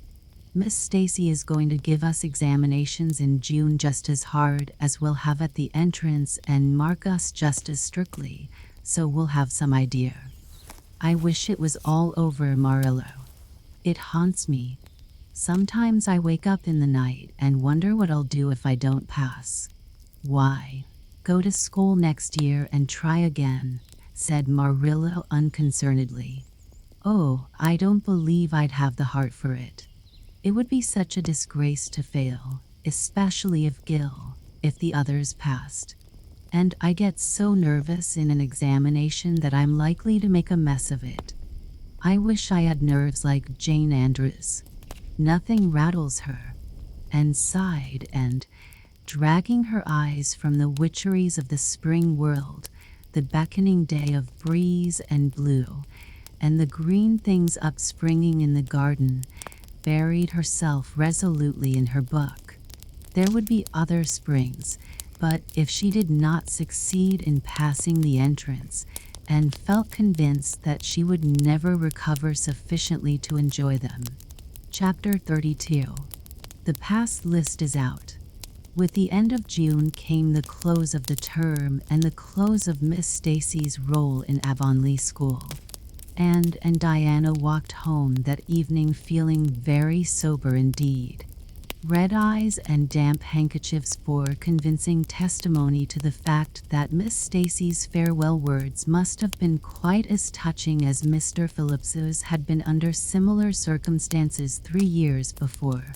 Diana looked back at the schoolhouse from the foot of the spruce hill and sighed deeply. It does seem as if it was the end of everything, doesn't it? She said dismally. You oughtn't to feel half as badly as I do, said Anne, hunting vainly for a dry spot on her handkerchief. You'll be back again next winter, but I suppose I've left the dear old school forever, if I have good luck, that is. It won't be a bit the same. Miss Stacy won't be there, nor you nor Jane nor Ruby probably. I shall have to sit all alone, for I couldn't bear to have another desk made after you. Oh, we have had jolly times, haven't we, Anne? It's dreadful to think they're all over. 2 big tears rolled down by Diana's nose. If you would stop crying I could, said Anne imploringly. Just as soon as I put away my hanky I see you brimming up and that starts me off again. As Mrs. Lynde says, if you can't be cheerful, be as cheerful as you can. After all, I dare say I'll be back next year. This is one of the times I know I'm not going to pass. They're getting alarmingly frequent. Why, you came out splendidly in the exams Miss Stacy gave. Yes, but those exams didn't make me nervous. When I think of the real thing you can't imagine what a horrid cold fluttery feeling comes round my heart. And then my number is 13 and Josie Pye says it's so unlucky. I am not superstitious and I know it can make no difference. But still I wish it wasn't 13. I do wish I was going in with you, said Diana. Wouldn't we have a perfectly elegant time? But I suppose you'll have to cram in the evenings. No, Miss Stacy has made us promise not to open a book at all. She says it would only tire and confuse us, and we're to go out walking and not think about the exams at all and go to bed early. It's good advice, but I expect it will be hard to follow. Good advice is apt to be, I think. Prissy Andrews told me that she sat up half the night, every night of her entrance week, and crammed for dear life, and I had determined to sit up at least as long as she did. It was so kind of your Aunt Josephine to ask me to stay at Beechwood while I'm in town. You'll write to me while you're in, won't you? I'll write Tuesday night and tell you how the first day goes, promised Anne. I'll be haunting the post office Wednesday, vowed Diana, and went to town the following Monday, and on Wednesday Diana haunted the post office, as agreed, and got her letter. Dearest Diana, wrote Anne. Here it is Tuesday night, and I'm writing this in the library at Beechwood. Last night I was horribly lonesome all alone in my room and wished so much you were with me. I couldn't cram because I'd promised Miss Stacy not to, but it was as hard to keep from opening my history as it used to be to keep from reading a story before my lessons were learned. This morning Miss Stacy came for me, and we went to the academy, calling for Jane and Ruby and Josie on our way. Ruby asked me to feel her hands, and they were as cold as ice. Josie said I looked as if I hadn't slept a wink, and she didn't believe I was strong enough to stand the grind of the teacher's course, even if I did get through. There are times and seasons even yet when I don't feel that I've made any great headway in learning to like Josie Pye. When we reached the academy, there were scores of students there from all over the island. The first person we saw was Moody Spurgeon sitting on the steps and muttering away to himself. Jane asked him what on earth he was doing, and he said he was repeating the multiplication table over and over to steady his nerves and for pity's sake not to interrupt him, because if he stopped for a moment he got frightened and forgot everything he ever knew. But the multiplication table kept all his facts firmly in their proper place. When we were assigned to our rooms, Miss Stacy had to leave us. Jane and I sat together, and Jane was so composed that I envied her. No need of the multiplication table for good, steady, sensible Jane. I wondered if I looked as I felt and if they could hear my heart thumping clear across the room. Then a man came in and began distributing the English examination sheets. My hands grew cold then, and my head fairly whirled around as I picked it up. Just one awful moment, Diana. I felt exactly as I did 4 years ago when I asked Marilla if I might stay at Green Gables, and then everything cleared up in my mind, and my heart began beating again. I forgot to say that it had stopped altogether, for I knew I could do something with that paper anyhow. At noon we went home for dinner, and then back again for history in the afternoon. The history was a pretty hard paper, and I got dreadfully mixed up in the dates. Still, I think I did fairly well today. But oh, Diana, tomorrow the geometry exam comes off, and when I think of it, it takes every bit of determination I possess to keep from opening my Euclid. If I thought the multiplication table would help me any, I would recite it from now till tomorrow morning. I went down to see the other girls this evening. On my way, I met Moody Spurgeon wandering distractedly around. He said he knew he had failed in history, and he was born to be a disappointment to his parents, and he was going home on the morning train, and it would be easier to be a carpenter than a minister, anyhow.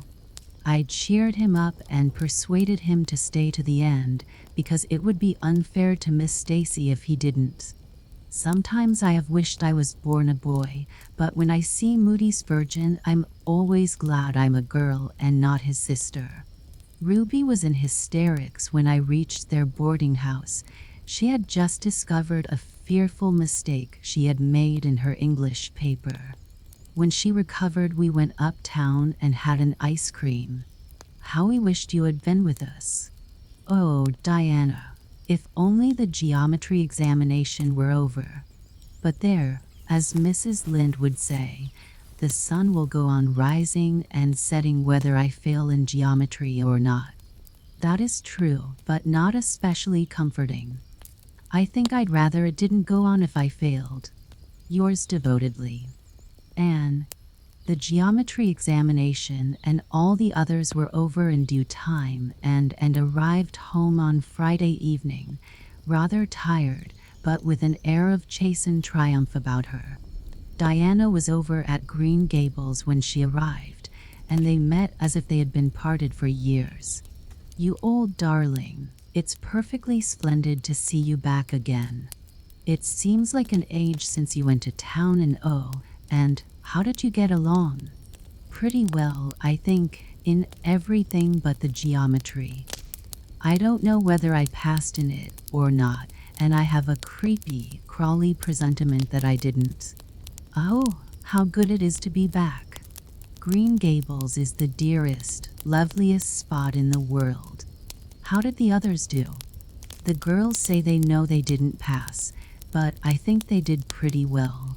Josie says the geometry was so easy a child of 10 could do it. Moody Spurgeon still thinks he failed in history, and Charlie says he failed in algebra. But we don't really know anything about it and won't until the pass list is out.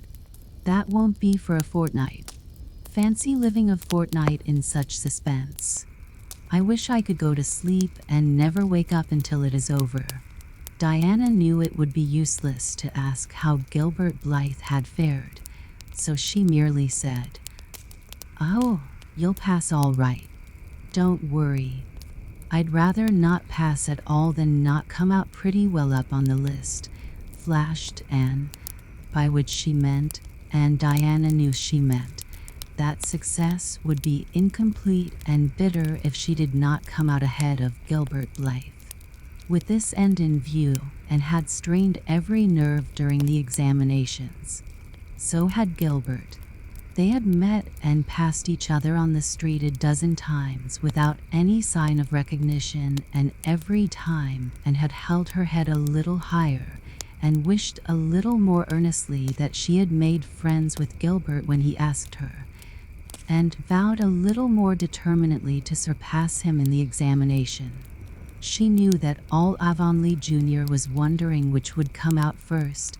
She even knew that Jimmy Glover and Ned Wright had a bet on the question, and that Josie Pye had said there was no doubt in the world that Gilbert would be first, and she felt that her humiliation would be unbearable if she failed. But she had another and nobler motive for wishing to do well. She wanted to pass high for the sake of Matthew and Marilla, especially Matthew. Matthew had declared to her his conviction that she would beat the whole island. That, and felt, was something it would be foolish to hope for even in the wildest dreams. But she did hope fervently that she would be among the first 10 at least, so that she might see Matthew's kindly brown eyes gleam with pride in her achievement. That, she felt, would be a sweet reward indeed for all her hard work and patient grubbing among unimaginative equations and conjugations. At the end of the fortnight, Anne took to haunting the post office also, in the distracted company of Jane, Ruby, and Josie, opening the Charlottetown dailies with shaking hands and cold, sink-away feelings as bad as any experienced during the entrance week. Charlie and Gilbert were not above doing this too, but Moody Spurgeon stayed resolutely away. "I haven't got the grit to go there and look at a paper in cold blood," he told Anne. "I'm just going to wait until somebody comes and tells me suddenly whether I've passed or not." When 3 weeks had gone by without the pass list appearing, and began to feel that she really couldn't stand the strain much longer. Her appetite failed and her interest in Avonlea doings languished. Mrs. Lynde wanted to know what else you could expect with a Tory superintendent of education at the head of affairs, and Matthew, noting Anne's paleness and indifference, and the lagging steps that bore her home from the post office every afternoon, began seriously to wonder if he hadn't better vote Gret at the next election. But one evening the news came. Anne was sitting at her open window, for the time forgetful of the woes of examinations and the cares of the world, as she drank in the beauty of the summer dusk, sweet-scented with flower breaths from the garden below and sibilant and rustling from the stir of poplars.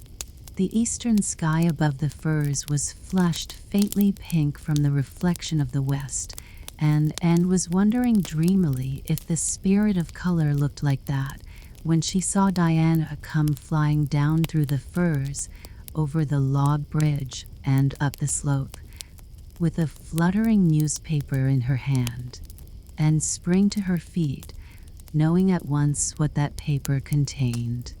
The pass list was out. Her head whirled and her heart beat until it hurt her. She could not move a step. It seemed an hour to her before Diana came rushing along the hall and burst into the room without even knocking, so great was her excitement. "And you've passed," she cried. "Passed the very first, you and Gilbert both, your ties, but your name is first. Oh, I'm so proud." Diana flung the paper on the table and herself on Anne's bed, utterly breathless and incapable of further speech, and lighted the lamp, oversetting the match safe and using up half a dozen matches before her shaking hands could accomplish the task. Then she snatched up the paper. Yes, she had passed. There was her name at the very top of a list of 200. That moment was worth living for. "You did just splendidly, and," puffed Diana, recovering sufficiently to sit up and speak, for Anne, starry-eyed and rapt, had not uttered a word. "Father brought the paper home from Bright River not 10 minutes ago. It came out on the afternoon train, you know, and won't be here till tomorrow by mail. And when I saw the pass list, I just rushed over like a wild thing. You've all passed, every one of you, Moody Spurgeon and all, although he's conditioned in history. Jane and Ruby did pretty well. They're halfway up, and so did Charlie. Josie just scraped through with 3 marks to spare, but you'll see she'll put on as many errors as if she bled. Won't Miss Stacy be delighted? Oh, and what does it feel like to see your name at the head of a pass list like that? If it were me, I know I'd go crazy with joy. I am pretty near crazy as it is, but you're as calm and cool as a spring evening." "I'm just dazzled inside," said Anne. "I want to say 100 things, and I can't find words to say them in. I never dreamed of this. Yes, I did too, just once. I let myself think once, what if I should come out first, quakingly, you know, for it seemed so vain and presumptuous to think I could lead the island. Excuse me a minute, Diana. I must run right out to the field to tell Matthew. Then we'll go up the road and tell the good news to the others." They hurried to the hayfield below the barn where Matthew was coiling hay, and, as luck would have it, Mrs. Lynde was talking to Marilla at the lane fence. "Oh, Matthew," exclaimed Anne, "I've passed and I'm first, or one of the first. I'm not vain, but I'm thankful." "Well now, I always said it," said Matthew, gazing at the pass list delightedly. "I knew you could beat them all easy. You've done pretty well, I must say," and said Marilla, trying to hide her extreme pride in and from Mrs. Rachel's critical eye. but that good soul said heartily, "I just guess she has done well, and far be it from me to be backward in saying it. You're a credit to your friends, and that's what, and we're all proud of you." That night, Anne, who had wound up the delightful evening with this serious little talk with Mrs. Allen at the manse, knelt sweetly by her open window in a great sheen of moonshine and murmured a prayer of gratitude and aspiration that came straight from her heart.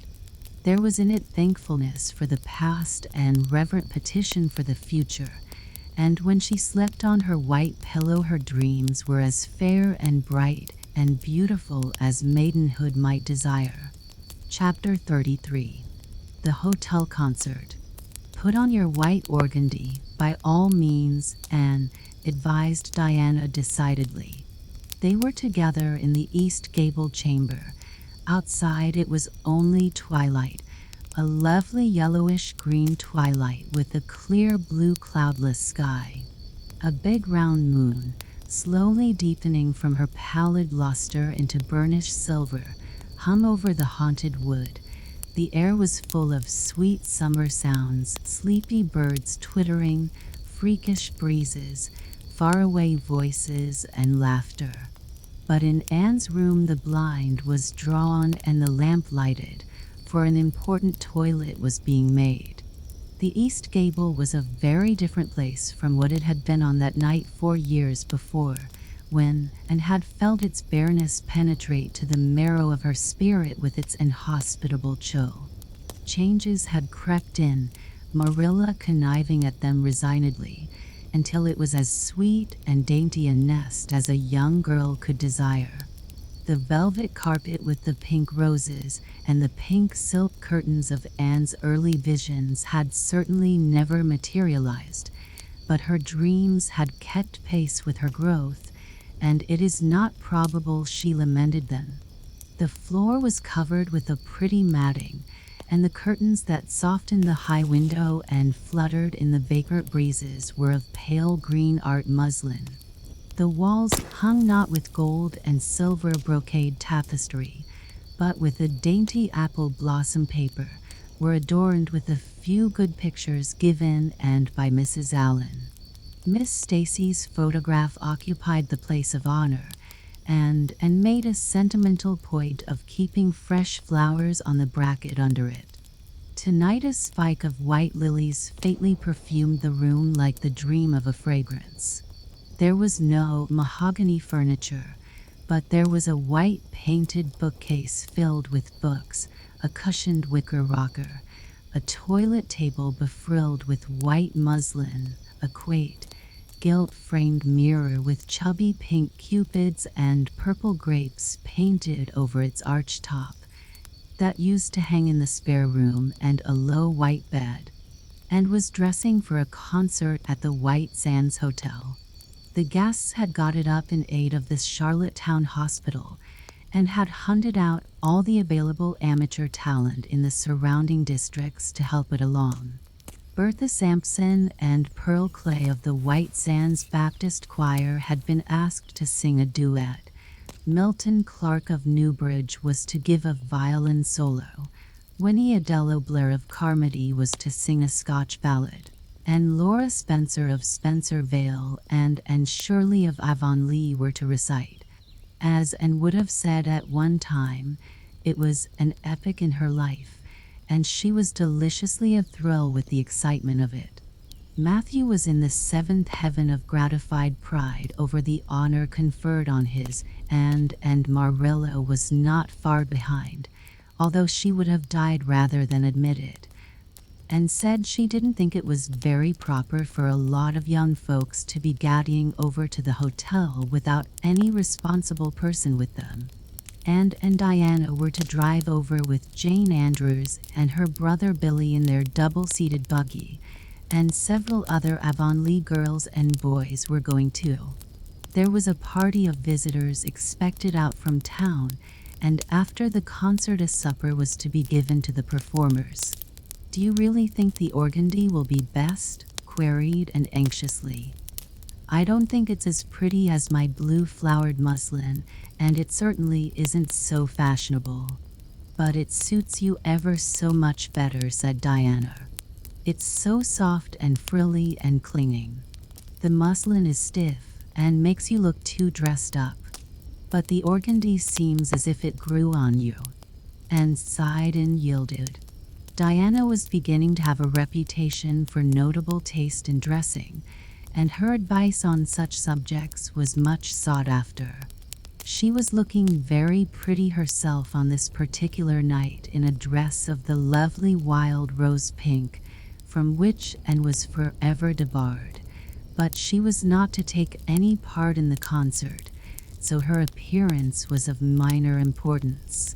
All her pains were bestowed upon Anne, who, she vowed, must, for the credit of Avonlea, be dressed and combed and adorned to the Queen's taste.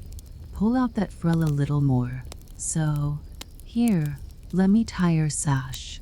Now for your slippers. I'm going to braid your hair in 2 thick braids and tie them halfway up with big white bows. No, don't pull out a single curl over your forehead. Just have the soft part. There is no way you do. Your hair suits you so well. And Mrs. Allen says you look like a Madonna when you part it so. I shall fasten this little white house rose just behind your ear. There was just one on my bush, and I saved it for you.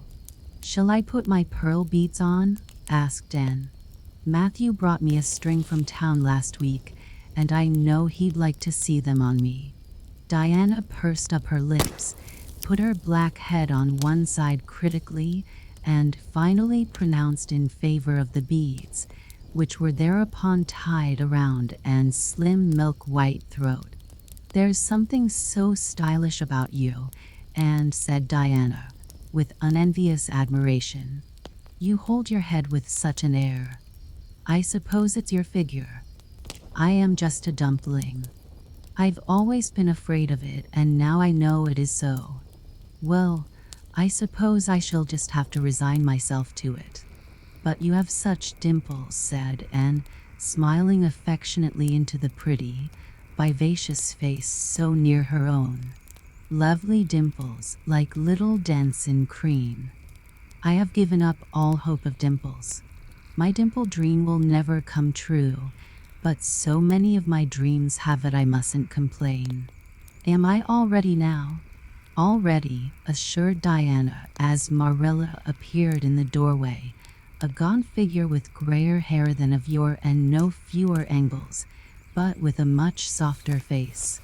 Come right in and look at our elocutionist, Marilla. Doesn't she look lovely? Marilla emitted a sound between a sniff and a grunt. She looks neat and proper. I like that way of fixing her hair. But I expect she'll ruin that dress driving over there in the dust and do with it, and it looks most too thin for these damp nights. Organdy's the most unserviceable stuff in the world anyhow, and I told Matthew so when he got it. But there is no use in saying anything to Matthew nowadays. Time was when he would take my advice, but now he just buys things for Anne regardless, and the clerks at Carmody know they can palm anything off on him. Just let them tell him a thing is pretty and fashionable, and Matthew plunks his money down for it. Mind you keep your skirt clear of the wheel, and put your warm jacket on. Then Marilla stalked downstairs, thinking proudly how sweet Anne looked with that one moonbeam from the forehead to the crown, and regretting that she could not go to the concert herself to hear her girl recite. I wonder if it is too damp for my dress, said Anne anxiously. Not a bit of it, said Diana, pulling up the window blind.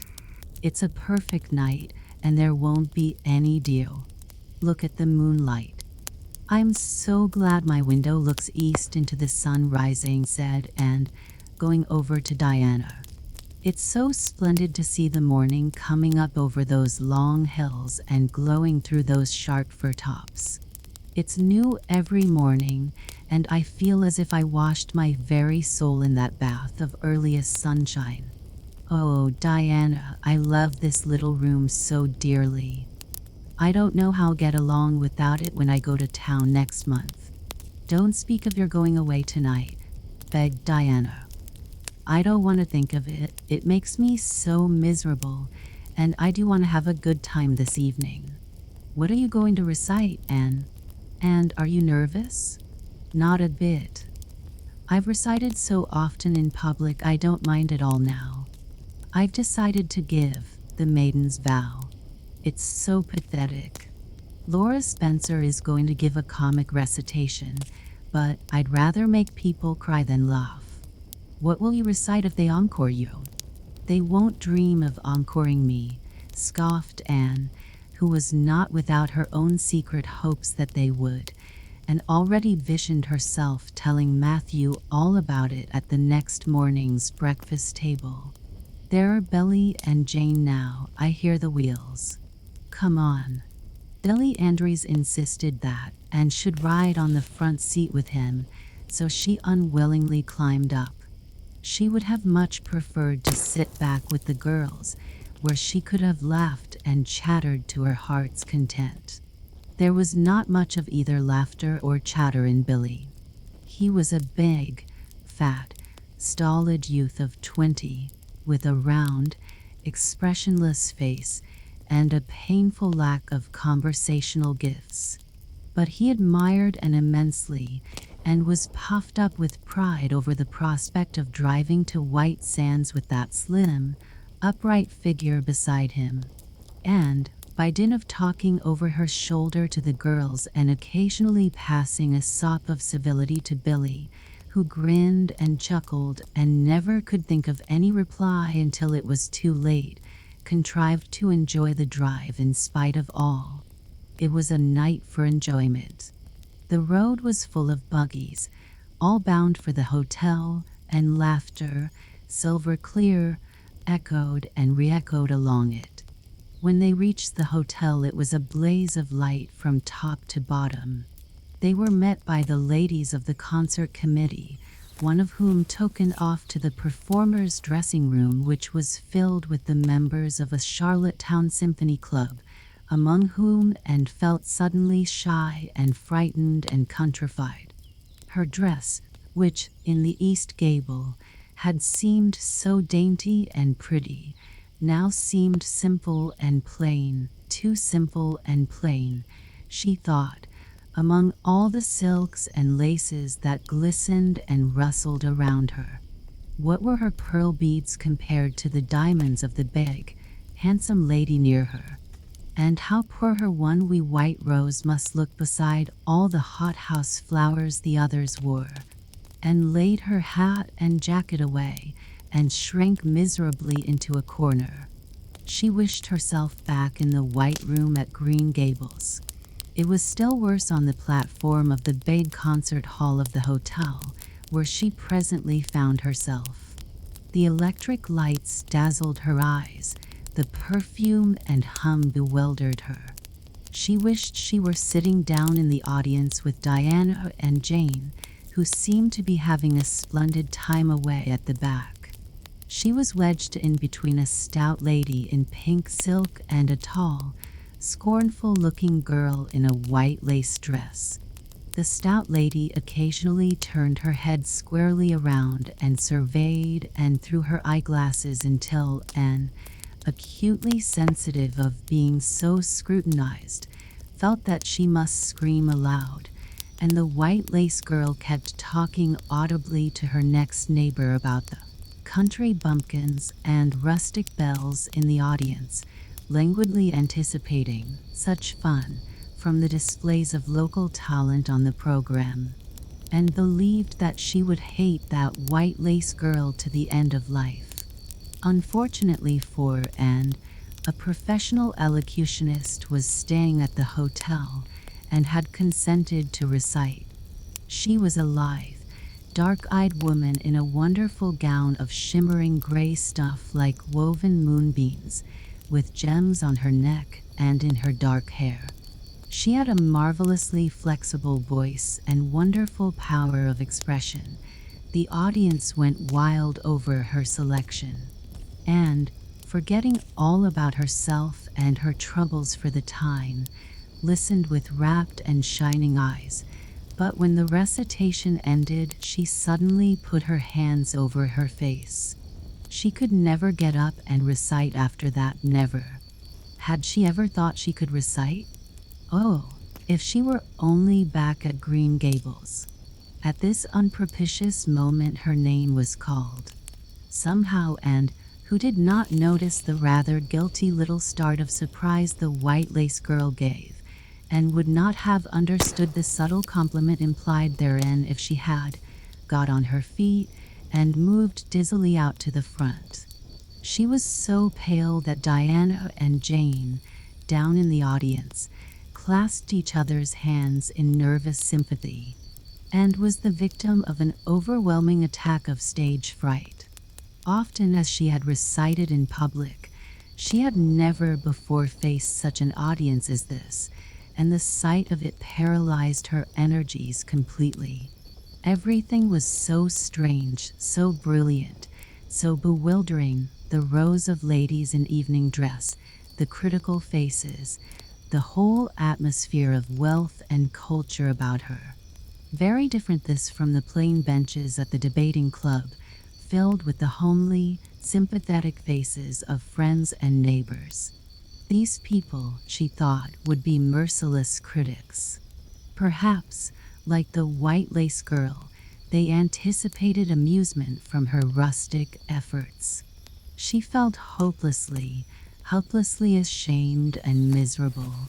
Her knees trembled, her heart fluttered. A horrible faintness came over her.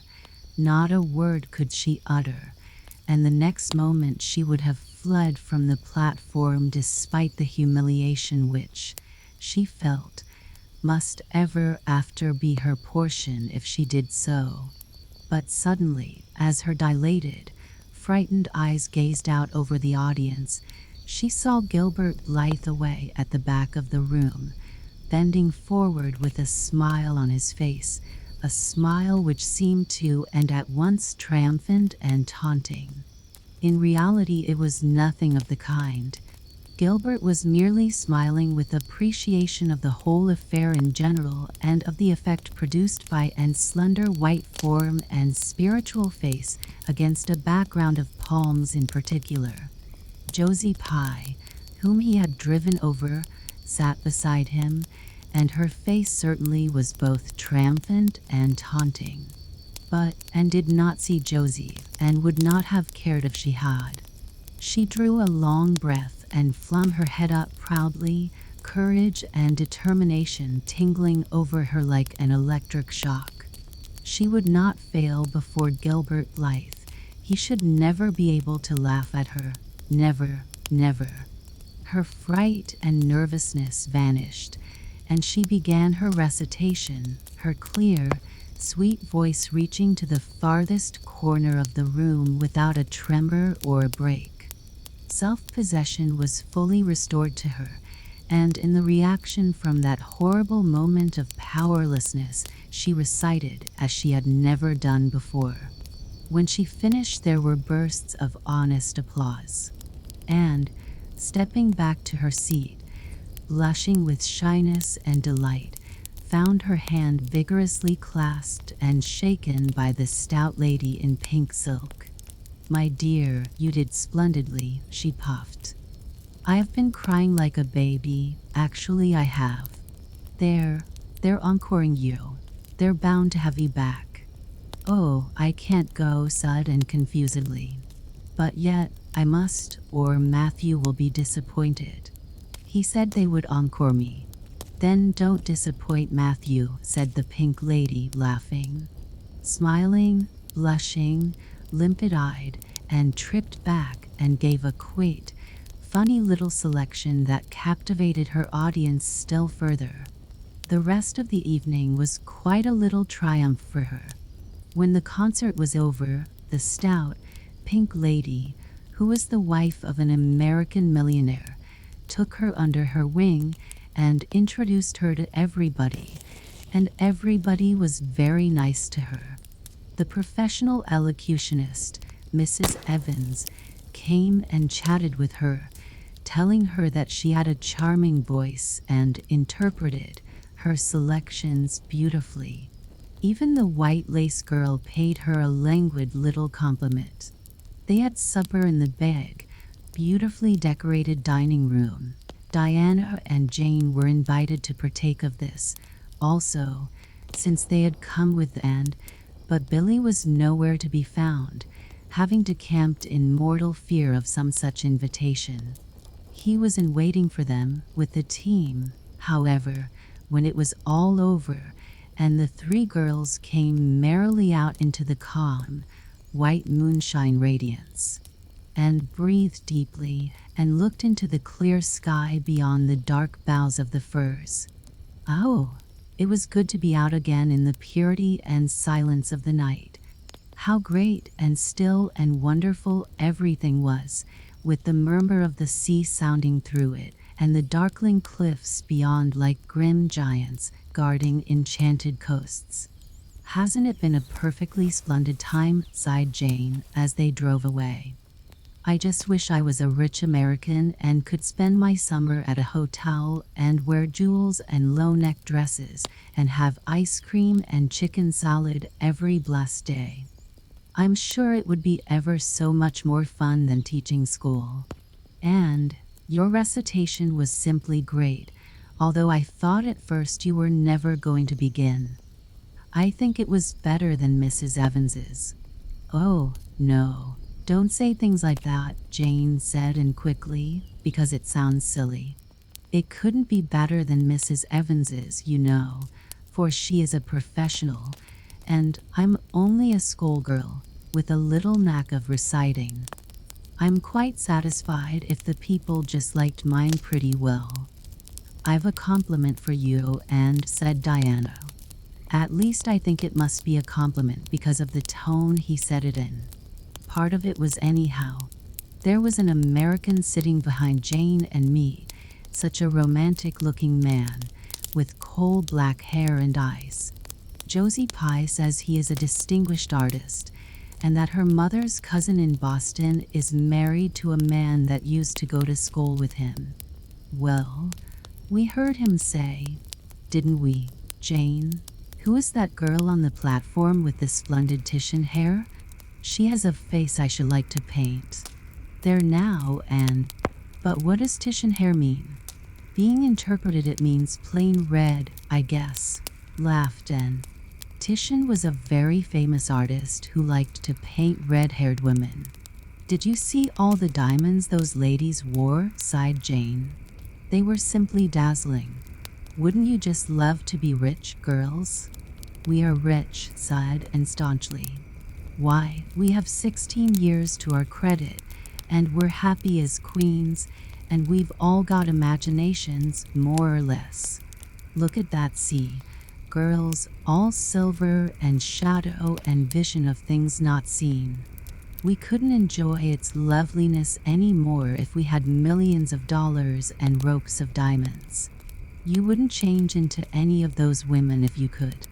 Would you want to be that white lace girl and wear a sour look all your life, as if you'd been born turning up your nose at the world? Or the pink lady, kind and nice as she is, so stout and short that you'd really no figure at all? Or even Mrs. Evans with that sad look in her eyes? She must have been dreadfully unhappy sometime to have such a look. You know you wouldn't, Jane Andrews." "I don't know exactly," said Jane unconvinced. "I think diamonds would comfort a person for a good deal." "Well, I don't want to be anyone but myself, even if I go uncomforted by diamonds all my life," declared Anne. "I'm quite content to be end of Green Gables with my string of pearl beads. I know Matthew gave me as much love with them as ever went with Madame the Pink Lady's jewels." Chapter 34. A Queen's Girl. The next 3 weeks were busy ones at Green Gables, for Anne was getting ready to go to Queen's, and there was much sewing to be done, and many things to be talked over and arranged. Anne's outfit was ample and pretty, for Matthew saw to that, and Marilla for once made no objections whatever to anything he purchased or suggested. More, one evening she went up to the east gable with her arms full of a delicate pale green material. "And here's something for a nice light dress for you. I don't suppose you really need it. You've plenty of pretty waists, but I thought maybe you'd like something real dressy to wear if you were asked out anywhere of an evening in town, to a party or anything like that. I hear that Jane and Ruby and Josie have got evening dresses, as they call them, and I don't mean ye shall be behind them. I got Mrs. Allen to help me pick it in town last week, and we'll get Emily Gillis to make it for you. Emily has got taste, and her fits aren't to be equaled." "Oh, Marilla, it's just lovely, sighed Anne. "Thank you so much.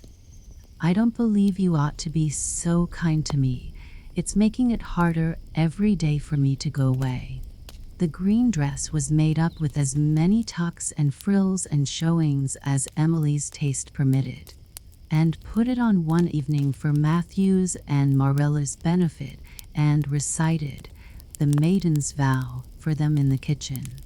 As Marilla watched the bright, animated face and graceful motions, her thoughts went back to the evening and had arrived at Green Gables, and memory recalled a vivid picture of the odd, frightened child in her preposterous yellowish-brown wincey dress, the heartbreak looking out of her tearful eyes.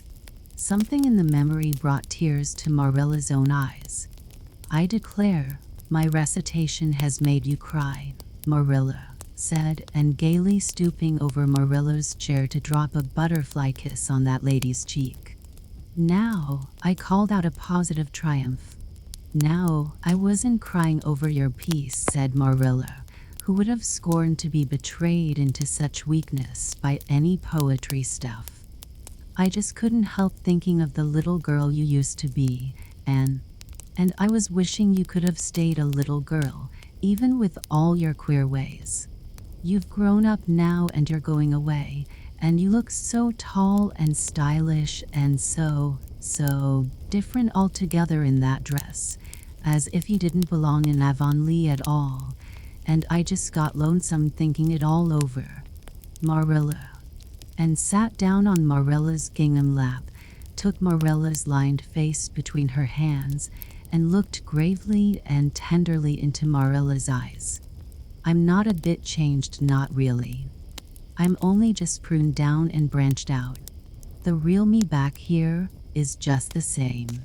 It won't make a bit of difference where I go or how much I change outwardly. At heart I shall always be your little Anne, who'll love you and Matthew and dear Green Gables more and better every day of her life," and laid her fresh young cheek against Marilla's faded one, and reached out a hand to pat Matthew's shoulder. Marilla would have given much just then to have possessed Anne's power of putting her feelings into words, but nature and habit had willed it otherwise, and she could only put her arms close about her girl and hold her tenderly to her heart, wishing that she need never let her go. Matthew, with a suspicious moisture in his eyes, got up and went out off-doors. Under the stars of the blue summer night, he walked agitatedly across the yard to the gate under the poplars. "Well now, I guess she ain't been much spoiled," he muttered proudly. "I guess my putting in my or occasional never did much harm after all. She's smart and pretty and loving, too, which is better than all the rest. She's been a blessing to us, and there never was a luckier mistake than what Mrs. Spencer made, if it was luck. I don't believe it was any such thing. It was Providence, because the Almighty saw we needed her, I reckon."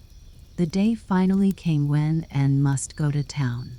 She and Matthew drove in one fine September morning, After a tearful parting with Diana and an untearful practical one, on Marilla's side at least, with Marilla. But when and had gone, Diana dried her tears and went to a beach picnic at White Sands with some of her Carmody cousins, where she contrived to enjoy herself tolerably well, while Marilla plunged fiercely into unnecessary work and kept at it all day long with the bitterest kind of heartache, the ache that burns and gnaws and cannot wash itself away in ready tears. But that night, when Marilla went to bed, acutely and miserably conscious that the little gable room at the end of the hall was untenanted by any vivid young life and unstirred by any soft breathing, she buried her face in her pillow and wept for her girl in a passion of sobs that appalled her when she grew calm enough to reflect how very wicked it must be to take on so about a sinful fellow creature. And the rest of the Avonlea scholars reached town just in time to hurry off to the academy. That first day passed pleasantly enough in a whirl of excitement, meeting all the new students, learning to know the professors by sight, and being assorted and organized into classes. And intended taking up the second year work being advised to do so by Miss Stacy, Gilbert Blythe elected to do the same. This meant getting a first-class teacher's license in 1 year instead of 2, if they were successful, but it also meant much more and harder work. Jane, Ruby, Josie, Charlie, and Moody Spurgeon, not being troubled with the stirrings of ambition, were content to take up this second-class work, and was conscious of a pang of loneliness when she found herself in a room with 50 other students, not one of whom she knew, except the tall, brown-haired boy across the room, and knowing him in the fashion she did not help her much, as she reflected pessimistically. Yet she was undeniably glad that they were in the same class. The old rivalry could still be carried on, and would hardly have known what to do if it had been lacking. I wouldn't feel comfortable without it, she thought. Gilbert looks awfully determined. I suppose he's making up his mind, here and now, to win the medal. What a splendid chin he has. I never noticed it before. I do wish Jane and Ruby had gone in for first class, too. I suppose I won't feel so much like a cad in a strange garret when I get acquainted, though. I wonder which of the girls here are going to be my friends. It's really an interesting speculation. Of course, I promised Diana that no Queen's girl, no matter how much I liked her, should ever be as dear to me as she is, but I've lots of second-best affections to bestow. I like the look of that girl with the brown eyes and the crimson waist. She looks vivid and red-rosy. There's that pale, fair one gazing out of the window. She has lovely hair and looks as if she knew a thing or two about dreams. I'd like to know them both, know them well enough to walk with my arm about their waists and call them nicknames. But just now I don't know them and they don't know me, and probably don't want to know me particularly. Oh, it's lonesome. It was lonesomer still when Anne found herself alone in her hall bedroom that night at twilight. She was not to board with the other girls, who all had relatives in town to take pity on them. Miss Josephine Barry would have liked to board her, but Beechwood was so far from the academy that it was out of the question.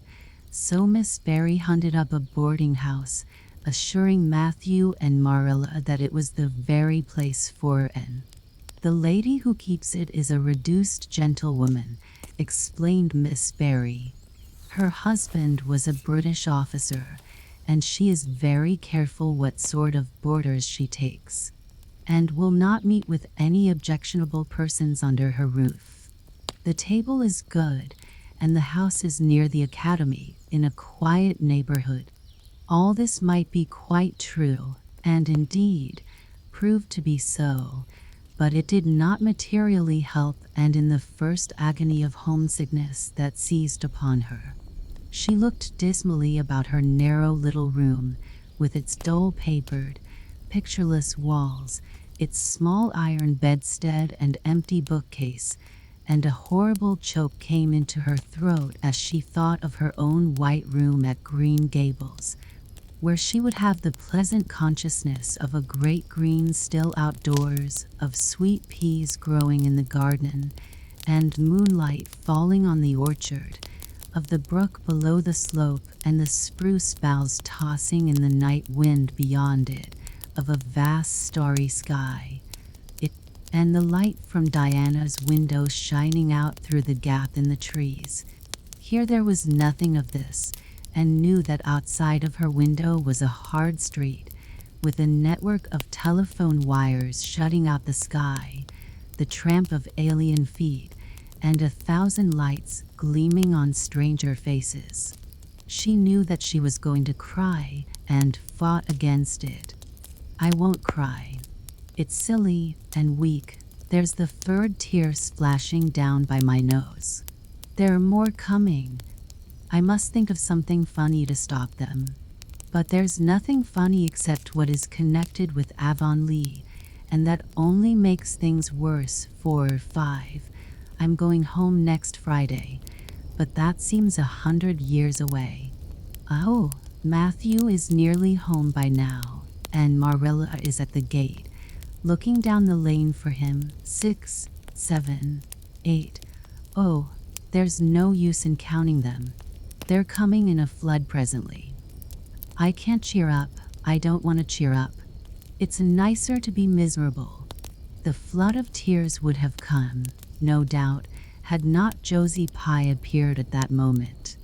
In the joy of seeing a familiar face, and forgot that there had never been much love lost between her and Josie. As a part of Avonlea life, even a Pye was welcome. I'm so glad you came up, Anne said sincerely. You've been crying, remarked Josie, with aggravating pity. I suppose you're homesick. Some people have so little self-control in that respect. I've no intention of being homesick, I can tell you. Town's too jolly after that poky old Avonlea. I wonder how I ever existed there so long. You shouldn't cry, and it isn't becoming, for your nose and eyes get red, and then you seem all red. I'd a perfectly scrumptious time in the academy today. Our French professor is simply a duck.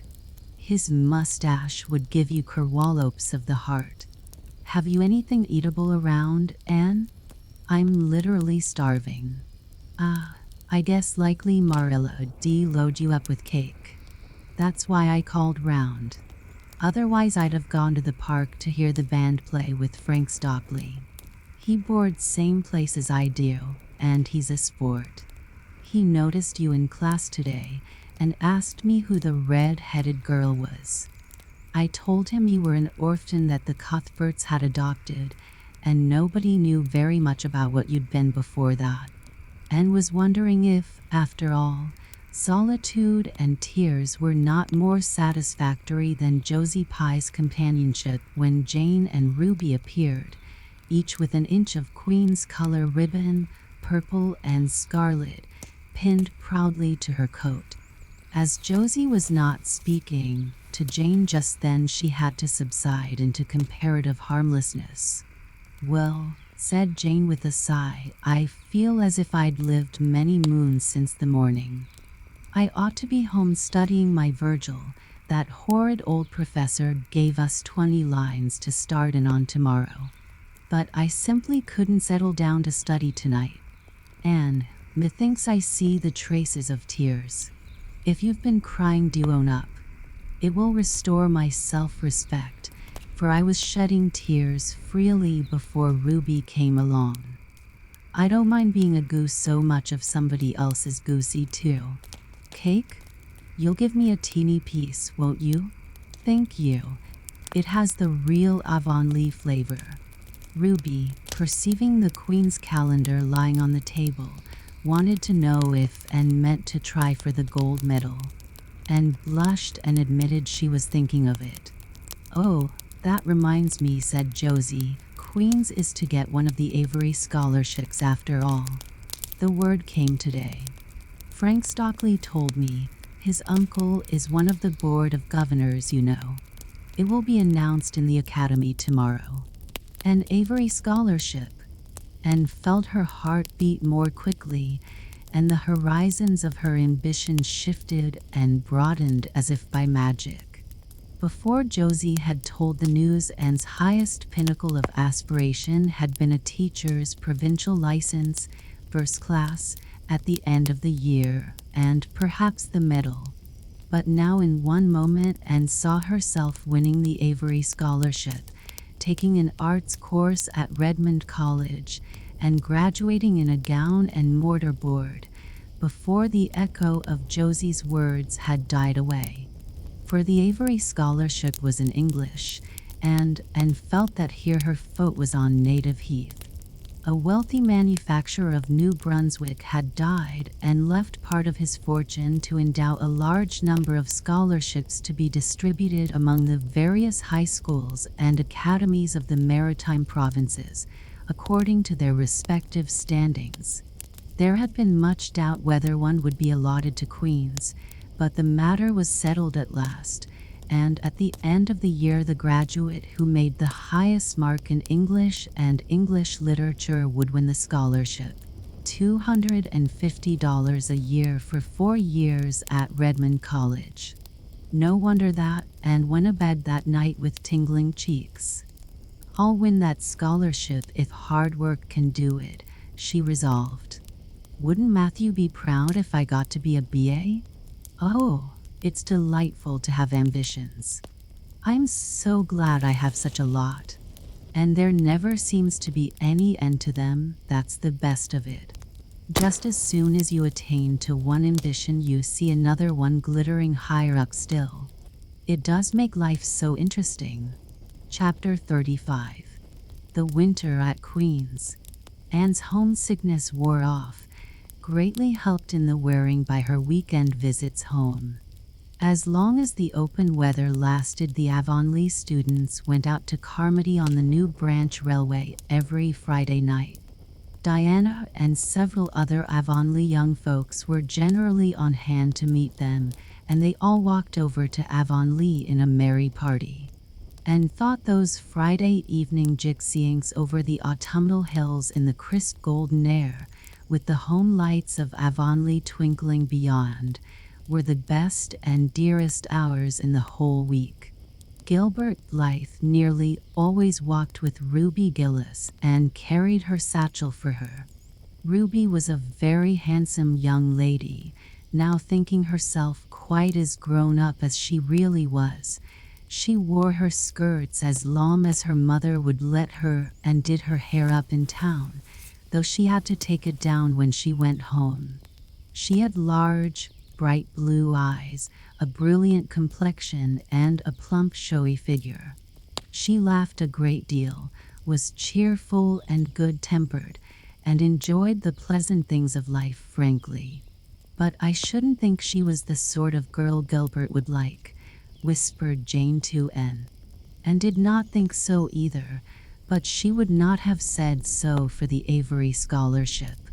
She could not help thinking, too, that it would be very pleasant to have such a friend as Gilbert to jest and chatter with and exchange ideas about books and studies and ambitions. Gilbert had ambitions, she knew, and Ruby Gillis did not seem the sort of person with whom such could be profitably discussed. There was no silly sentiment in Anne's ideas concerning Gilbert. Boys were to her, when she thought about them at all, merely possible good comrades. If she and Gilbert had been friends, she would not have cared how many other friends he had nor with whom he walked. She had a genius for friendship. Girl friends she had in plenty, but she had a vague consciousness that masculine friendship might also be a good thing to round out one's conceptions of companionship and furnish broader standpoints of judgment and comparison. Not that Anne could have put her feelings on the matter into just such clear definition.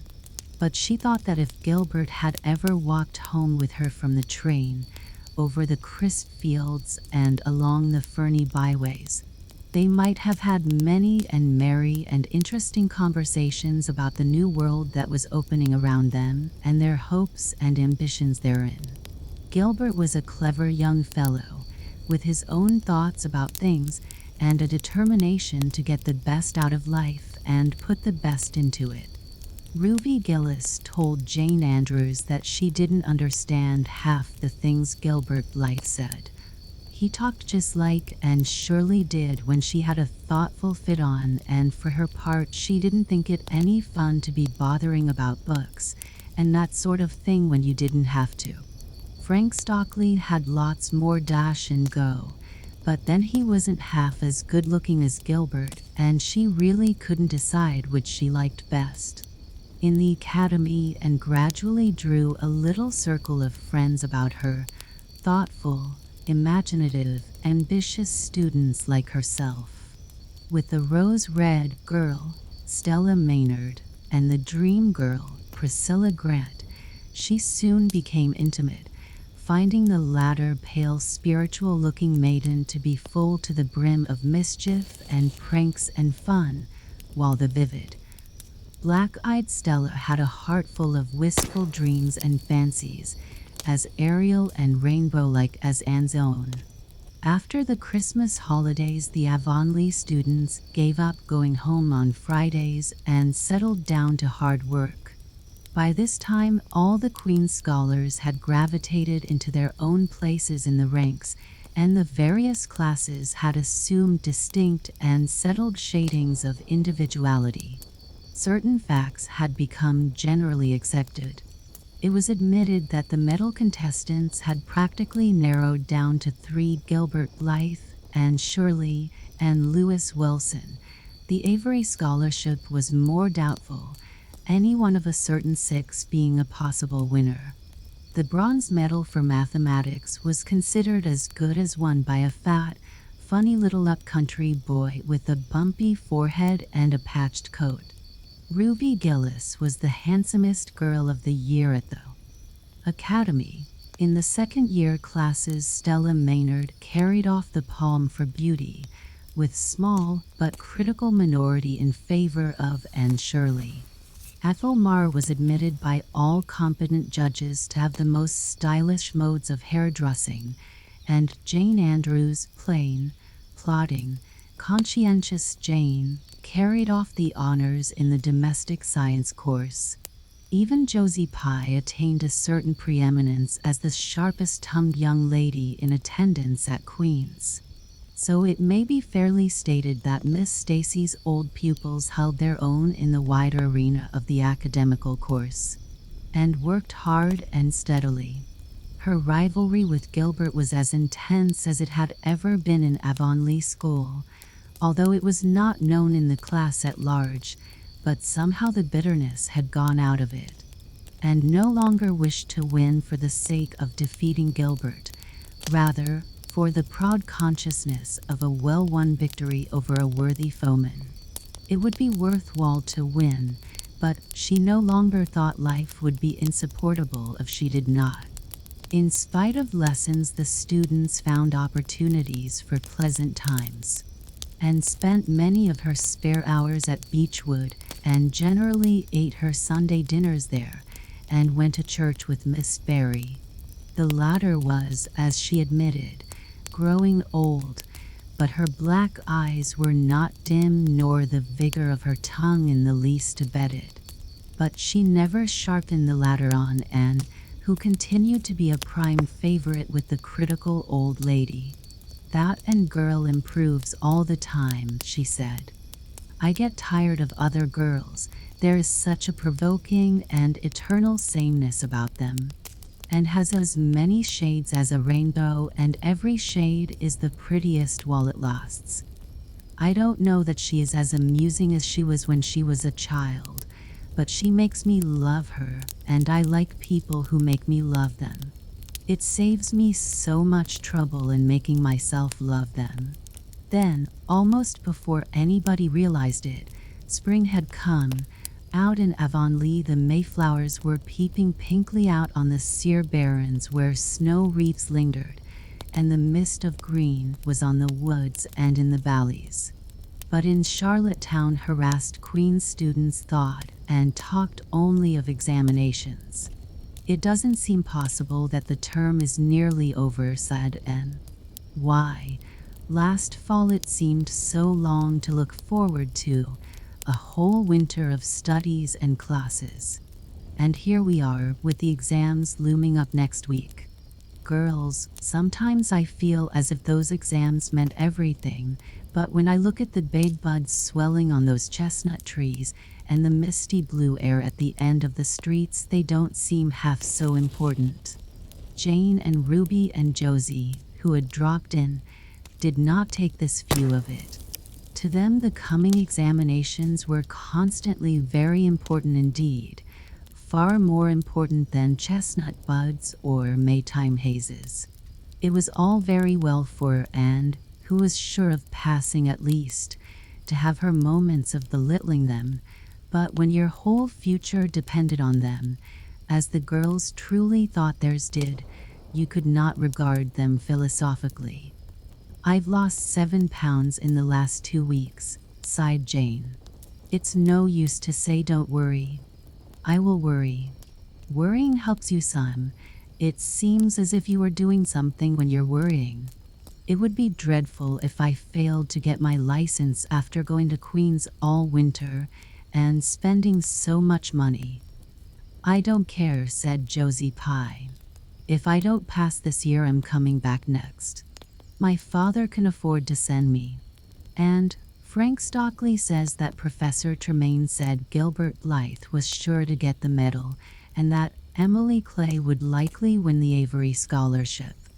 That may make me feel badly tomorrow," Josie laughed Anne, "but just now I honestly feel that as long as I know the violets are coming out all purple down in the hollow below Green Gables, and that little ferns are poking their heads up in Lover's Lane, it's not a great deal of difference whether I win the Avery or not. I've done my best, and I begin to understand what is meant by the joy of the strife. Next to trying and winning, the best thing is trying and failing. Girls, don't talk about exams.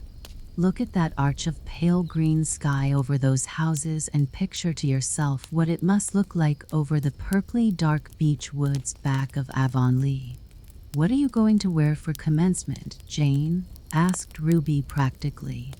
Jane and Josie both answered at once, and the chatter drifted into a side eddy of fashions. But Anne, with her elbows on the windowsill, her soft cheek laid against her clasped hands, and her eyes filled with visions, looked out unheedingly across city roof and spire to that glorious dome of sunset sky, and wove her dreams of a possible future from the golden tissue of youth's own optimism. All the beyond was hers, with its possibilities lurking rosily in the oncoming years, each year a rose of promise to be woven into an immortal chaplet. Chapter 36. The Glory and the Dream. On the morning when the final results of all the examinations were to be posted on the bulletin board at Queen's, Anne and Jane walked down the street together. Jane was smiling and happy. Examinations were over, and she was comfortably sure she had made a pass at least. Further considerations troubled Jane not at all. She had no soaring ambitions and consequently was not affected with the unrest attendant thereon. For we pay a price for everything we get or take in this world, and although ambitions are well worth having, they're not to be cheaply won, but exact their dues of work and self-denial, anxiety and discouragement. Anne was pale and quiet. In 10 more minutes she would know who had won the medal and who the Avery. Beyond those 10 minutes there did not seem, just then, to be anything worth being called time. "Of course you'll win one of them anyhow," said Jane, who couldn't understand how the faculty could be so unfair as to order it otherwise. I have not hope of the Avery, said Anne. Everybody says Emily Clay will win it. And I'm not going to march up to that bulletin board and look at it before everybody. I haven't the moral courage. I'm going straight to the girls' dressing room. You must read the announcements and then come and tell me, Jane. And I implore you in the name of our old friendship to do it as quickly as possible. If I have failed, just say so, without trying to break it gently, and whatever you do, don't sympathize with me. Promise me this, Jane. Jane promised solemnly, but, as it happened, there was no necessity for such a promise. When they went up the entrance steps of Queen's, they found the hall full of boys who were carrying Gilbert Blythe around on their shoulders and yelling at the tops of their voices, "Hurrah for Blythe, medalist!" For a moment Anne felt one sickening pang of defeat and disappointment. So she had failed and Gilbert had won. Well, Matthew would be sorry. He had been so sure she would win.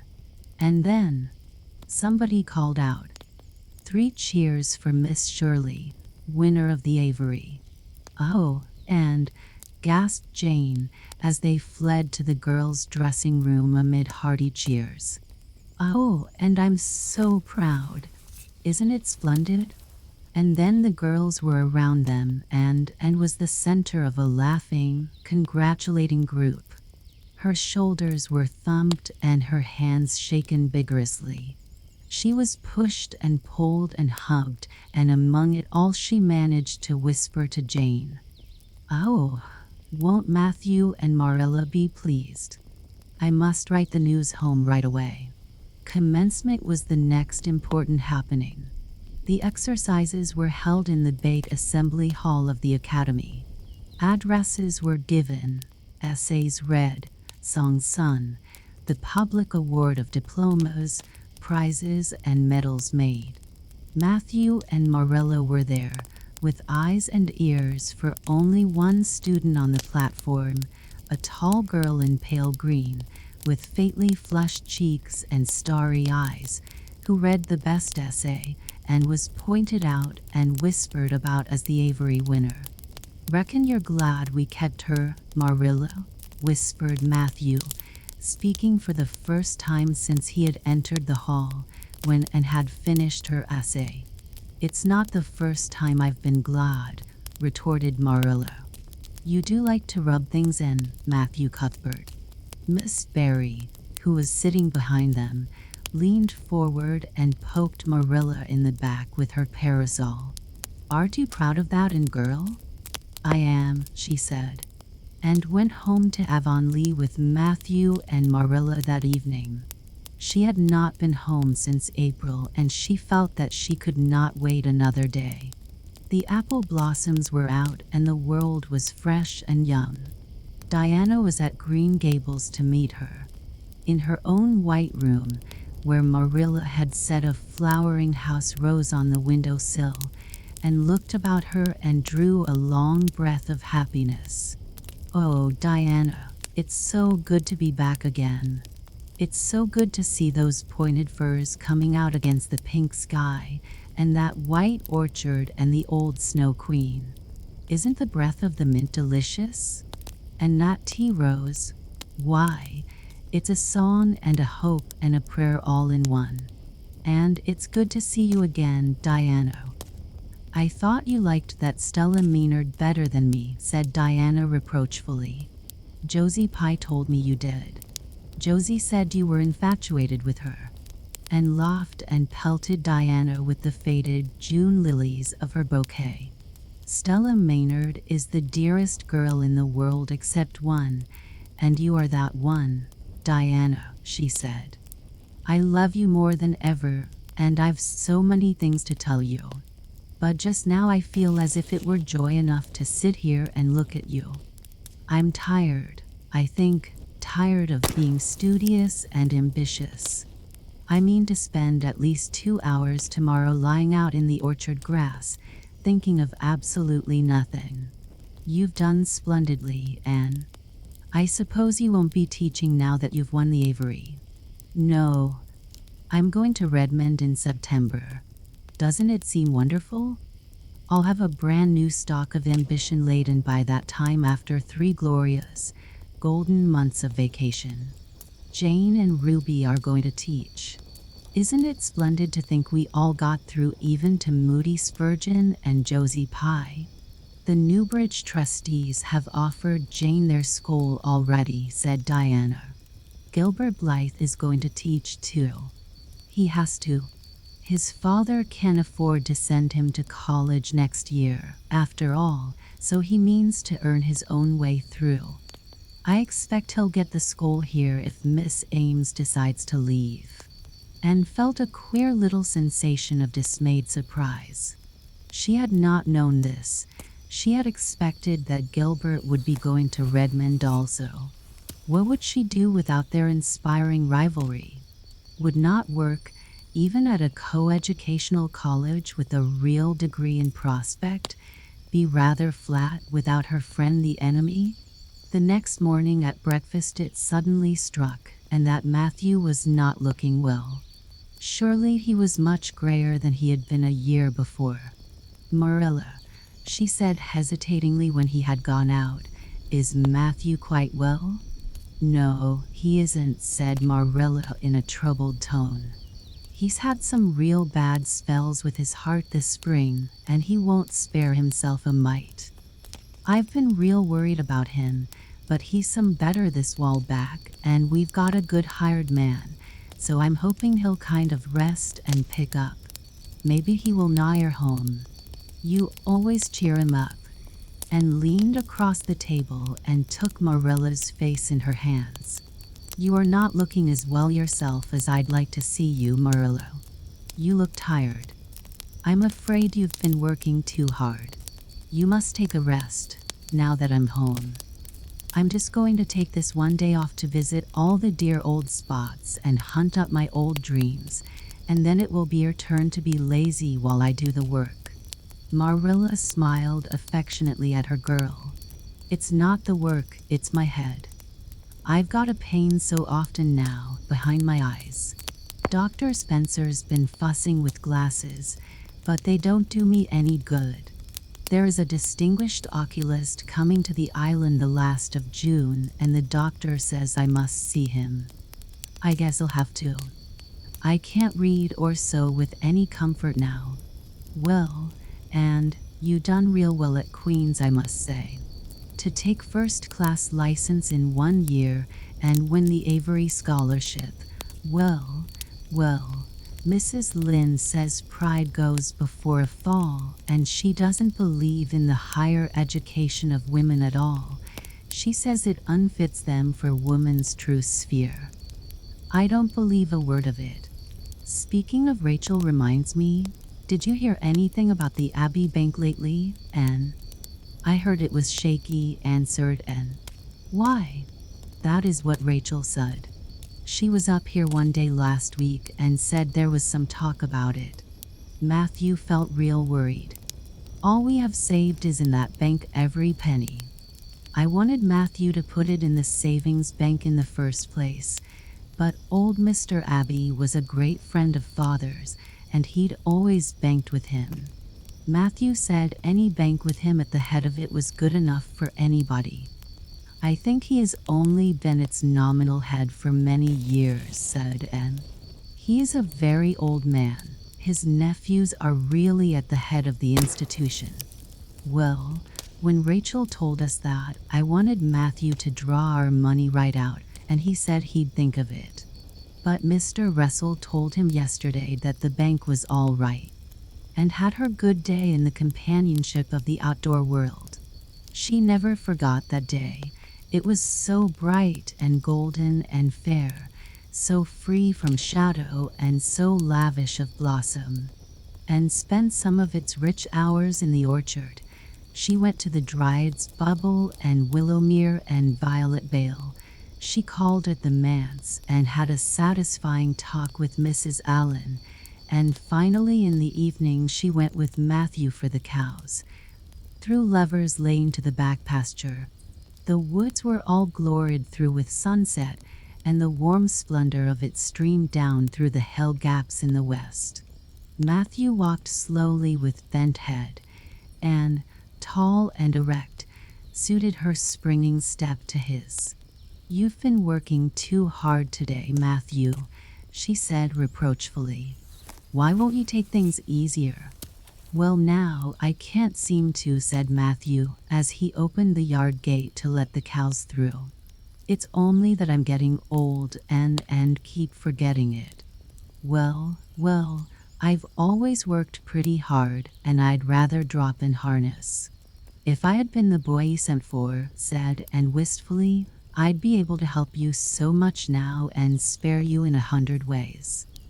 I could find it in my heart to wish I had been, just for that."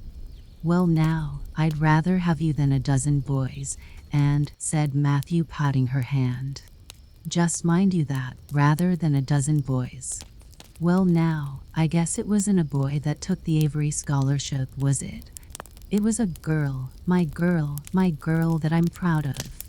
He smiled his shy smile at her as he went into the yard, and took the memory of it with her when she went to her room that night and sat for a long while at her open window, thinking of the past and dreaming of the future. Outside, the Snow Queen was mistily white in the moonshine. The frogs were singing in the marsh beyond Orchard Slope, and always remembered the silvery, peaceful beauty and fragrant calm of that night. It was the last night before sorrow touched her life, and no life is ever quite the same again when once that cold, sanctifying touch has been laid upon it.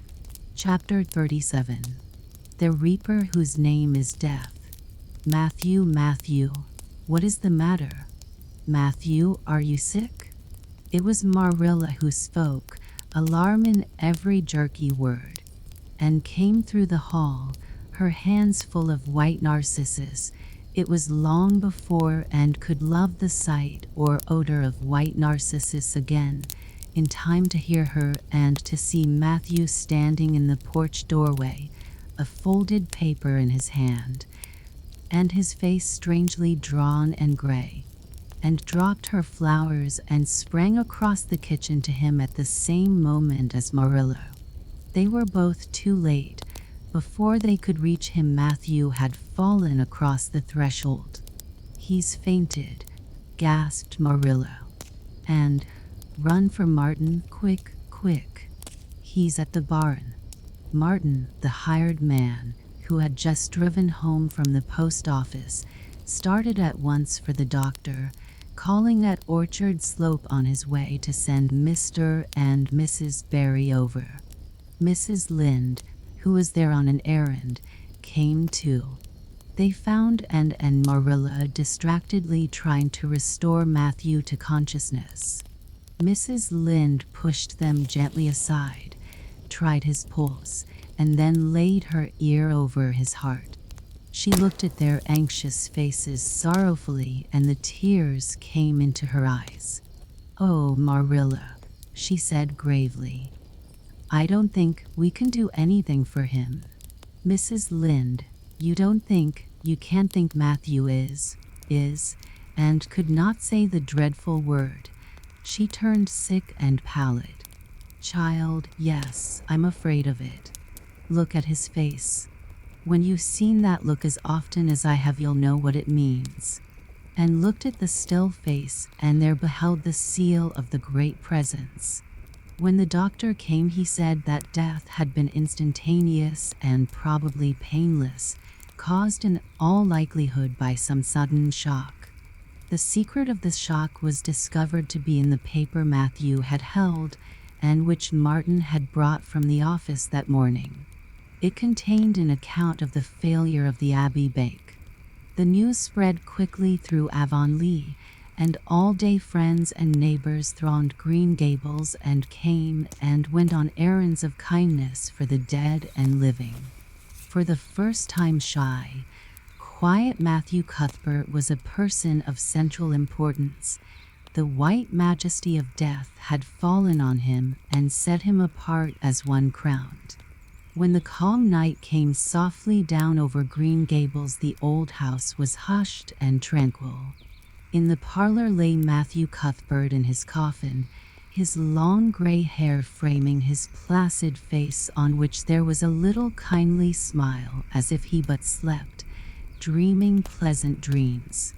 There were flowers about him, sweet old-fashioned flowers which his mother had planted in the homestead garden in her bridal days, and for which Matthew had always had a secret, wordless love, and had gathered them and brought them to him, her anguished, tearless eyes burning in her white face.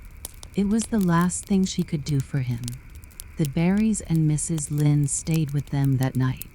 Diana, going to the east gable, where Anne was standing at her window, said gently, "And dear, would you like to have me sleep with you tonight?" "Thank you, Diana," and looked earnestly into her friend's face. "I think you won't misunderstand me when I say I want to be alone. I'm not afraid. I haven't been alone 1 minute since it happened, and I want to be. I want to be quite silent and quiet and try to realize it. I can't realize it. Half the time it seems to me that Matthew can't be dead, and the other half it seems as if he must have been dead for a long time, and I've had this horrible dull ache ever since." Diana did not quite understand. Marilla's impassioned grief, breaking all the bounds of natural reserve and lifelong habit in its stormy rush, she could comprehend better than Anne's tearless agony. But she went away kindly, leaving Anne alone to keep her first vigil with sorrow, and hoped that the tears would come in solitude. It seemed to her a terrible thing that she could not shed a tear for Matthew, whom she had loved so much and who had been so kind to her, Matthew who had walked with her last evening at sunset and was now lying in the dim room below with that awful peace on his brow. But no tears came at first, even when she knelt by her window in the darkness and prayed, looking up to the stars beyond the hills. No tears, only the same horrible dull ache of misery that kept on aching until she fell asleep, worn out with the day's pain and excitement. In the night she awakened, with the stillness and the darkness about her, and the recollection of the day came over her like a wave of sorrow. She could see Matthew's face smiling at her as he had smiled when they parted at the gate that last evening. She could hear his voice saying, my girl that I'm proud of." Then the tears came and wept her heart out. Marilla heard her and crept in to comfort her. There, don't cry so, dearie. It can't bring him back. It isn't right to cry so. I knew that today, but I couldn't help it then. He'd always been such a good, kind brother to me, but God knows best. Oh, just let me cry, Marilla, sobbed Anne. The tears don't hurt me like that ache did. Stay here for a little while with me and keep your arm round me, so. I couldn't have Diana stay. She's good and kind and sweet, but it's not her sorrow. She's outside of it, and she couldn't come close enough to my heart to help me. It's our sorrow, yours and mine. Oh, Marilla, what will we do without him? We've got each other, and I don't know what I'd do if you weren't here, if you'd never come. Oh, and I know I've been kind of strict and harsh with you maybe, but you mustn't think I didn't love you as well as Matthew did, for all that. I want to tell you now, and I can. It's never been easy for me to say things out of my heart, but at times like this it's easier. I love you as dear as if you were my own flesh and blood, and you've been my joy and comfort ever since you came to Green Gables. 2 days afterwards they carried Matthew Cuthbert over his homestead threshold and away from the fields he had tilled and the orchards he had loved, and the trees he had planted. And then Avonlea settled back to its usual placidity, and even at Green Gables affairs slipped into their old groove, and work was done and duties fulfilled with regularity as before, although always with the aching sense of loss in all familiar things. And, new to grief, thought it almost sad that it could be so, that they could go on in the old way without Matthew. She felt something like shame and remorse when she discovered that the sunrises behind the firs and the pale pink buds opening in the garden gave her the old inrush of gladness when she saw them. That Diana's visits were pleasant to her, and that Diana's merry words and ways moved her to laughter and smiles, that, in brief, the beautiful world of blossom and love and friendship had lost none of its power to please her fancy and thrill her heart. That life still called to her with many insistent voices. It seems like disloyalty to Matthew, somehow, to find pleasure in these things now that he is gone, she said wistfully to Mrs. Allen one evening when they were together in the manse garden. I miss him so much, all the time, and yet, Mrs. Allen, the world and life seem very beautiful and interesting to me for all. Today Diana said something funny and I found myself laughing. I thought when it happened I could never laugh again. And it somehow seems as if I oughtn't to. When Matthew was here he liked to hear you laugh, and he liked to know that you found pleasure in the pleasant things around you, said Mrs. Allen gently. He is just away now, and he likes to know it just the same. I am sure we should not shut our hearts against the healing influences that nature offers us. But I can understand your feeling. I think we all experience the same thing. We resent the thought that anything can please us when someone we love is no longer here to share the pleasure with us, and we almost feel as if we were unfaithful to our sorrow when we find our interest in life returning to us. I was down to the graveyard to plant a rosebush on Matthew's grave this afternoon, said Anne dreamily. I took a slip of the little white Scotch rosebush his mother brought out from Scotland long ago. Matthew always liked those roses the best. They were so small and sweet on their thorny stems. It made me feel glad that I could plant it by his grave, as if I were doing something that must please him in taking it there to be near him. I hope he has roses like them in heaven. Perhaps the souls of all those little white roses that he has loved so many summers were all there to meet him. I must go home now. Marilla is all alone and she gets lonely at twilight. She will be lonelier still, I fear, when you go away again to college, said Mrs. Allen. And did not reply. She said good night and went slowly back to Green Gables. Marilla was sitting on the front door steps and sat down beside her. The door was open behind them, held back by a big pink conch shell with hints of sea sunsets in its smooth inner convolutions, and gathered some sprays of pale yellow honeysuckle and put them in her hair. She liked the delicious hint of fragrance as some aerial benediction above her every time she moved. Dr. Spencer was here while you were away, Marilla said. He says that the specialist will be in town tomorrow, and he insists that I must go in and have my eyes examined.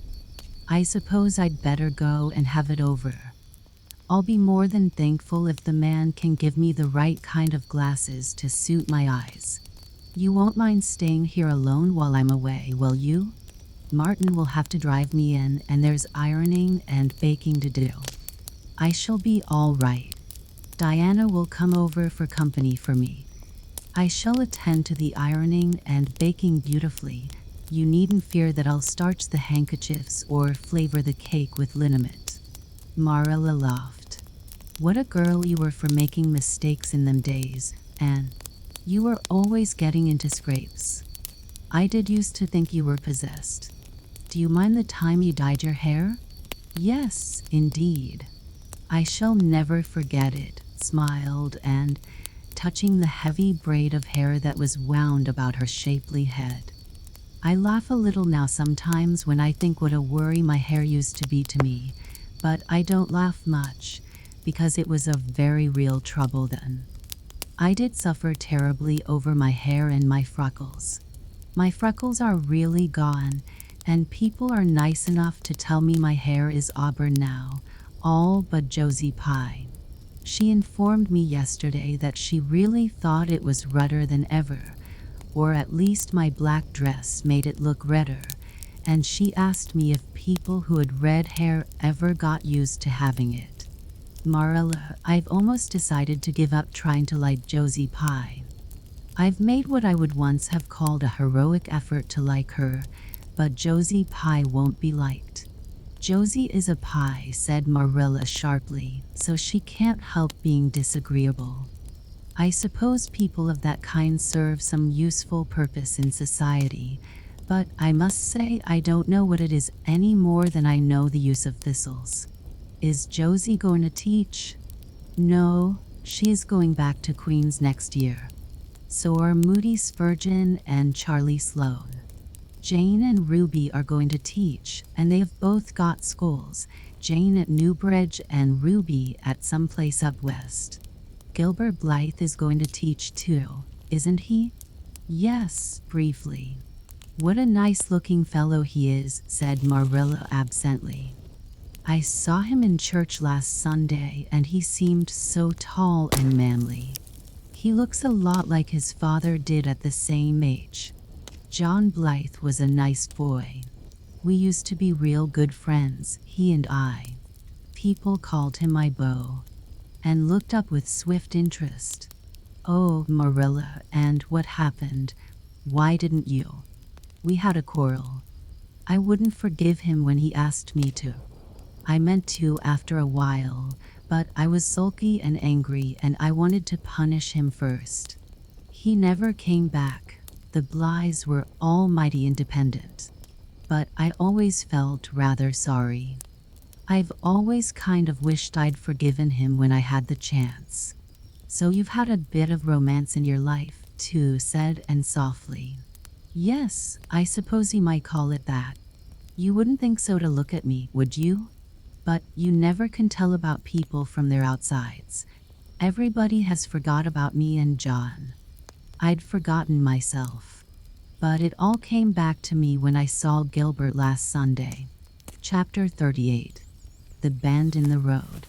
Marilla went to town the next day and returned in the evening, and had gone over to Orchard Slope with Diana and came back to find Marilla in the kitchen, sitting by the table with her head leaning on her hand. Something in her dejected attitude struck a chill to Anne's heart. She had never seen Marilla sit limply inert like that. Are you very tired, Marilla? Yes, no, I don't know, said Marilla wearily, looking up. I suppose I am tired, but I haven't thought about it. It's not that. Did you see the oculist? What did he say? Asked Anne anxiously. Yes, I saw him. He examined my eyes. He says that if I give up all reading and sewing entirely and any kind of work that strains the eyes, and if I'm careful not to cry, and if I wear the glasses he's given me, he thinks my eyes may not get any worse and my headaches will be cured. But if I don't, he says I'll certainly be stone blind in 6 months. Blind. And just think of it. For a minute, Anne, after her first quick exclamation of dismay, was silent. It seemed to her that she could not speak. Then she said bravely, but with a catch in her voice, Marilla, don't think of it. You know he has given you hope. If you are careful, you won't lose your sight altogether. And if his glasses cure your headaches, it will be a great thing. I don't call it much hope, said Marilla bitterly. What am I to live for if I can't read or sew or do anything like that? I might as well be blind or dead. And as for crying, I can't help that when I get lonesome. But there, it's no good talking about it. If you'll get me a cup of tea, I'll be thankful. I'm about done out. Don't say anything about this to anyone for a spell yet, anyway. I can't bear that folks should come here to question and sympathize and talk about it. When Marilla had eaten her lunch and persuaded her to go to bed, then and went herself to the east gable and sat down by her window in the darkness alone with her tears and her heaviness of heart. How sadly things had changed since she had sat there the night after coming home. Then she had been full of hope and joy, and the future had looked rosy with promise, and felt as if she had lived years since then. But before she went to bed, there was a smile on her lips and peace in her heart. She had looked her duty courageously in the face and found it a friend, as duty ever is when we meet it frankly. One afternoon, a few days later, Marilla came slowly in from the front yard where she had been talking to a caller, a man whom Anne knew by sight as Sadler from Carmody, and wondered what he could have been saying to bring that look to Marilla's face. What did Mr. Sadler want, Marilla? Marilla sat down by the window and looked at Anne. There were tears in her eyes in defiance of the Oculus prohibition, and her voice broke as she said, "He heard that I was going to sell Green Gables, and he wants to buy it." Buy it? Buy Green Gables? And wondered if she had heard aright. "Oh, Marilla, you don't mean to sell Green Gables.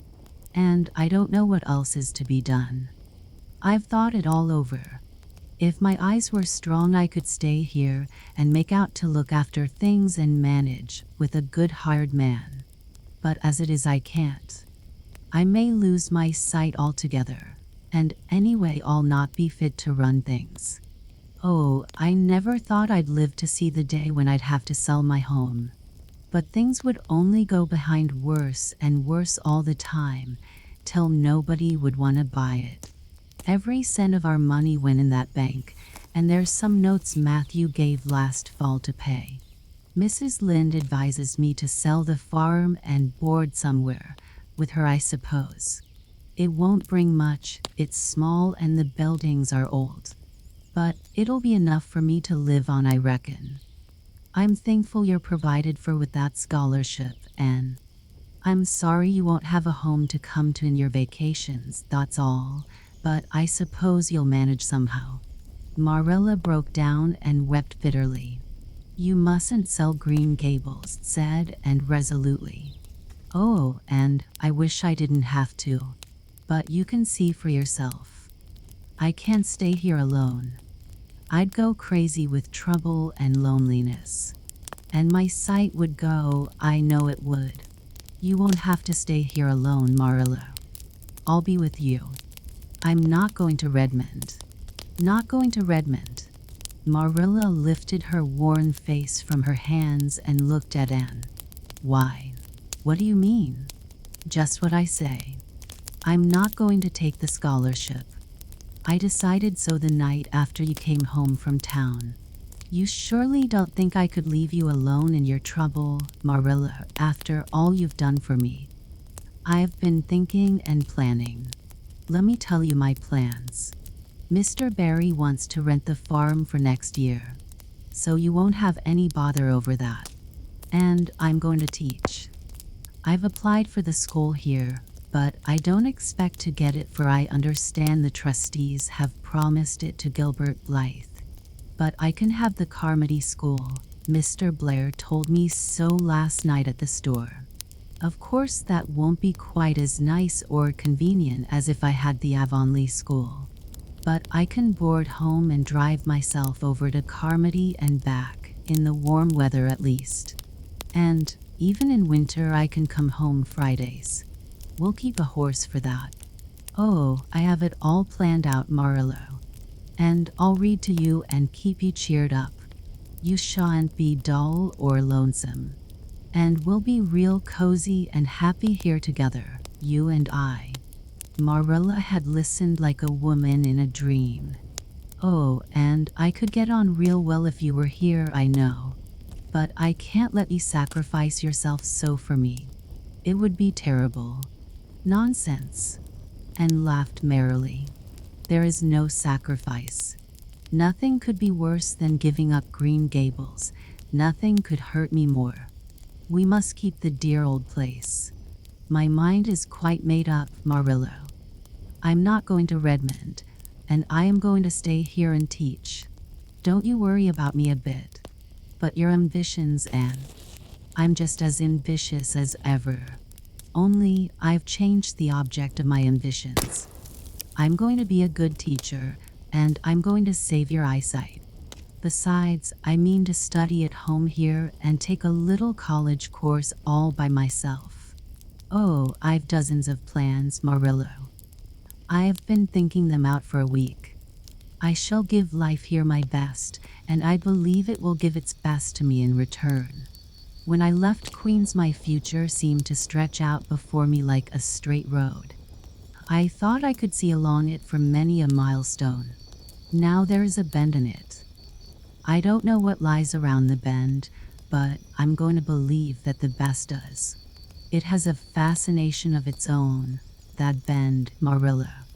I wonder how the road beyond it goes, what there is of green glory and soft, checkered light and shadows, what new landscapes, what new beauties, what curves and hills and valleys further on.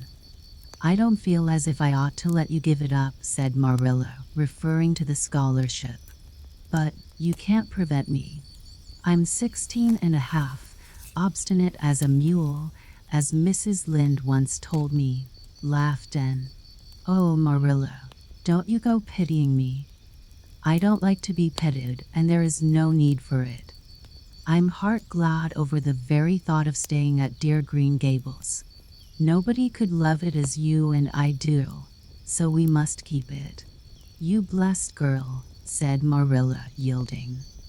I feel as if you'd given me new life. I guess I ought to stick out and make you go to college, but I know I can't, so I ain't going to try. I'll make it up to you though, Anne. When it became noised abroad in Avonlea that Anne Shirley had given up the idea of going to college and intended to stay home and teach, there was a good deal of discussion over it. Most of the good folks, not knowing about Marilla's eyes, thought she was foolish. Mrs. Allen did not. She told and so in approving words that brought tears of pleasure to the girl's eyes. Neither did good Mrs. Lynde. She came up one evening and found Anne and Marilla sitting at the front door in the warm, scented summer dusk. They liked to sit there when the twilight came down and the white moths flew about in the garden and the odor of mint filled the dewy air. Mrs. Rachel deposited her substantial person upon the stone bench by the door, behind which grew a row of tall pink and yellow hollyhocks, with a long breath of mingled weariness and relief. I declare I'm getting glad to sit down. I've been on my feet all day, and 200 pounds is a good bit for 2 feet to carry round. It's a great blessing not to be fat, Marilla. I hope you appreciate it. Well, and I hear you've given up your notion of going to college. I was real glad to hear it. You've got as much education now as a woman can be comfortable with. I don't believe in girls going to college with the men and cramming their heads full of Latin and Greek and all that nonsense. But I'm going to study Latin and Greek just the same, Mrs. Lynde said, and laughing. I'm going to take my arts course right here at Green Gables and study everything that I would at college. Mrs. Lynde lifted her hands in holy horror. And surely you'll kill yourself. Not a bit of it. I shall thrive on it. Oh, I'm not going to overdo things. As Josiah Allen's wife says, I shall be medium. But I've lots of spare time in the long winter evenings, and I've no vocation for fancy work. I'm going to teach over at Carmody, you know. I don't know it. I guess you're going to teach right here in Avonlea. The trustees have decided to give you the school." Mrs. Lynde cried and springing to her feet in her surprise. "Why, I thought they had promised it to Gilbert Blythe." "So they did. But as soon as Gilbert heard that you had applied for it, he went to them. They had a business meeting at the school last night, and told them that he withdrew his application and suggested that they accept yours. He said he was going to teach at White Sands. Of course, he knew how much you wanted to stay with Marilla, and I must say I think it was real kind and thoughtful in him. That's what. Real self-sacrificing, too, for he'll have his board to pay at White Sands, and everybody knows he's got to earn his own way through college. So the trustees decided to take you. I was tickled to death when Thomas came home and told me. I don't feel that I ought to take it," murmured Anne. "I mean, I don't think I ought to let Gilbert make such a sacrifice for me. I guess you can't prevent him now. He signed papers with the White Sands trustees. So it wouldn't do him any good now if you were to refuse. Of course you'll take the school. You'll get along all right, now that there are no pies going." Josie was the last of them, and a good thing she was, that's what. There's been some pie or other going to Avonlea School for the last 20 years, and I guess their mission in life was to keep school teachers reminded that Earth isn't their home. Bless my heart. What does all that winking and blinking at the Berry Gable mean? "Diana is signaling for me to go over," laughed Anne. "You know we keep up the old custom. Excuse me while I run over and see what she wants." And ran down the clover slope like a deer and disappeared in the furry shadows of the haunted wood. Mrs. Lynde looked after her indulgently. "There's a good deal of the child about her yet in some ways.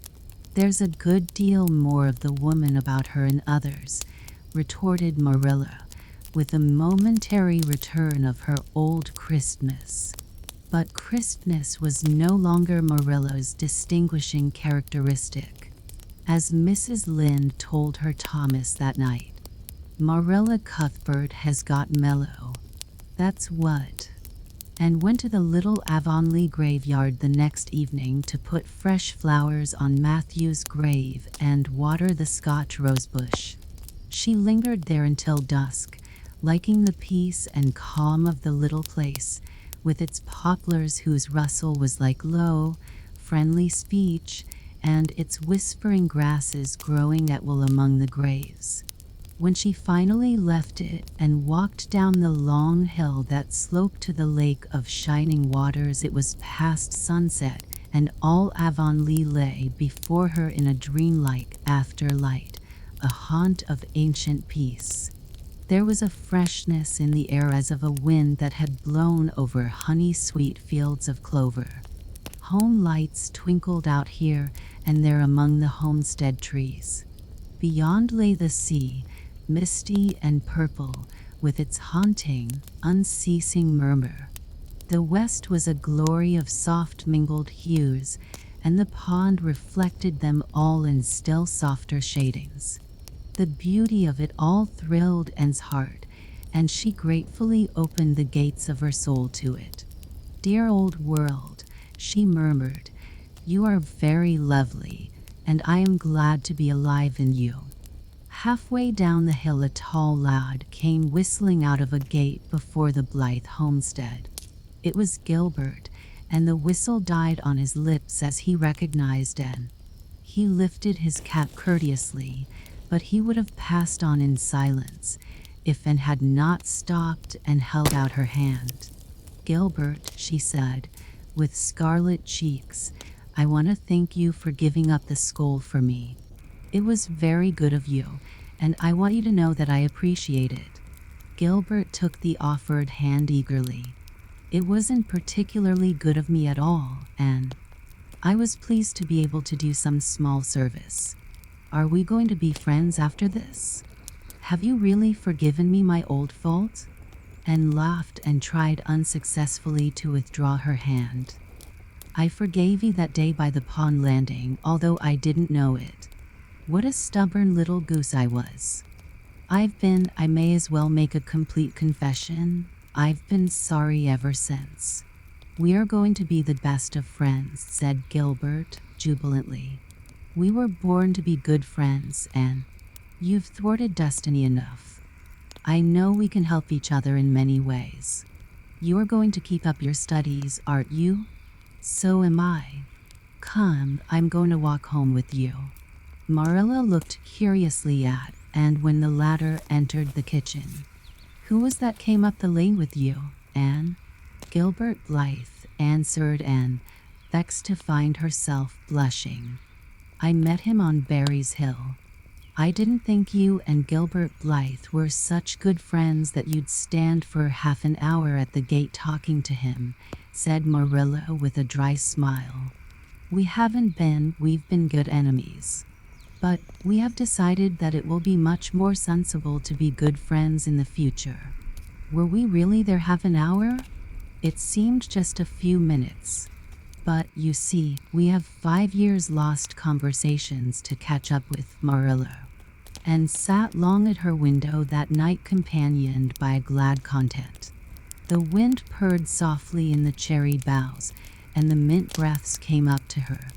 The stars twinkled over the pointed firs in the hollow, and Diana's light gleamed through the old gap. Anne's horizons had closed in since the night she had sat there after coming home from Queen's, but if the path set before her feet was to be narrow, she knew that flowers of quiet happiness would bloom along it. The joy of sincere work and worthy aspiration and congenial friendship were to be hers. Nothing could rob her of her birthright of fancy or her ideal world of dreams. And there was always the bend in the road. God's in his heaven, all's right with the world, whispered and softly.